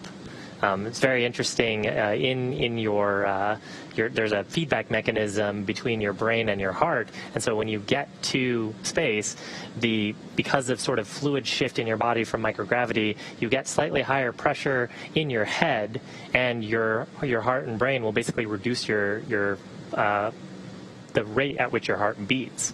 And it takes a little bit of getting used to, depends for each crew member, when you get back into gravity on Earth, for your system to readjust to that. Actually, another question here from Baraket. Why do we need to do a burn to get back to Earth? Why not just use gravity or free fall? So that's actually an interesting question. If we had all the time in the world, and just kind of let the capsule do its thing, there is enough atmospheric drag in the upper portions of the Earth's atmosphere to deorbit the Dragon capsule and actually eventually the International Space Station as well. But of course, that will deorbit you whenever the drag just happens to work out the right way, and it becomes really then difficult to pick which landing site you want to go to. So there's, of course, a team of folks that are helping us, helping the crew as well with the recovery operations. So we want the capsule to land pretty close to them. These burns, for the first, ensure that we get far away from the International Space Station, but then also ensure that we land close to our targeted landing site. This one from Starman, this question asking, do the astronauts bring any music with them when they go up to the space station? They do have some music. I'm not sure how it arrives with them, but I know I have heard in several videos sent back from the space station before that they take some time to jam out, enjoy their favorite songs. Yeah, I think I actually saw a Twitter post from Chris the other day. He did a little bit of a music video, I think yesterday morning. So definitely had the tune somewhere. Well, this is a good question. This one from Hashim. Where does the ISS get its water, and is there any water backup? So the International Space Station, we have this little phrase, this little saying that yesterday's coffee is today's coffee, or today's coffee is tomorrow's coffee, because almost all of the water on the International Space Station is recycled. And so that means any of the astronauts' urine or sweat or any humidity at all, that's recycled, that's pulled and processed and cleaned, and so it just becomes the next day's water. And this keeps us from having to launch water all of the time, because we would never be able to keep up with the amount that we needed. And additionally, water is very heavy, and so by not having to launch water, we are able to send up more science or more spacewalk equipment. So that's where the water comes from. Yeah, and actually we don't do that on the Dragon spacecraft. Of course, having a recovery system for that means that you also need power and sort of the real estate to have that equipment aboard. So because we know the durations that the Dragon spacecraft is intended to operate, we actually carry food and water bottles for the duration that we expect to go, replenishing those and adjusting the storage of those based on the consumption for the uphill portion and the downhill portion. And of course, Bob and Doug have more than enough food and water for the next couple of days for a splashdown attempt tomorrow. And of course, if they had to do a wave off on orbit, or if they needed to go into an emergency recovery scenario and use that as emergency supplies. We are about 5 minutes away from departure burn 3. Looking at that occur on time at 6:14 p.m. Central Time, 1:14 a.m. GMT. This is the fourth and final departure burn for the Crew Dragon, but it's not their last burn. And it sounds like they are getting ready and getting set up to begin that burn on time. That'll be a 42-second burn, and it'll be the last until the phasing burn later tonight. Yeah, this burn using a combination of those 4 forward bulkhead Draco thrusters, and then using some of the 12 service section Draco thrusters really for attitude control, attitude just meaning the direction that the spacecraft is pointing. So we want to point those forward bulkhead Draco thrusters in what's referred to as the retrograde direction. So if you imagine the spacecraft flying in a direction, pointing opposite of that direction is the retrograde direction. And that will slow down the spacecraft when we fired those thrusters, and that'll bring the orbit a little bit down. And then with that, it'll bring the spacecraft roughly co-elliptic with the space station, about 10 kilometers lower in altitude. So it'll be moving just a little bit faster than the space station, getting slightly out of sync with it as it continues its mission. So as we mentioned earlier, Dragon's flight is totally autonomous. The crew on board is not going to push any buttons to make this departure burn happen. This is something that's programmed into the vehicle, and so they just have to sit back, let spacecraft do its work. I know that they probably enjoy monitoring everything that's going on, so they might be in their seats taking a look at how that burn is unfolding. Yeah, of course, both Bob and Doug are test pilots, went to test pilot school and have pretty extensive experience on the order of thousands of hours in test aircraft. And so for them, testing out a new spaceship is pretty exciting. And for these burns, they, of course, have the opportunity to step in if need be. So typically, one of the crew members will monitor the burn performance and step in if something needs to happen. Ground operators, of course, able to issue commands if need be, but most of the time the vehicle handles autonomously any faults that it incurs during a burn. And that's actually part of, so, it's been pretty quiet for mission control, and that's exactly how you want a mission to go. But almost everyone in the mission control room and everyone across all the shifts has gone through simulations, some of those with the crew embedded in the simulation, some of those with the Houston control team, where we throw all kinds of faults and problems, scary problems at the sim, to see how operators respond, to exercise our procedures, and to make them better. So today, nice, quiet mission, just the nominal events happening exactly as you'd like to see, but everyone in that room and, of course, the crew aboard prepared to step in if need be. I've had the privilege to sit in on some of those sims and help prepare to be here, and it is so nice to hear some peace and quiet on the loops, on the nets. Everything going pretty well so far. And we are just under a minute to departure burn 3.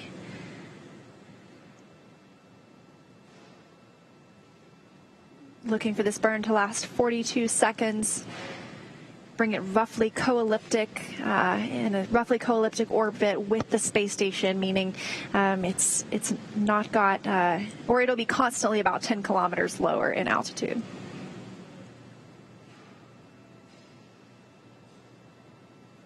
Once that burn occurs, we'll also expect some words from the core to the crew, acknowledging how the burn went and sort of next steps after this. So fingers crossed for a call out for a nominal burn.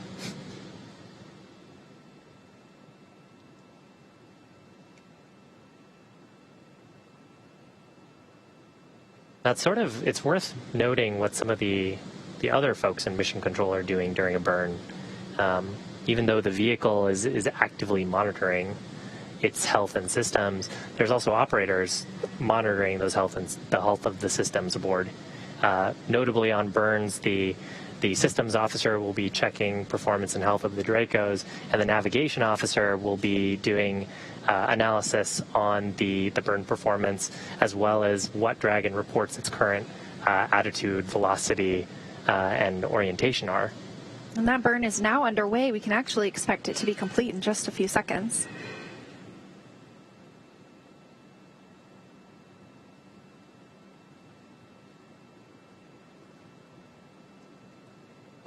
Dragon SpaceX, burn complete, nominal burn, and at your convenience, I have 3 additional items for you.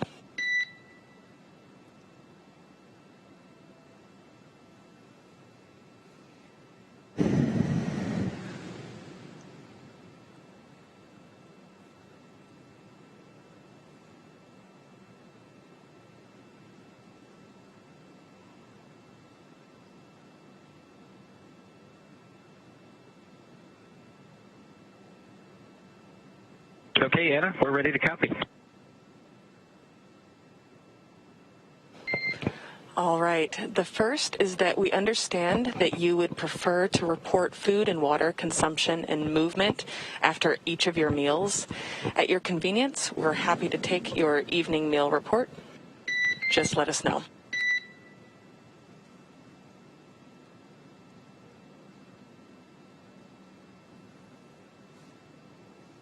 Okay, copy that. We'll give it in a few minutes. Sounds great. The second item is that we have some updates for your tablet timeline. It'll take me a few minutes to talk you through them, so when you are ready to copy those, let me know that too.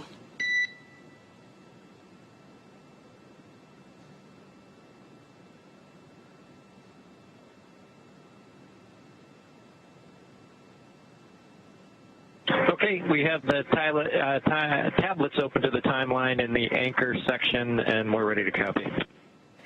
Copy. So on your day 1 primary timeline, please scroll to crew pre-sleep day 1, and I am requesting that you add 30 minutes to the 6 continuous events, beginning with crew pre-sleep day 1 and ending with GSC collection entry.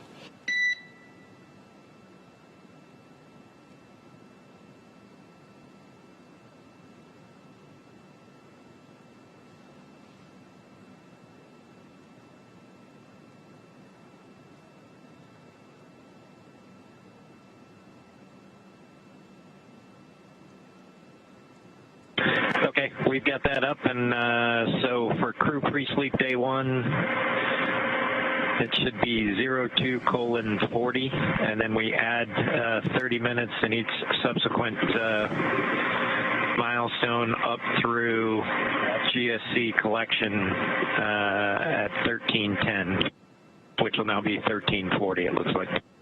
Good readback.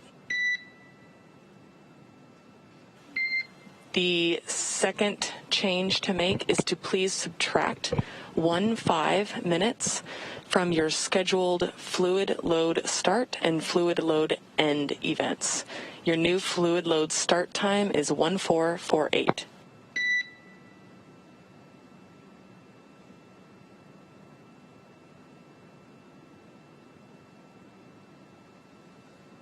Okay, copy. 1448 for fluid load start, and we'll change that.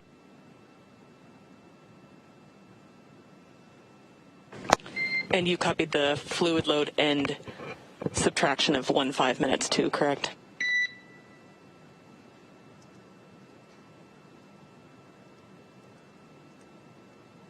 We copy. Start and end minus 15. Perfect. All other entries in your day one primary timeline should be good to go. For your day one alternate timeline, all burns are within approximately 15 minutes of accuracy. Should we find ourselves needing to take advantage of that timeline, we recommend tagging up at that point to update all the details, but if you have an alternate preference, please let us know.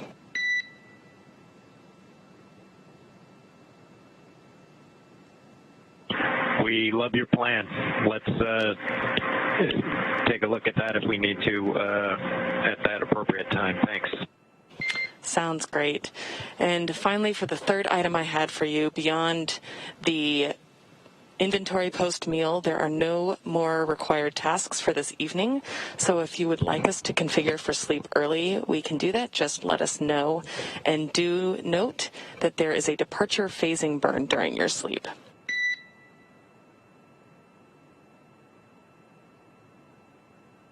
Yep, we saw that. We'll get the inventory to you in a few minutes, and then probably once that's complete, we'll start working our way towards configuring for our sleep period.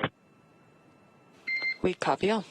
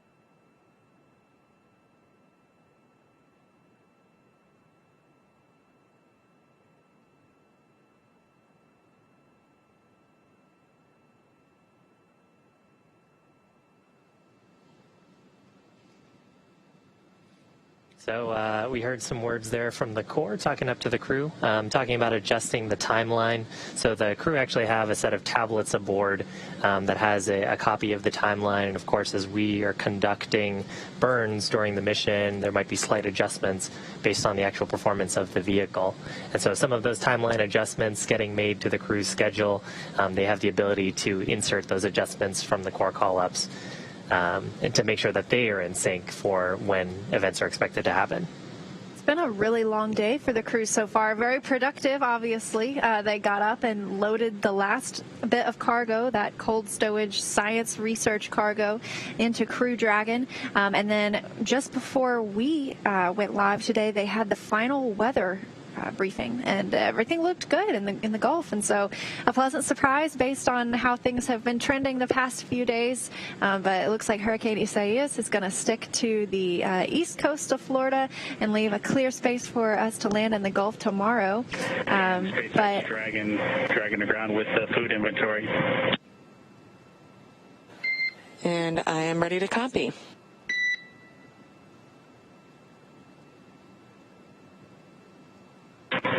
Okay, from location 9, bag 204, we consumed 1 bottle of water.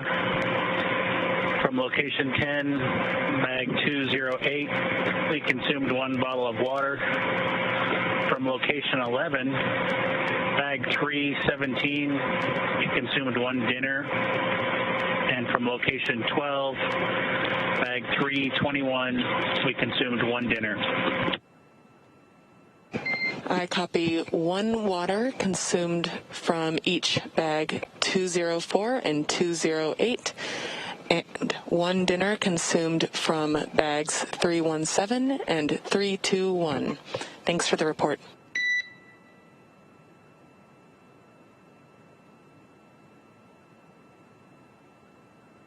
And Anna, I have a issue with the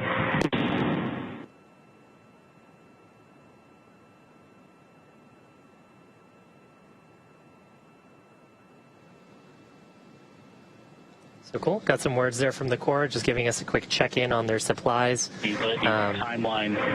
It just started. I had a functioning timeline, and now I don't. And Dragon SpaceX, we lost you perhaps through some blockage through part of that call. Can you repeat, please?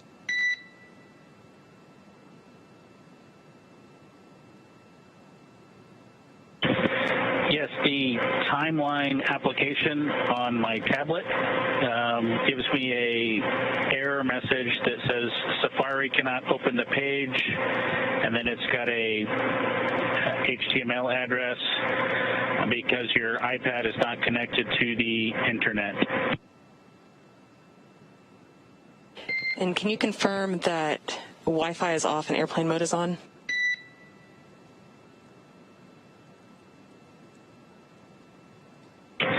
Yes, Wi-Fi is off and airplane mode is on.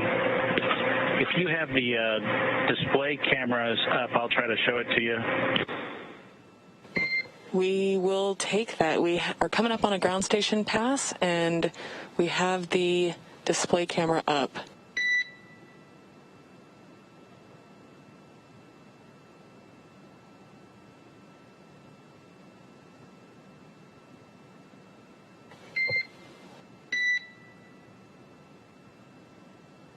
And Dragon SpaceX, can you bring that a little bit closer?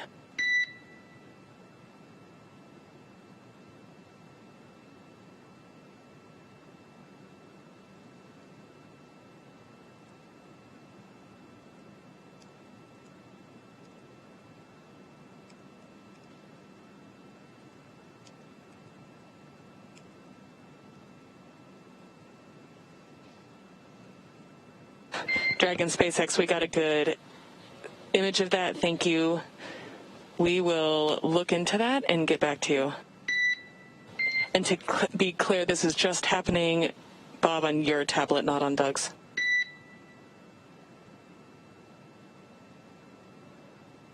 Yeah, it's just happening on my tablet. I did have a fine timeline before, but when we started investigating to set up to load the changes that you just read up to us, it went to that page instead of the timeline that I had before. Copy all. We'll dig into it and get back to you. Thanks.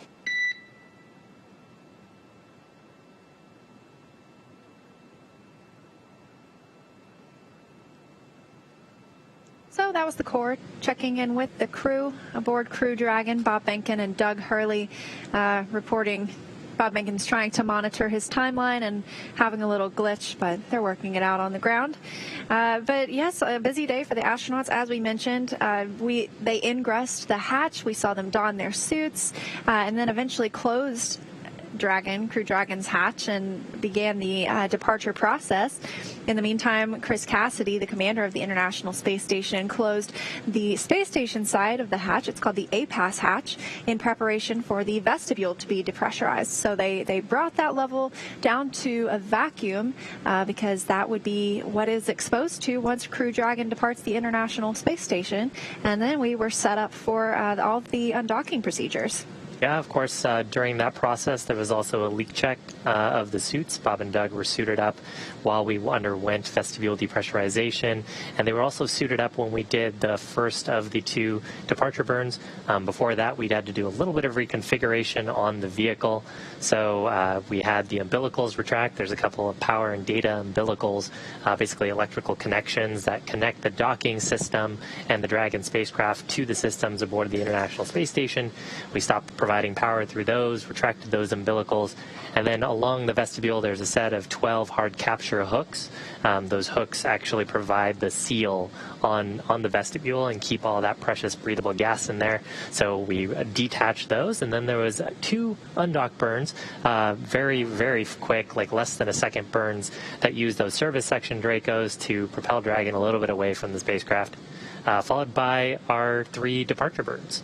Yes, and all of those burns were conducted nominally, and all of them conducted on time. Everything has been like clockwork today for Crew Dragon, and so with all of those 4 departure burns complete, the next will be the phasing burn. But the crew, as you saw just a moment ago, a view from inside the cabin, they are now outside of their suits. They're able to kind of relax. There they are. It looks like Bob Behnken there monitoring and maybe even troubleshooting that little glitch he saw while monitoring the timeline. But everything moving smoothly for Crew Dragon, and in the background there you can see Doug Hurley looking out the window. Let's see, the International Space Station is currently flying over Australia, just came up across the coast, and I'm sure it's a great view. So Crew Dragon is not too far from them because now their orbit is roughly co-elliptic, meaning they stay about 10 kilometers beneath the space station at all times. Yeah, so Dragon right now just coming up on the west coast of Australia, and looks like they're in an orbital daytime, which you can see, and you can actually kind of get a sense for how bright it would get in the cabin without those window shades. One of the next activities that the crew will get is an opportunity for some rest. They'll get 8 hours of sleep in the Dragon capsule, and so when they do that, they'll put on some window shades just to make sure that they aren't getting that bright light from the reflection, from 1, directly sunlight entering through the windows, and 2, from, I'm sure, the beautiful reflection of that sunlight off the Earth's surface.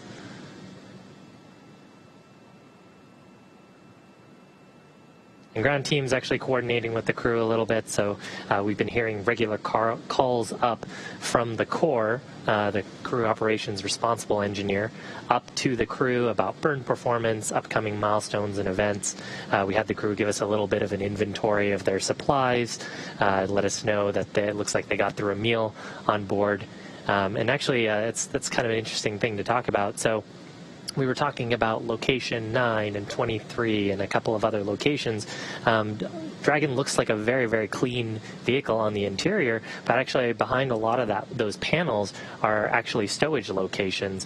You can actually see a couple of those here on the right-hand side of your screen. You can see that there's some stowage areas behind those panels.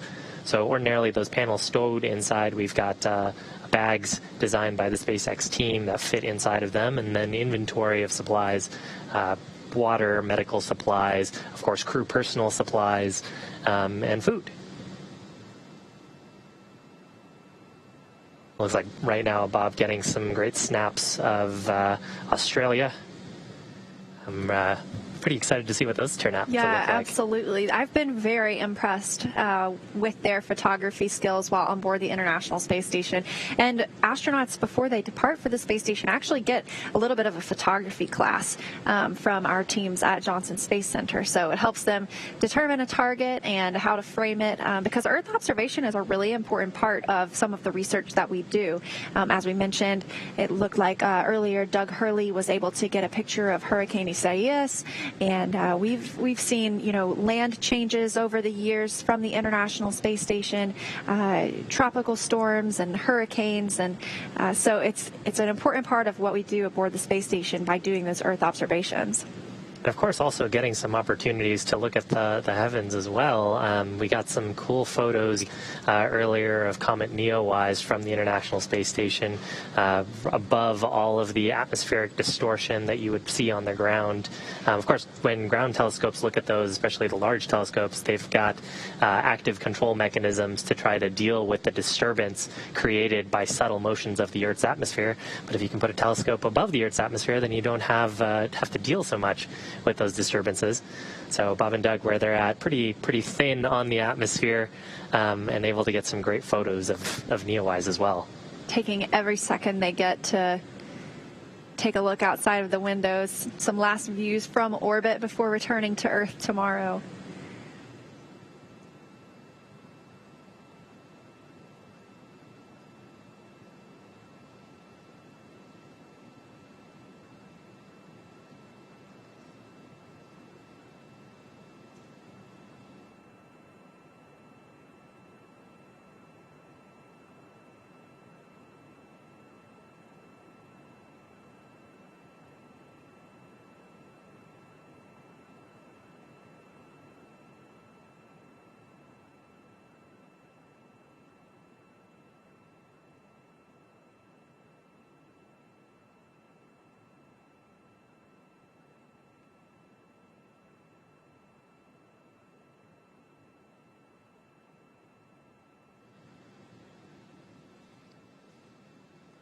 So Bob Behnken and Doug Hurley are riding right now in the Crew Dragon Endeavour. Not a lot scheduled for the next few hours except their crew sleep period, which will come up at, let's see, well, they'll get a pre-sleep opportunity to conduct any of those nighttime routines they might have at 7:40 Pacific, and then they will go to sleep about an hour later. And then we'll be looking for the next burn. That'll be the biggest one we've seen so far, taking place at 10:48 p.m. Pacific, and that is 5:48 a.m. GMT. So that's the phasing burn. We will be looking forward to that. The crew will already be asleep, and that burn will last over 6 minutes. It's a pretty big burn as well. It's what gets the spacecraft aligned on the right trajectory for the landing site. Again, our primary landing site is off the coast of Florida, the west coast of Florida, and the Gulf of Mexico. That'll be near Pensacola, Florida. And we've got a backup site near Panama City in Florida. And so those burns pretty important to get Dragon aligned on that. Dragon will be coming up on what's called an ascending trajectory. So if you imagine the Dragon spacecraft sort of coming, it'll be moving up from sort of the southwest corner of Florida up to the northeast corner of Florida, and that pathway up along the northeast is ascending relative to the equator. If Dragon were coming down the opposite direction, so if it were coming from sort of the central part of the United States down towards Florida, then we'd refer to that as a descending opportunity. It sort of just has to do with how you define the ellipse in orbit. Actually, we got some really cool views of the interior of Dragon, and that ties pretty well to a question on social from Infinity Gabe. So there's so much room in Dragon, they're walking around. Can you go into more depth on the vehicle's dimensions? Yeah, sure can, actually. So just making sure I get the numbers right. The capsule itself is about 13 feet in diameter at its base, and actually going up to the top of the nose cone, it's about 16 feet. The nose cone is actually pretty big, so I think it's about 4 feet for the nose cone. All of that is not necessarily habitable space. Below that is the forward hatch, and then you've got sort of the bulk of Dragon. The interior volume of the vehicle is 326 feet cubed, about, so 9.2 meters cubed for our metric friends. And there's plenty of space in there. I hear it can get a little bit crowded when you've got 4 crew members in there, but of course you can use the entire volume. And this question from Julia asking if the crew gets jet lagged when they land. It's going to be interesting. They've tried to sleep shift their schedules as much as possible today so that they are awake and able to monitor these major dynamic parts of the mission, the burns and things like that. So today they woke up at about their normal time, but in the middle of the day they got a 3-hour nap. And so later tonight, they will take an 8-hour sleep period, getting the opportunity to get well rested before tomorrow. They won't get a nap tomorrow on Crew Dragon before splashing down. But I'm not sure if they get jet lagged. I'm sure that there's some amount to get used to when your time zone changes that much from GMT to CT where they're going in Houston. Well, I also wonder how much the adrenaline probably kicks in for them because they've been training for this for a while. Actually, earlier this week we had an opportunity to do what we refer to as on-orbit training, so giving them a brief refresher about what to expect during the deorbit opportunity. Of course, both Bob and Doug underwent a tremendous amount of training with the teams here, a number of simulations, but they've been on Space Station for 63 days, about 2 months. And so that refresher on what calls to expect, what their responsibilities are, what the ground is expected to do, and what kinds of actions they might be required to take during the descent portion of the mission. Always good to get that refresher. Dragon, of course, is a completely autonomous spacecraft, so hopefully all Bob and Doug will need to do is enjoy the ride back down. And here's a question from Amy's kiddo, Ben. He'd like to know if the astronauts sleep in their seats in the capsule or if there's different sleep space. So actually, when the crew get into their pre-sleep period and then for their sleep configuration, they've got sleeping bags, and they're kind of like camping sleeping bags, except they've got a couple of cutouts where they can sort of have their hands out if they want to and get some of that nice flow. Cabin temperature is about 76 degrees right now, so like it's pretty nice and comfortable in there. So they'll stow those either in the seat buckets, or actually they can stow and secure their sleeping bags below the seats over the cargo and kind of spread out and get some space. But from what I hear, both options are pretty comfortable. And it was actually kind of interesting looking through the training. We had actually done some demonstrations of that with some of our engineers and crew members up in our capsule simulator, getting some shut-eye to demonstrate that you could sleep in the capsule. And it's funny, one of the things that the astronauts really get a choice of on the space station is they have those cutouts for their arms. And some people like to strap their arms down because in microgravity, your arms just naturally float up to about this area, halfway up, kind of looks like a zombie state.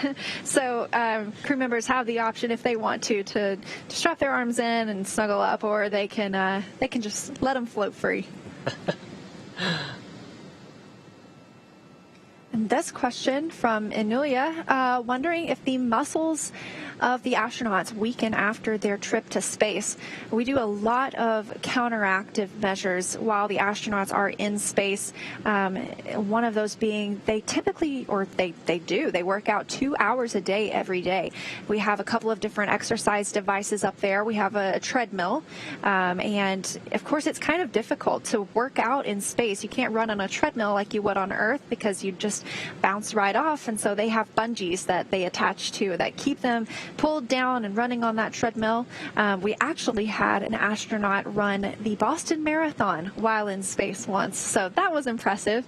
And then additionally, they have something called the Advanced Resistive Exercise Device, or the ARED, and that can be configured for a lot of different exercises. Anything you can think of. They can do squats with it, bicep curls, they can even do crunches with it. And so by using all of these these exercise devices, they also have like a little bicycle on the space station, or a stationary bike. By using all of those, we help keep their bone density strong and their muscles strong, so that when they can return to Earth, they're strong and they're able to get back to normal life pretty quickly. Yeah, and actually, it's that's an interesting point. So I think a lot of people, when they think of lifting weights on Earth, you lift a weight and it's heavy, and you exercise your muscle groups and go through whatever repetitions you need to work on your physical fitness. But of course, in microgravity, any action that you want your muscles to act against needs some kind of resistive force, because your weights would be free falling with you, and so they'd effectively weigh nothing. That's actually part of the one of the cool reasons why Bob and Chris Cassidy were able to move around those massive many 100-kilogram battery assemblies on the exterior of the space station. If you're all falling at the same rate, then you don't have to worry about the carrying it.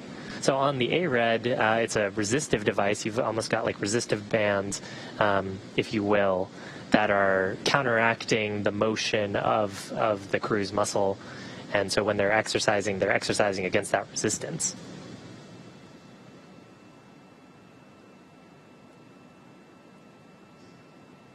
Some really pretty views from the interior of Dragon.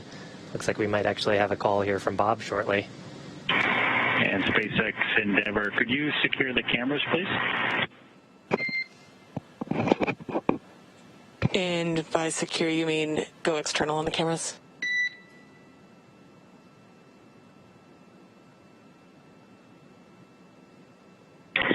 Yep, that would be great. Consider it in work.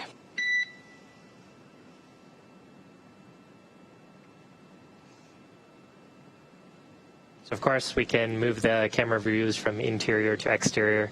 We saw a little bit of that earlier today when the crew were donning and doffing their suits, give them a little bit of privacy.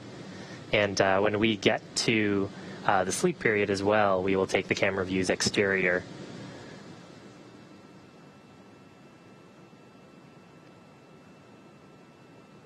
We've got an Ask NASA question from Dragon Jim. SpaceX cameras are external.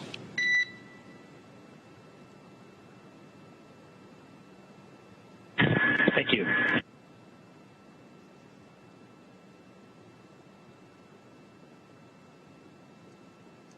This one's actually a fun Ask NASA question from Jim on whether Dragon will lose radio contact during the re-entry burn. And actually, so I think there's something interesting here. During the deorbit burn, which is that final burn, Dragon will not lose radio contact. However, when Dragon re-enters into the Earth's atmosphere, because of the compressive forces on the atmosphere, you end up getting heating on the air as Dragon sort of slams into the Earth's surface, and that heating gets high enough to turn that air into a plasma. Well, it also turns out that plasma is a very good conductor of electricity, so you end up creating sort of an electromagnetic shield around Dragon that is very hot but also blocks radio contact. And so during re-entry of spacecraft, we do expect to see a loss of communications or a communications blackout while that plasma buildup occurs. That'll last a few minutes, and then we'll expect to get communications back with the spacecraft. And we have another question, this one from Rachel, actually from Matthew, who is 13, who wants to know, how does the Dragon capsule attach and detach from the International Space Station? Well, we saw the full detachment today when it undocked from the space station, that separation occurring on time at 4:35 p.m. Pacific, 11:30 p.m. GMT. And when Dragon arrives at the International Space Station, there are a series of hooks that drive into the International Space Station's docking adapter and secure it to the vehicle. Additionally, there is an umbilical that attaches to the International Space Station and allows power to flow from the station into Crew Dragon. Today we saw the reversal of that. The 12 hooks around Dragon, there are 2 sets of 6. Those detached and that umbilical detached as well. And shortly after, there were 2 short pulses, small burns to help separate Dragon from its home for the past couple of months aboard the International Space Station. So it's a series of events, really, that help Dragon attach and detach from the station.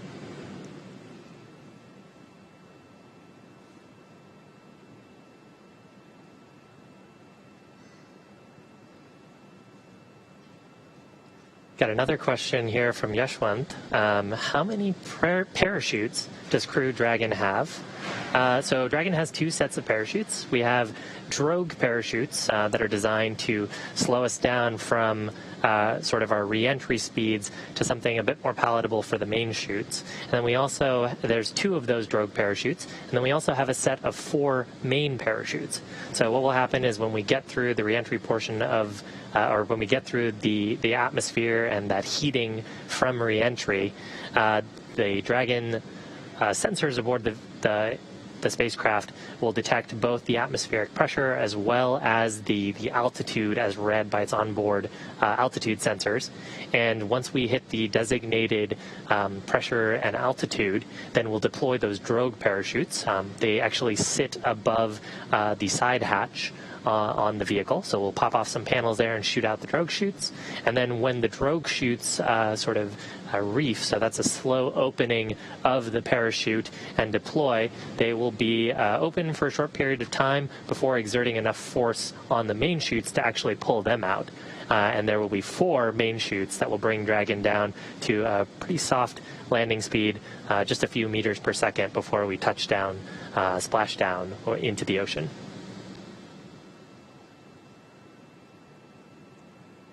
We have another question from Jamie asking, will Crew Dragon go into a museum after this mission, or will it be reused? Crew Dragon is designed for reusability, and so after splashdown, it will go to post-processing at a SpaceX facility in Florida. They will take a look at how the vehicle performed, and all of the things that we learned on this mission are going to help inform the steps for the next mission. This was a test mission called Demonstration Mission 2, and so all the things that we learned from the vehicle, any changes that need to be made, those will be implemented on future spacecraft, including for Crew 1, which is coming up in just a couple of months.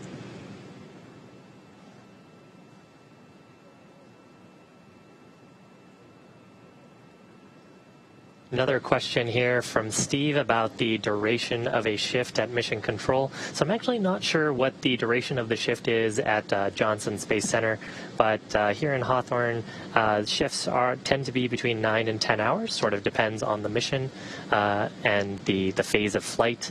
As we sort of talked about earlier, each of the phases, or each of the shifts specializes in a certain phase of the mission. So, for example, our phasing shift, if the duration needs to be pretty short because of the overall duration of the mission, they may not have a full 8-hour shift. So it really kind of depends, but somewhere between 8 and 10 hours is a good number. And it's about the same for Mission Control Houston. It is staffed 24 hours a day, 7 days a week, 365 days a year. So we actually have 3 orbits is what we call them. Orbit 1, Orbit 2, Orbit 3. And those people divide up the day and take care of everything going on the International Space Station.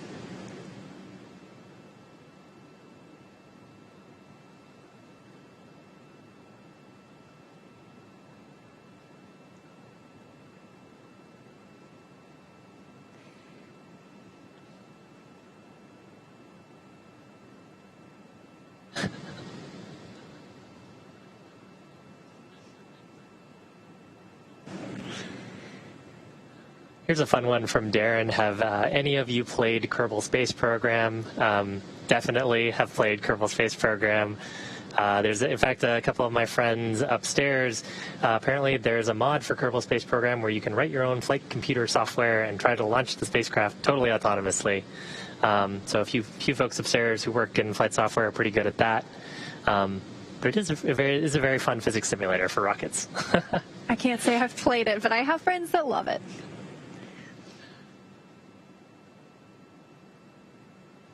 And another question, what happens to the Dragon trunk when it's released, and when will Crew Dragon Demo 1 trunk be removed from space?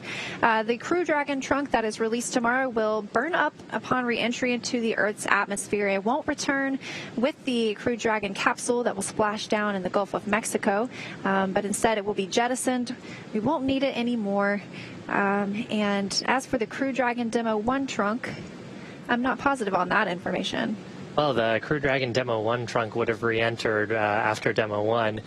Sort of the phasing of, or the time when the trunk is jettisoned happens, just let me double check my notes here, happens right before we perform our deorbit burn, but at that point you're actually in reasonable amounts of the Earth's atmosphere. So over time that picks up enough drag and would re-enter it by itself. Here's a question from Akash about what the Draco thrusters are powered by. So the Draco thrusters, and actually the Super Dracos as well, use a fuel called monomethylhydrazine and an oxidizer called nitrogen tetraoxide. They're referred to as a hypergolic propellant. So what that means is when you combine the two, they combust, and then of course we combust them in a converging diverging nozzle and are able to take the force created by that controlled explosion and use it to propel the spacecraft. Now on the Super Dracos, it's just a much higher flow rate of those two propellants into a slightly different nozzle structure, and so the higher flow rate allows us to get higher Gs, which allowed us to actually separate during our in-flight abort test from a Falcon 9 at maximum dynamic pressure, or the highest forces aerodynamically on the vehicle. This question from Nathan asks, this mission has 2 astronauts. Crew 1 and Crew 2 flights will have 4. Are there any plans to fly in the 7-seat configuration? Right now, NASA is focused on flying 4 crew members aboard the commercial Crew Dragon vehicle. At this time, there aren't plans to fly in the 7-seat configuration, but it's really nice to have that capability, and SpaceX may be able to use that in the future for other missions.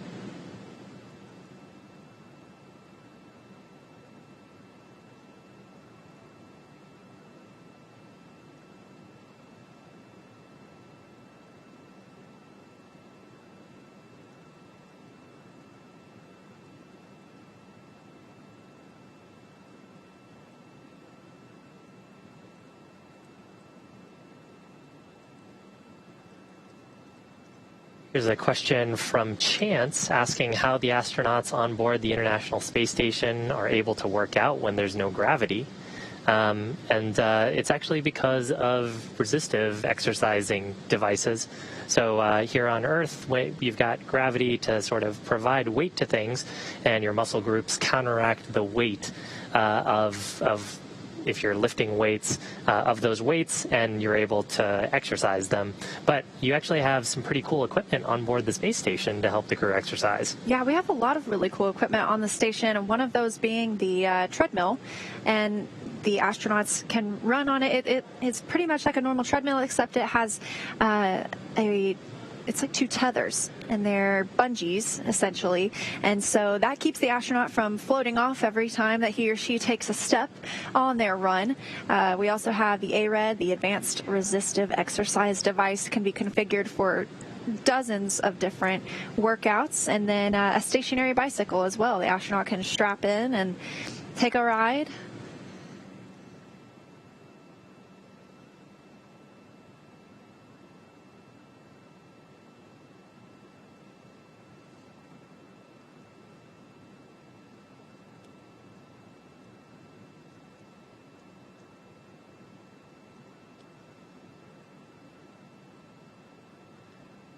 So I have a question here from Dewono. Is there any way we can view the panel in front of Crew Dragon that the crew are interacting with online? And actually, there is a way you can do that. There is a website, iss-sim.spacex.com, and it's actually running pretty much exactly the software that the crew are interfacing with, and you can use this to try your hand at manually piloting the Dragon spacecraft up to the International Space Station. I know a bunch of us gave this a try during the uphill portion of the mission, and I haven't met anyone yet who's done it on their first try. I thought it was going too slow, and so I walked away for a while and came back, and I had far surpassed the International Space Station. So it's a good thing that it's autonomous and I'm not piloting it. Of course, manual piloting being one of the capabilities that the Dragon spacecraft has. The crew can step in and perform manual translations and attitude maneuvers if they needed to. They can also do that if they needed to adjust locations of the port that they're attached to on the space station. So all parts of the capabilities of a pilot being able to fly the spacecraft. Another question, what kind of experiments are conducted on the International Space Station? It's a wide variety of experiments. And not only in the lab do these occur, we are also looking at how astronaut bodies react to the International Space Station and life for extended periods of time in microgravity. As we mentioned, Bob Behnken and Doug Hurley were able to spend 114 hours devoted toward science and research over the past couple of months, 63 days to be exact. One of the really interesting studies that I learned about was the capillary structures study. So this studies the use of different structures and containers to manage fluids and gases. And so what happened was Doug Hurley used fruit punch, and I didn't know this, but fruit punch physical properties are similar to urine. So he conducted a foam infill demonstration. So basically what he did was used a long tube from the bag of fruit punch into another container that had a block of white foam, and that may seem simple, but it helps researchers better understand capillary forces, and those are the small pushes and pulls that move a liquid through a tube. So the researchers are looking at how that foam holds liquid in microgravity, its resilience, and more, so that it could be potentially used on future spaceflight missions for water purification systems, and even here on the ground in water recovery systems and desalination plants. And it's just one of the examples of the way the research we do in space provides insight for life on Earth as well. Yeah, and I think something really interesting about what you mentioned there is capillary forces are very small relative to a lot of the other forces acting on them. So if you're trying to conduct an experiment like that on Earth, it's hard to do. You've got to try to construct an environment where you can try to account for the pull of gravity, trying to force all the fluid in a specific direction. Of course, in microgravity, you don't have that problem because everything is in a state of free fall, so you're able to better counteract some of those forces. So it helps you build much better models, which then allow us to do more precise engineering and scientific study here on Earth. Another Ask NASA question, how big is the International Space Station? It is pretty big. It is actually the size of a football field from end to end, solar arrays included, and the interior is the habitability space inside that our astronauts can actually float in and live in. It is about the same size as the interior of a 747 aircraft. We also like to say like a 6-bedroom house. They have a bay window. They have a space to eat and share meals together. They have, their own crew quarters, and their crew quarters are where they strap their sleeping bags and get to go to sleep at night. It's about the size of a small closet, so it's not big, but it's really all you need. And some people put up pictures in there and really make it their own while they are away from home.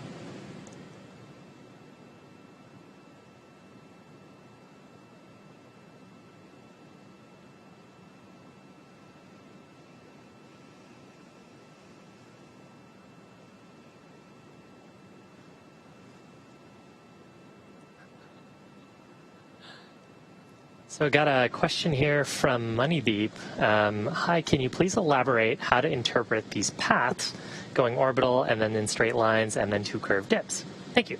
So I think what he might be got to read the whole question. I love it. So polite. I think what you're referring to are these graphics. So one way to interpret this is the distance to the International Space Station. And really what we're trying to convey here is that the spacecraft, both the International Space Station and Dragon, are on ellipses. And their ellipses are only the same when they're both attached to each other. When they separate from each other, what we're trying to capture is the apogee and the perigee, so the highest point and the lowest point, as well as capturing time.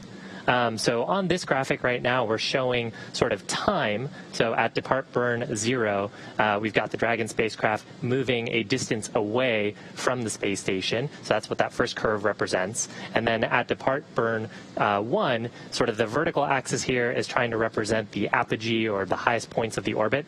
That is, Dragon is moving a little bit higher above the space station's orbit. And moving away from it. Then, as we were talking about earlier, because of orbital mechanics, going into a higher orbit and the sort of interaction between centripetal force and gravitational force, spacecraft that are further out will go slower on their orbits. So as we go into a higher orbit, represented as the sort of the up-down direction on this photo, we'll end up falling behind the International Space Station. At the time that we perform departure burn 2. Now, at departure burn 2, we're actually reducing the overall apogee and perigee of the spacecraft to get into a point where we're about 10 kilometers below the space station. And again, because of how speeds in ellipses around orbits work, we'll end up speeding up and sort of moving ahead of the space station. Finally, there is shown the departure phasing burn. So what those two burns are showing, and you can actually kind of tell from the dashed line there, is just trying to show that the apogee and perigee of Dragon over time is moving up and down until we actually do that final deorbit burn. And that deorbit burn isn't actually a direct drop into the atmosphere, but it puts us onto an ellipse that will land us close to our targeted landing site near Pensacola, Florida. So hopefully that gives a little bit of an explainer of how to interpret these charts. I know the first time I saw one of these in my own training, I had no idea how to read it.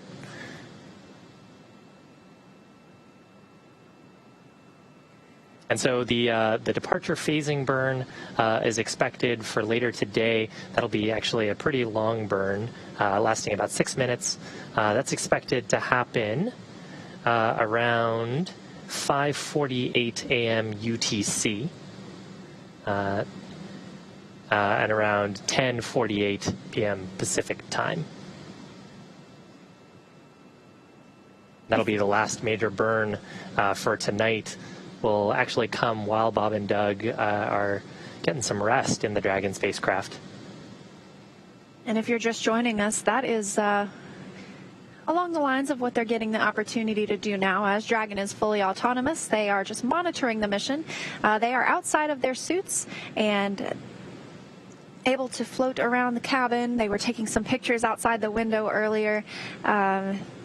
The astronauts are well on their way home after a successful undocking and departure earlier today. We saw that departure happen on time, with separation occurring at 4:35 p.m. Pacific, 11:35 p.m. GMT, the time that we use aboard the International Space Station. And that was farewell from 63 days aboard the International Space Station for Crew Dragon, undocking from the Node 2 forward port and beginning its journey home. With that, just a couple more departure burns, or excuse me, just the phasing burn to go for today. Finish those burns with the Draco thrusters, the forward bulkhead thrusters, to get us into our right co-elliptical orbits, which will then put us in the right opportunity for those landing sites in the Gulf of Mexico. And of course, the ground teams and the recovery teams have been monitoring the weather out there with Hurricane Isaias. Luckily, the hurricane moving away from the intended landing sites and leaving some pretty nice weather. The weather teams, really the recovery teams, monitoring the surface wave heights, the slope of those waves, and including the wind speeds as well as rain and lightning strikes in the area, all things that would reduce the likelihood of a successful recovery of the vehicle. So so far, weather is looking nice and clear, everything well within margins and the flight rules for recovery. And currently inside the Dragon capsule are Bob Behnken and Doug Hurley. Coming up next for them in about 30 minutes will be their crew pre-sleep time period. That means they'll get the chance to relax, conduct any of the last activities they want to do before time for them to get a little sleep. We're looking at about an 8-hour sleep period for them tonight. And it'll be after they go to sleep tonight that that phasing burn will be conducted. As we mentioned earlier, this is a fully autonomous vehicle, so the crew doesn't need to be awake to press any buttons and send that command. The vehicle will conduct it on its own. It's pre-programmed into Crew Dragon, so hopefully they sleep right through it. Actually, that's a great capability to have on the vehicle that allows them to get synced up with the events for tomorrow, because the spacecraft can handle those steps automatically. And really, the ground teams as well don't really have that much by way of actions that they need to perform for those burns. We perform no-go, go, or go-no-go criteria evaluation of the spacecraft health and systems, but if the spacecraft is ready to perform the burn and we see no issue to stop the burn, Dragon will perform it automatically.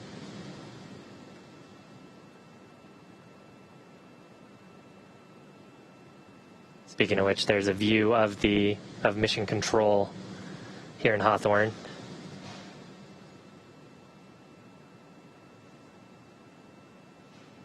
In that room, a number of specialists who focus on various different subsystems on the spacecraft, including folks who are focused on the health of the crew aboard.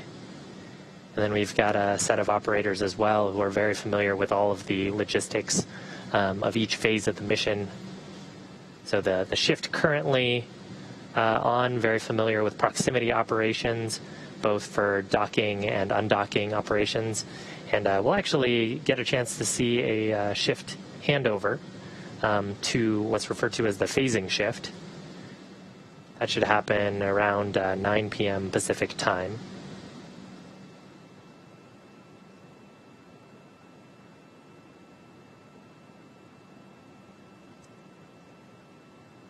So 9 p.m. Pacific time, around 4 a.m.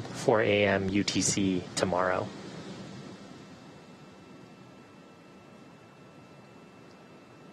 Keep sending in your questions using the hashtag AskNASA. You can submit those on Twitter and tune into the broadcast to see if they are answered. We have one from Tony asking how long the other crew members will be at the International Space Station.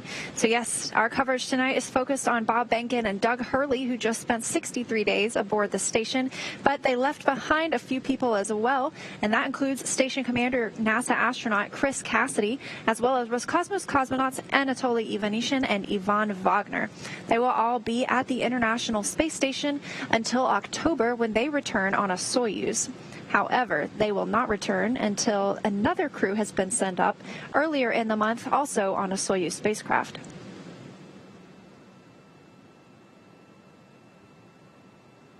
Right now, actually, so Dragon and the International Space Station are flying in a roughly co-elliptic orbit, meaning that Dragon is just a little bit below the space station in terms of altitude.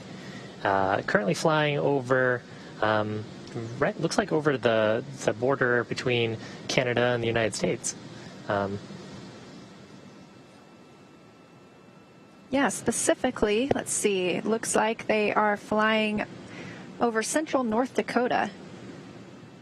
And they're also crossing into an orbital nighttime, so it's that entering one of those sunset periods that they see every 90 minutes.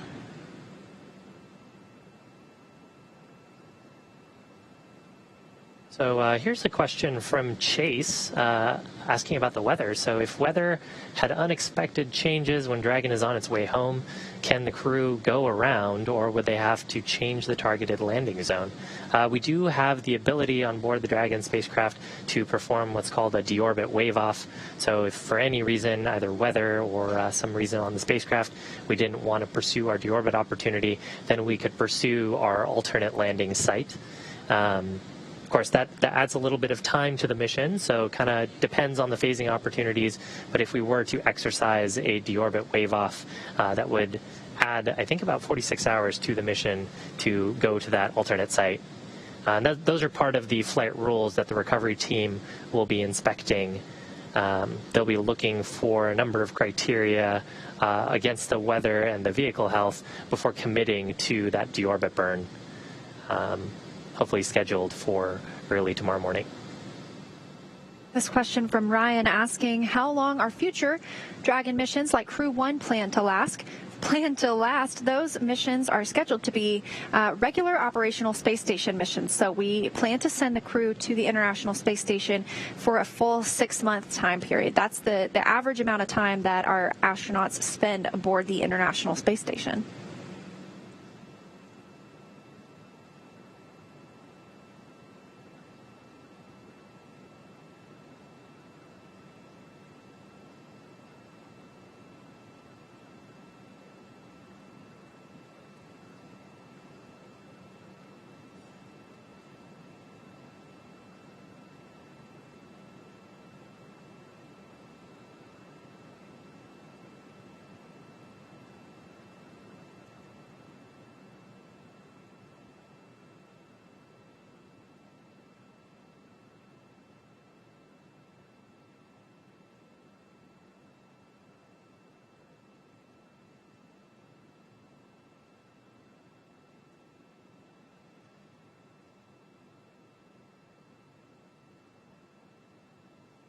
So if you're just joining us, we're in between a couple of burns. We've had a really busy day. And actually, the crew aboard Dragon have also had a pretty busy day. Everything sort of started earlier today with the go, no-go for weather, and we were go for undock opportunities. With that, Bob and Doug ended up entering the capsule. They packed a bunch of powered cargo as well as soft cargo into Dragon's cabin volume. Then we stepped through ingress of the Dragon vehicle, as well as closure of a number of hatches, both on the Dragon spacecraft as well as on the International Space Station. We spent about an hour doing a depressurization check of the vestibule, so that's the volume between the Dragon forward hatch and the space station pressurized mating adapter. And then at 4:34 p.m. Pacific time, 11:34 p.m. UTC, or Greenwich Mean Time, Dragon undocked from the space station after performing some reconfigurations, had 2 short undocking burns that then set us up for a few more burns to separate our trajectory from the space station.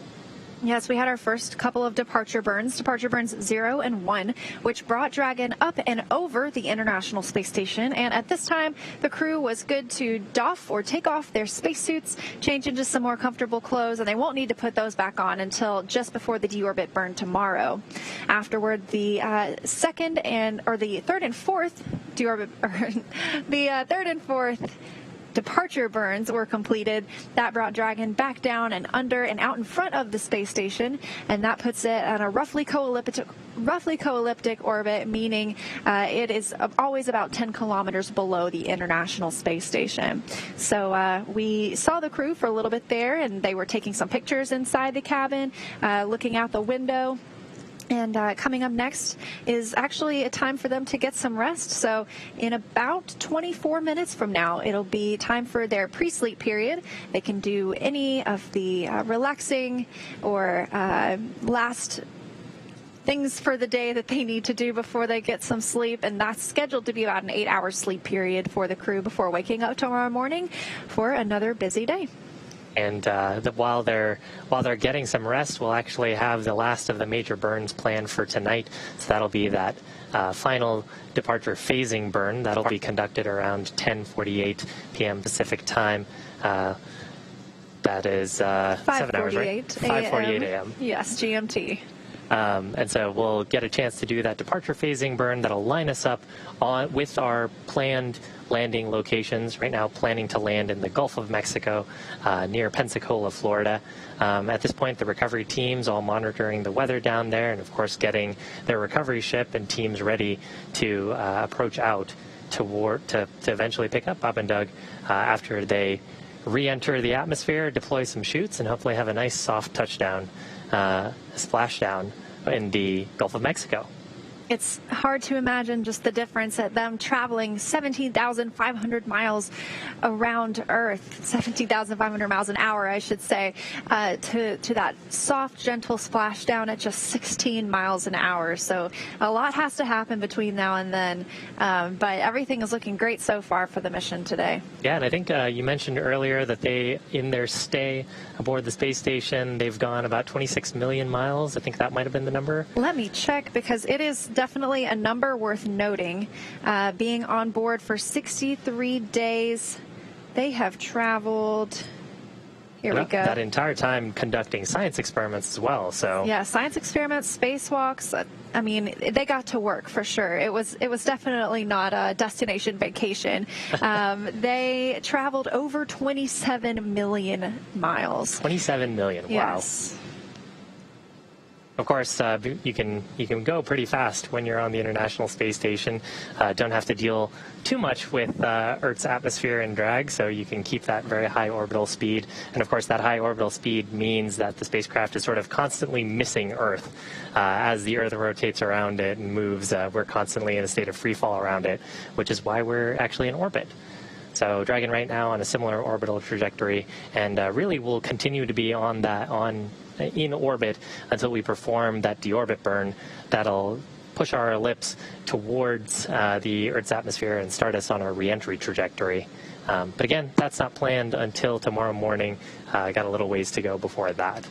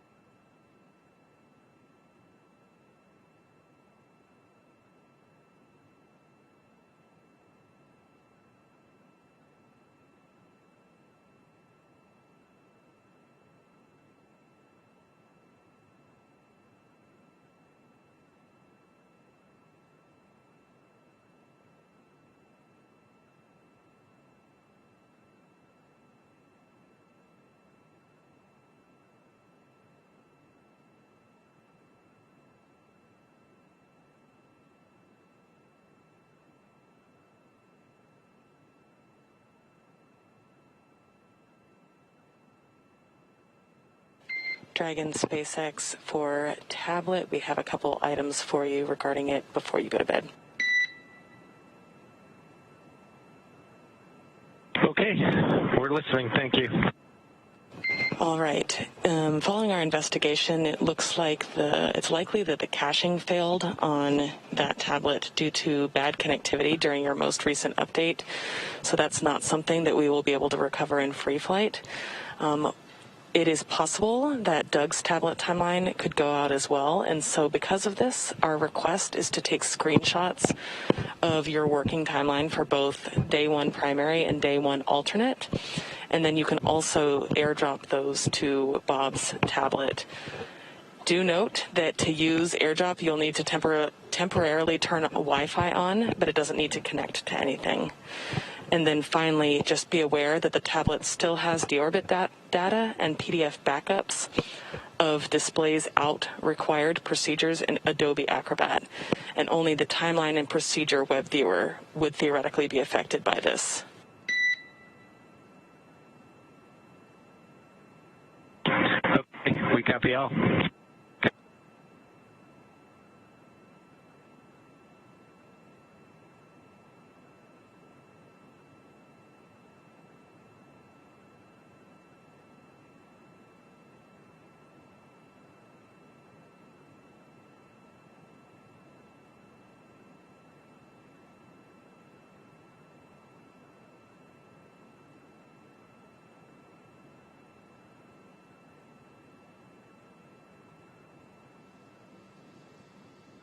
And you just heard the CORE, the Crew Operations Responsible Engineer, here at Mission Control in Hawthorne, which is the view you have right now, speaking with the crew aboard the Crew Dragon Endeavour, talking a little bit more about troubleshooting that timeline that Doug Hurley wasn't able to pull up on his screen, and which is okay. You know, the crew members are not flying the vehicle; it's an autonomous flight, and so they're just going to work around that and be able to look at it on the other tablet that's available. That's right. The crew members have a couple of different tablets aboard. They've got some hard copies of the procedures if we were to have the displays go down. They've also got some reference material that is available to them in a variety of different ways. This just being a slight glitch with the timeline application, which does appear to be working correctly on Doug's tablet. So just getting some contingency words to the crew for a backup to a backup. And we'll be looking for the crew to enter that pre-sleep period about 13 minutes from now. And then afterward, they'll spend about an hour in that time period before they get a chance to go to sleep.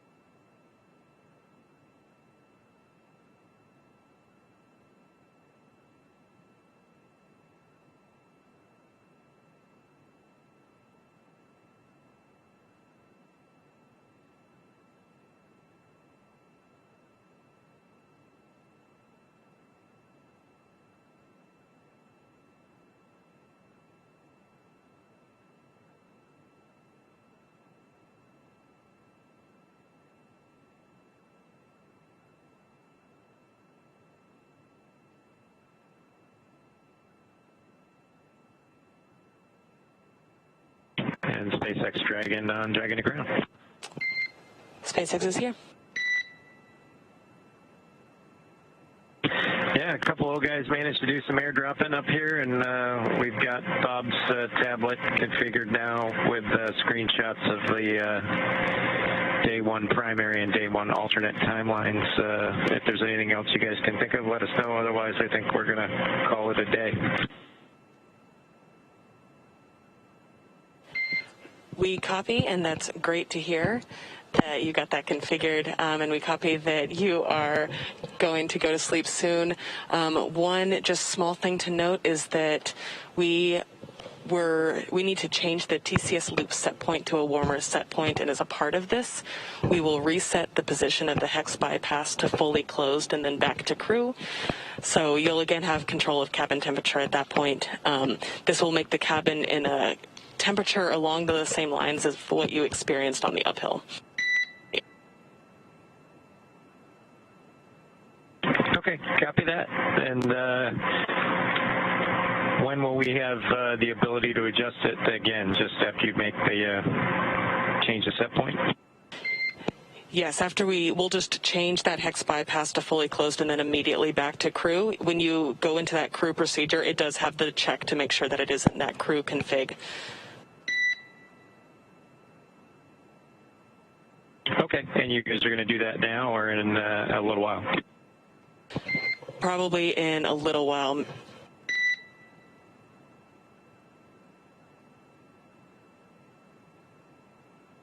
Okay, copy that. Well, if for some reason we get into it, that procedure, need to warm it up or cool it off, we'll just check and make sure it's under the crew control part there in the procedure. Otherwise, we won't mess with it. Sounds good. And I got a slightly closer estimate of probably around an hour and a half from now. We'll be commanding that. Okay, sounds good. Thank you. And good night from Endeavor. Good night. It is great to support you today. You will be woken up by Jay in the morning, so have a great sleep. Thanks, Anna. It was great to talk to you, and congratulations once again. And say hi to Brian for us. It was great talking to him on station, getting set for this, and really appreciate all the work to get us undocked and in free flight and set up for our splashdown tomorrow. Really appreciate it. Everybody have a good night. Absolutely. It's been our pleasure. Good night.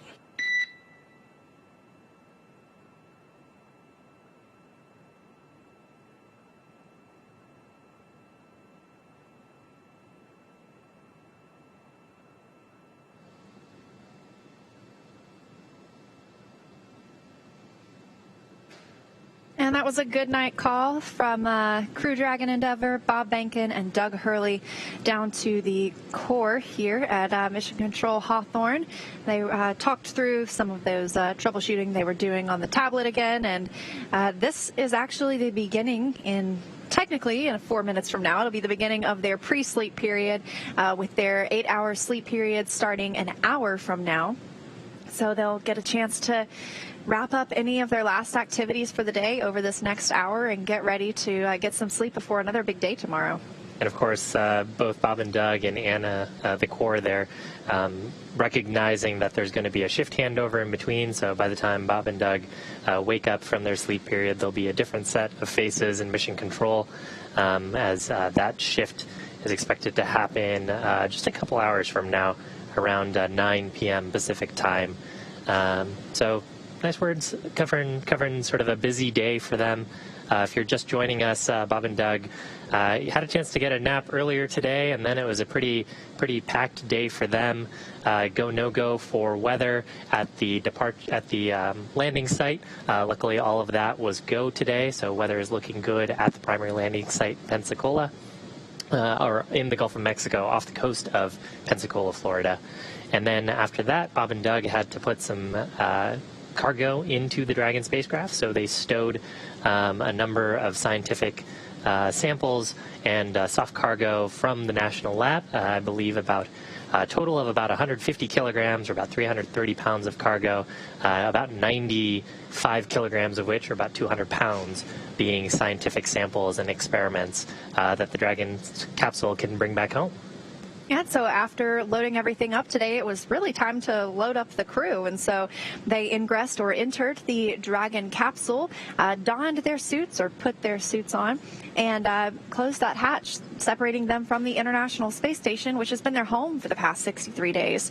And once they did that, it was Chris Cassidy's turn on the space station side to close the A-Pass hatch, and that secured the area, meaning that it was time for them to depressurize the vestibule, which is the space between those two hatches. And they brought that down to as close to a vacuum as they could possibly go in preparation for that departure, and we saw that separation occur on time at 4:35 p.m. Pacific, 11:30 p.m. GMT earlier today.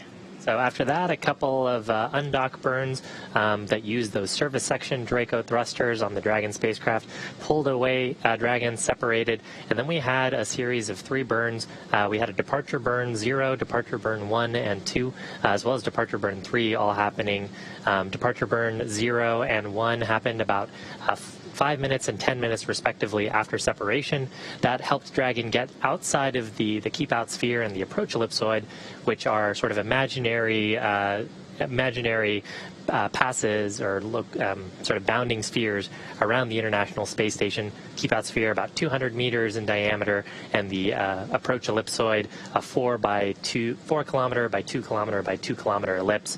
All of that is really designed to help the flight control teams here in Hawthorne as well as in Johnson Space Center coordinate spacecraft that are performing operations in proximity to the International Space Station. After that, we had the departure burn number 2 and number 3, which got Dragon into its current co-elliptic orbit with the International Space Station, with its altitude being about 10 kilometers below the National Laboratory.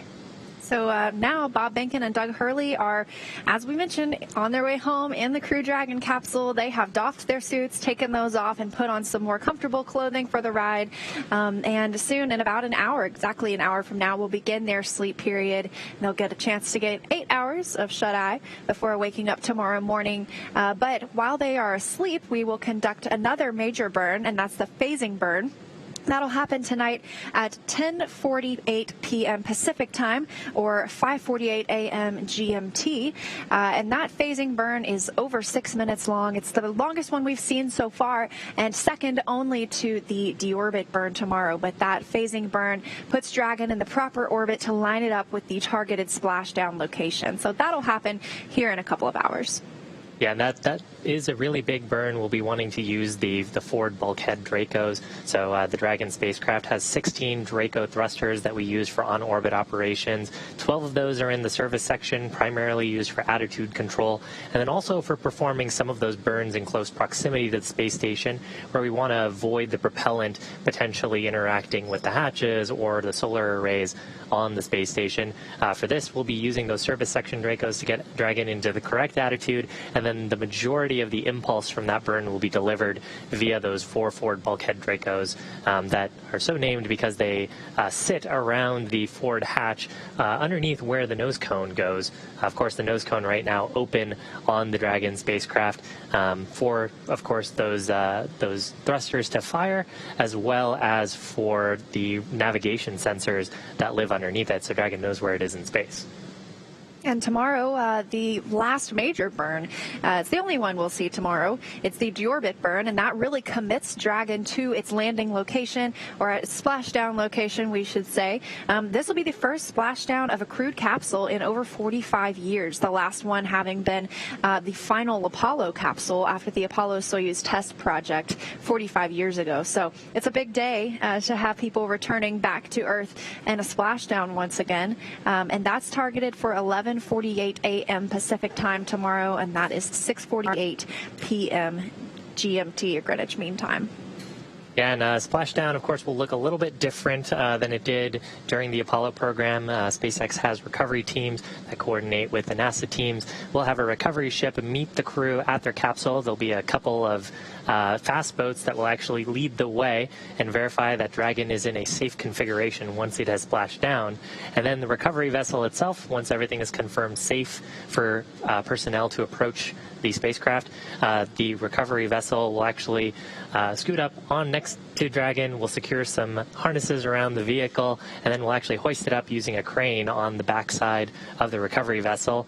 Then Dragon will be secured in. The folks on board the recovery vessel will help the crew outside of the spacecraft, give them a quick medical check, and then they'll get a helicopter ride back to Florida. And then from there, they'll take a trip back onto Ellington, Texas. Yeah, they'll make it back to Houston tomorrow.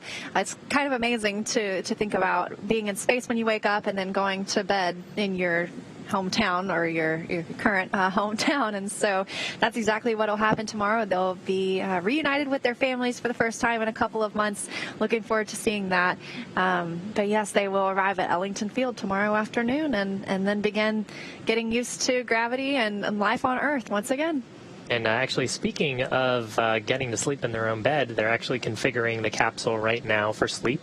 So the Dragon spacecraft has a number of windows that let you see outside, which is fantastic, and we saw some cool views of that during the uphill portion of the mission. But of course, as Dragon is moving around the Earth, you go in and out of the Earth's shadow, and you get the full brightness of the sun, which can be pretty disruptive to your circadian rhythm.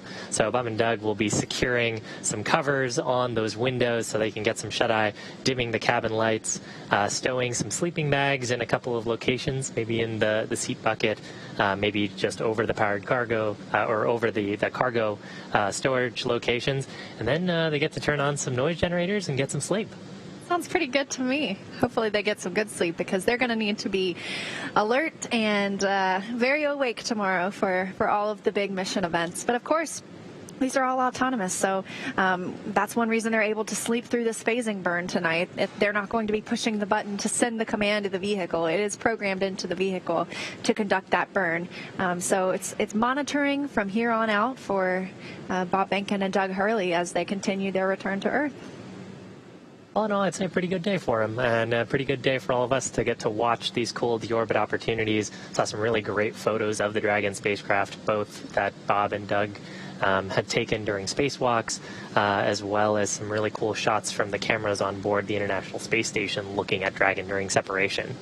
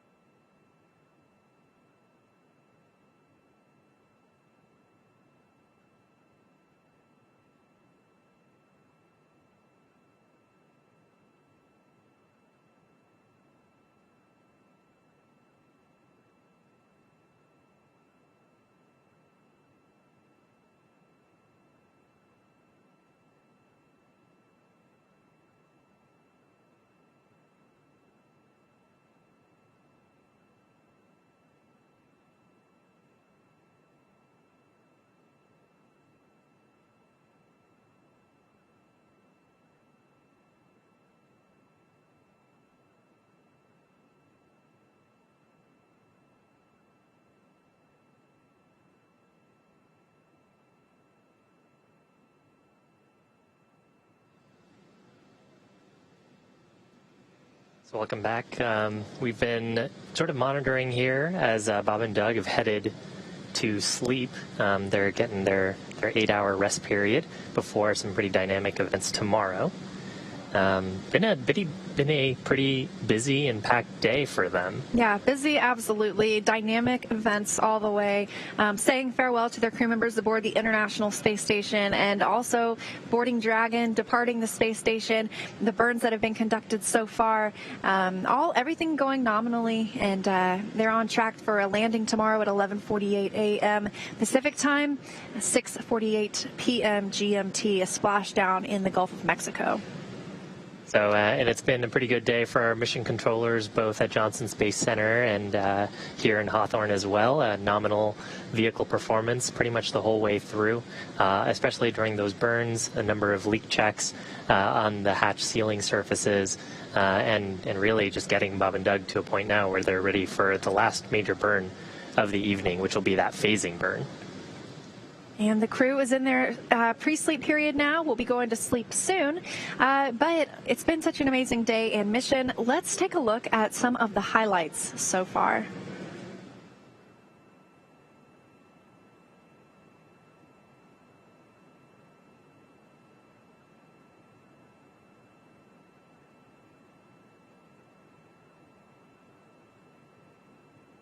Return American astronauts to the International Space Station from American soil for the first time since the retirement of the space shuttle, last flown nearly 9 years ago. But if all goes well today, we will mark a new first in NASA's storied history and usher in the commercial crew era of American spaceflight. And we are looking at a live picture now of Bob Behnken and Doug Hurley walking down that hallway in the astronaut crew quarters. We just saw Doug wave at the screen, and they're just turning the corner, getting inside that elevator. And this, you can't see it from here, but there is a banner hanging there. You can kind of see it in the back. There's a banner hanging on the wall of the elevator with the signatures of all the people who worked on this mission. So it was really important for them to hang that up in there so Bob and Doug could see it. And there the doors are opening. Here they come. And there they are, NASA astronauts. Small crowd, but big cheers. NASA astronauts Bob Behnken and Doug Hurley, Doug on the left, Bob on the right, waving to the crowd there to cheer them on.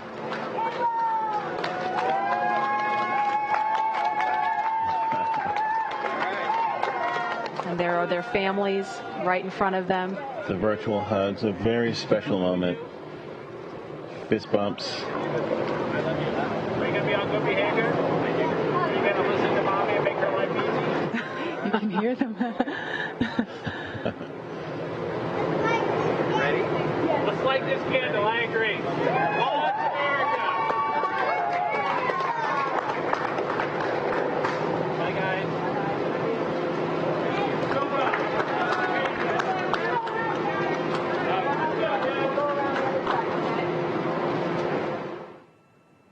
And there it is. That shot really gives you a sense of the scale of the Falcon 9 rocket. Those Teslas look teeny, teeny, tiny, making their way up there. Yeah, really cool watching the Teslas pull up, driving on the launch pad just a few feet away from the vehicle. This is awesome and getting really excited over here. Core on countdown 1 at 2 hours, 57 minutes. The crew has arrived at the pad on schedule. There they are, taken in the sight, craning to see the top of the Falcon 9 rocket. Core on countdown 1 at T-minus 2 hours and 46 minutes. The crew has arrived at the White Room and its ingress is in progress on schedule. And as they climb into Dragon, they will buckle themselves in and attach their umbilicals to their suits. And as you can see, the suit techs are there to help them get buckled and settled into those seats. And we can see the seats slowly start to rotate. Again, they're in this down position just to make it easier to climb in and out of Dragon. They'll rotate to this launch position to put their backs a little bit more parallel to the ground. It makes taking the G-force a little bit easier for the crew on the way uphill, but most importantly, positions those touchscreens directly in front of them, which is just their gateway into Dragon. Dragon SpaceX seats are in the launch position. We copy. Dragon, SpaceX, go for launch. SpaceX Dragon, we're go for launch. Let's light this candle. 10, 9, 8, 7, 6, 5, 4, 3, 2, 1, 0. Ignition. Liftoff of the Falcon 9 and Crew Dragon. Go NASA. Go SpaceX. Godspeed, Bob and Doug. America has launched. And so rises a new era of American spaceflight, and with it the ambitions of a new generation continuing the dream. 20 seconds into flight, stage 1 propulsion is nominal.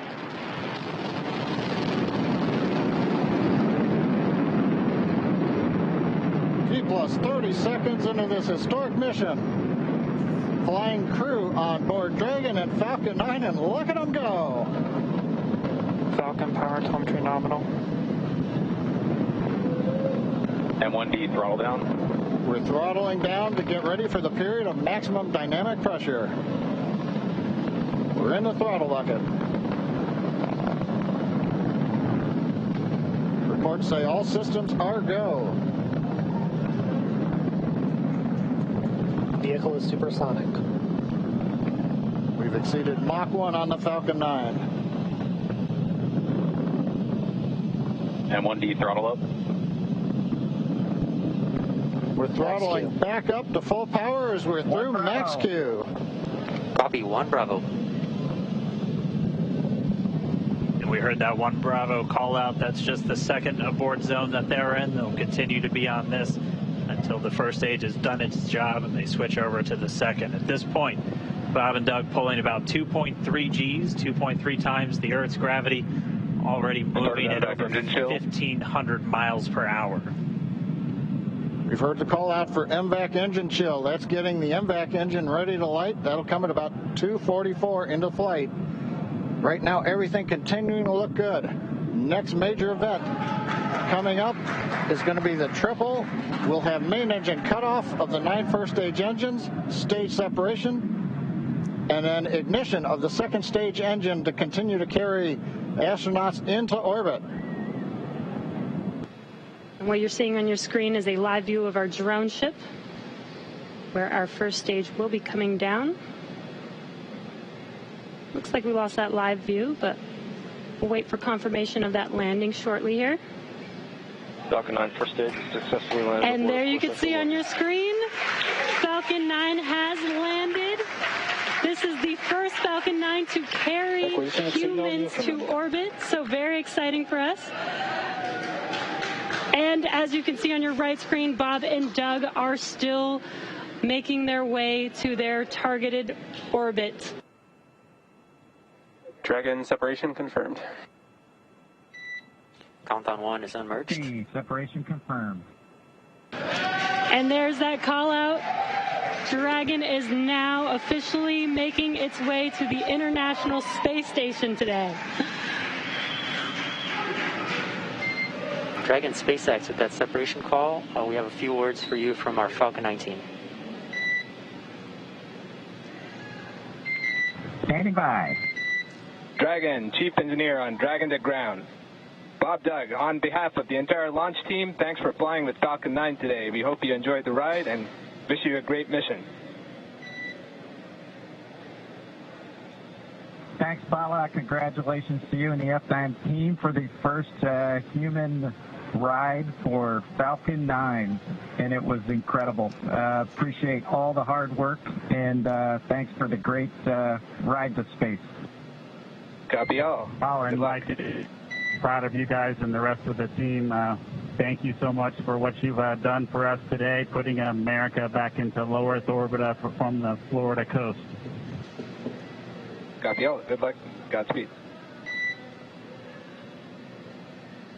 Without further ado, we would like to welcome you aboard Capsule Endeavour. We chose Endeavour for a few reasons. One, because of this incredible Endeavour NASA, SpaceX, and the United States has been on since the end of the shuttle program back in 2011. The other reason we named it Endeavour is a little more personal to Bob and I.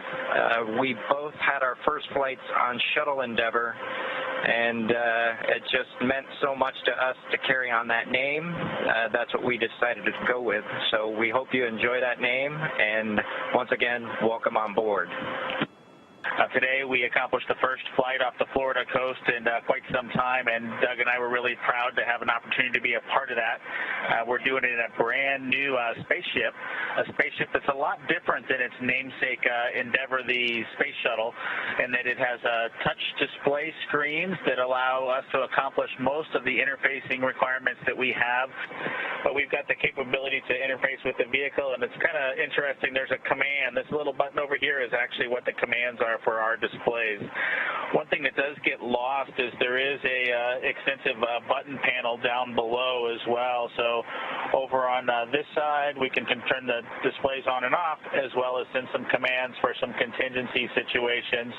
On the other side, we have the ability to deploy chutes and things like that on entry. So we do have some buttons, but the primary interface is these displays. So nice, new, modern cockpit that we've got for our compared to our namesake, the Space Shuttle Endeavour. And I'm guessing it was the first time a space vehicle was flown with a touchscreen before. So we got that going for us.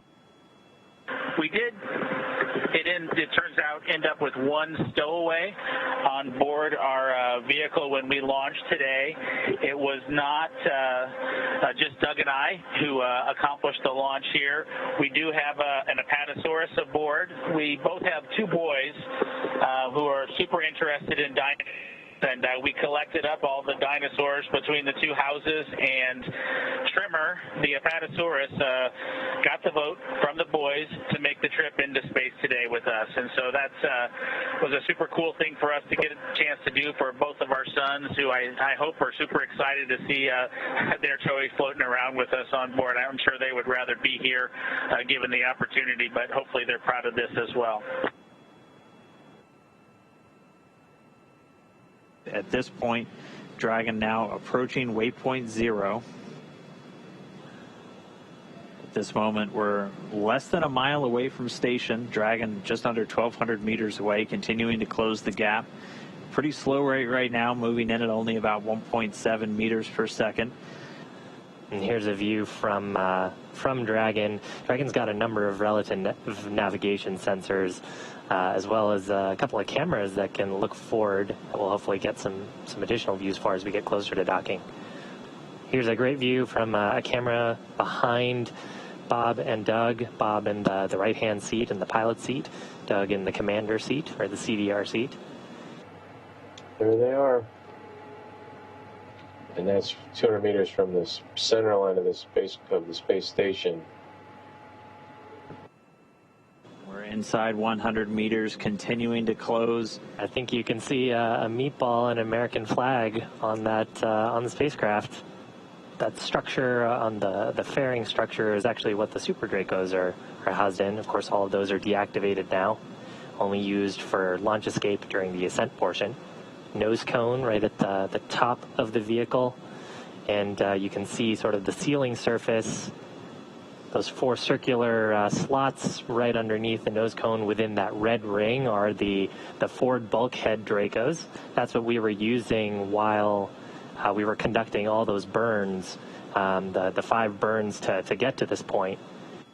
SpaceX Dragon on the big loop. Our visors are down. Visors down. They are. Copy, visors down. They're sitting right there, 20 meters from the docking port. One more view. SpaceX station Dragon on the big loop. We are inbound from approach 2. Copy, inbound. Mission copy. Dragon closing in. We're inside 20 meters. And yeah, that crew hands-off point should come up in about 3 minutes or so. Right before we get that final docking, it comes about 20 seconds prior.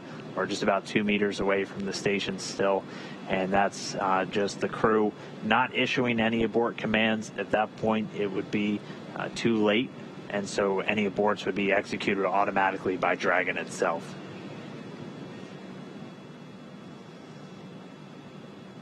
Two meters.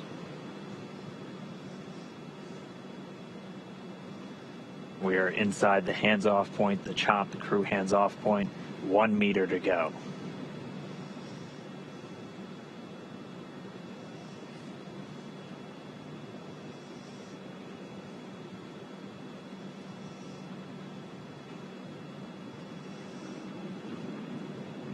Soft capture complete. Dragon soft capture confirmed. Stand by for retraction and docking.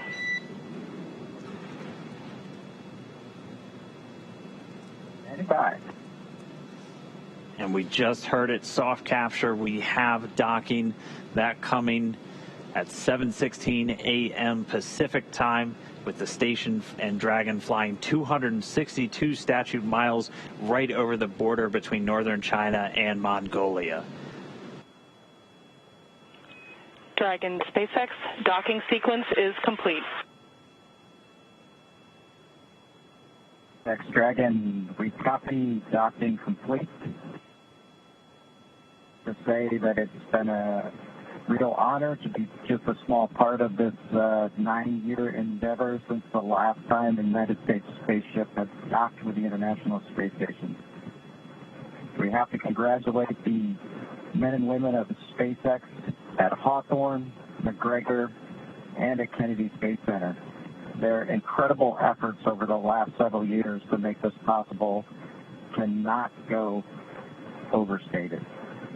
I'd also like to thank Kathy Leaders and her team of the Commercial Crew Program of NASA. An outstanding job by everyone. Last, I'd like to thank the men and women of the National Aeronautics and Space Agency. This is an incredible time to be at NASA. 3 new vehicles to be flown, continuing mission in low Earth orbit, and then to the moon and Mars. We thank you again and congratulate you.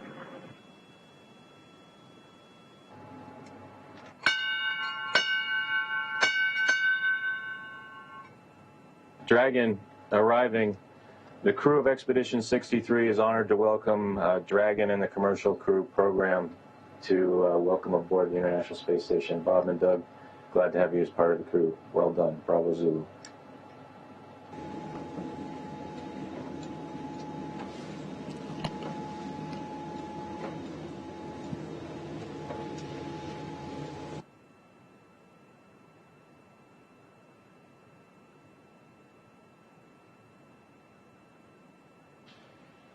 We have Bob Behnken from SpaceX Demo 2 mission entering the International Space Station.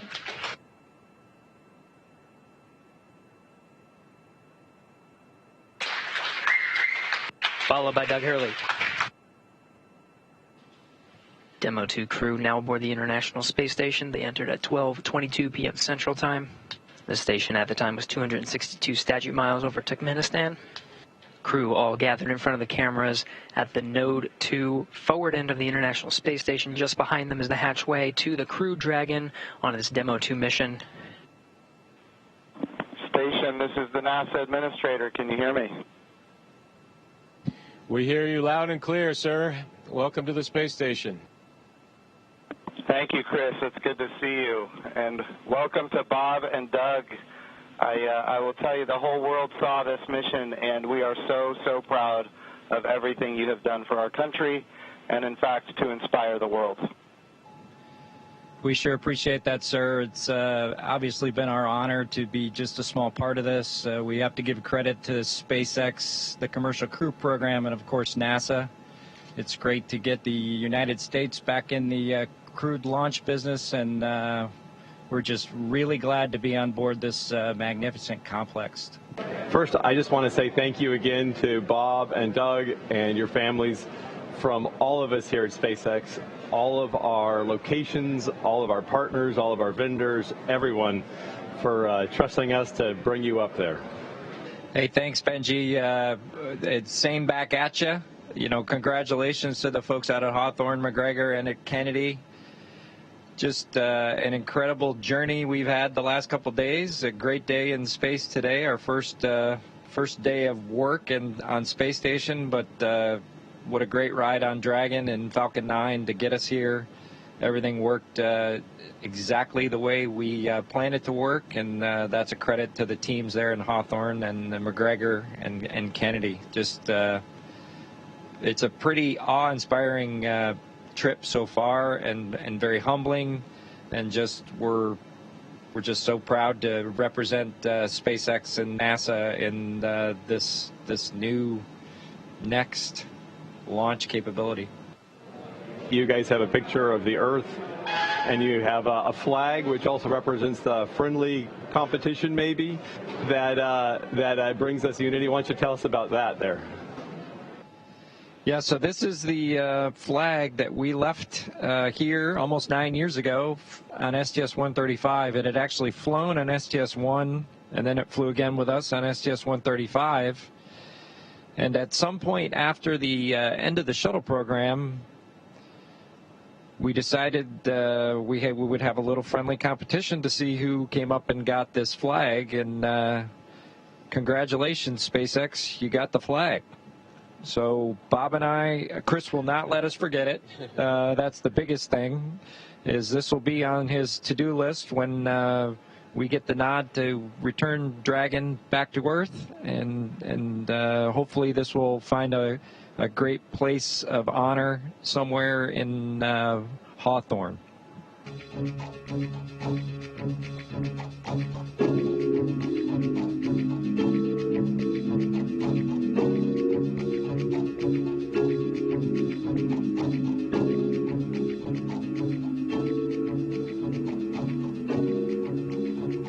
Everyone at NASDAQ is thrilled that you're able to join us here today virtually as we get set to ring today's opening bell.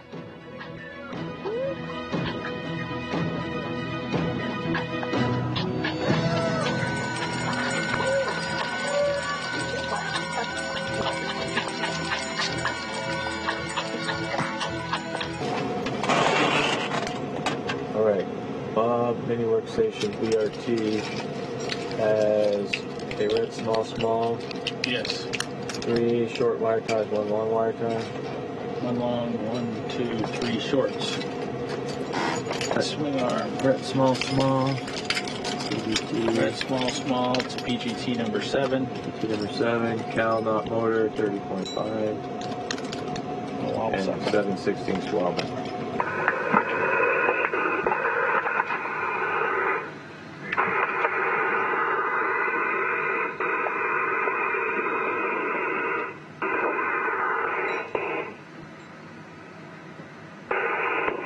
Hey Bob, your helmet is locked. Just check out all your stuff, make sure you're good. The thermal cover is open. I'm egressing. We copy.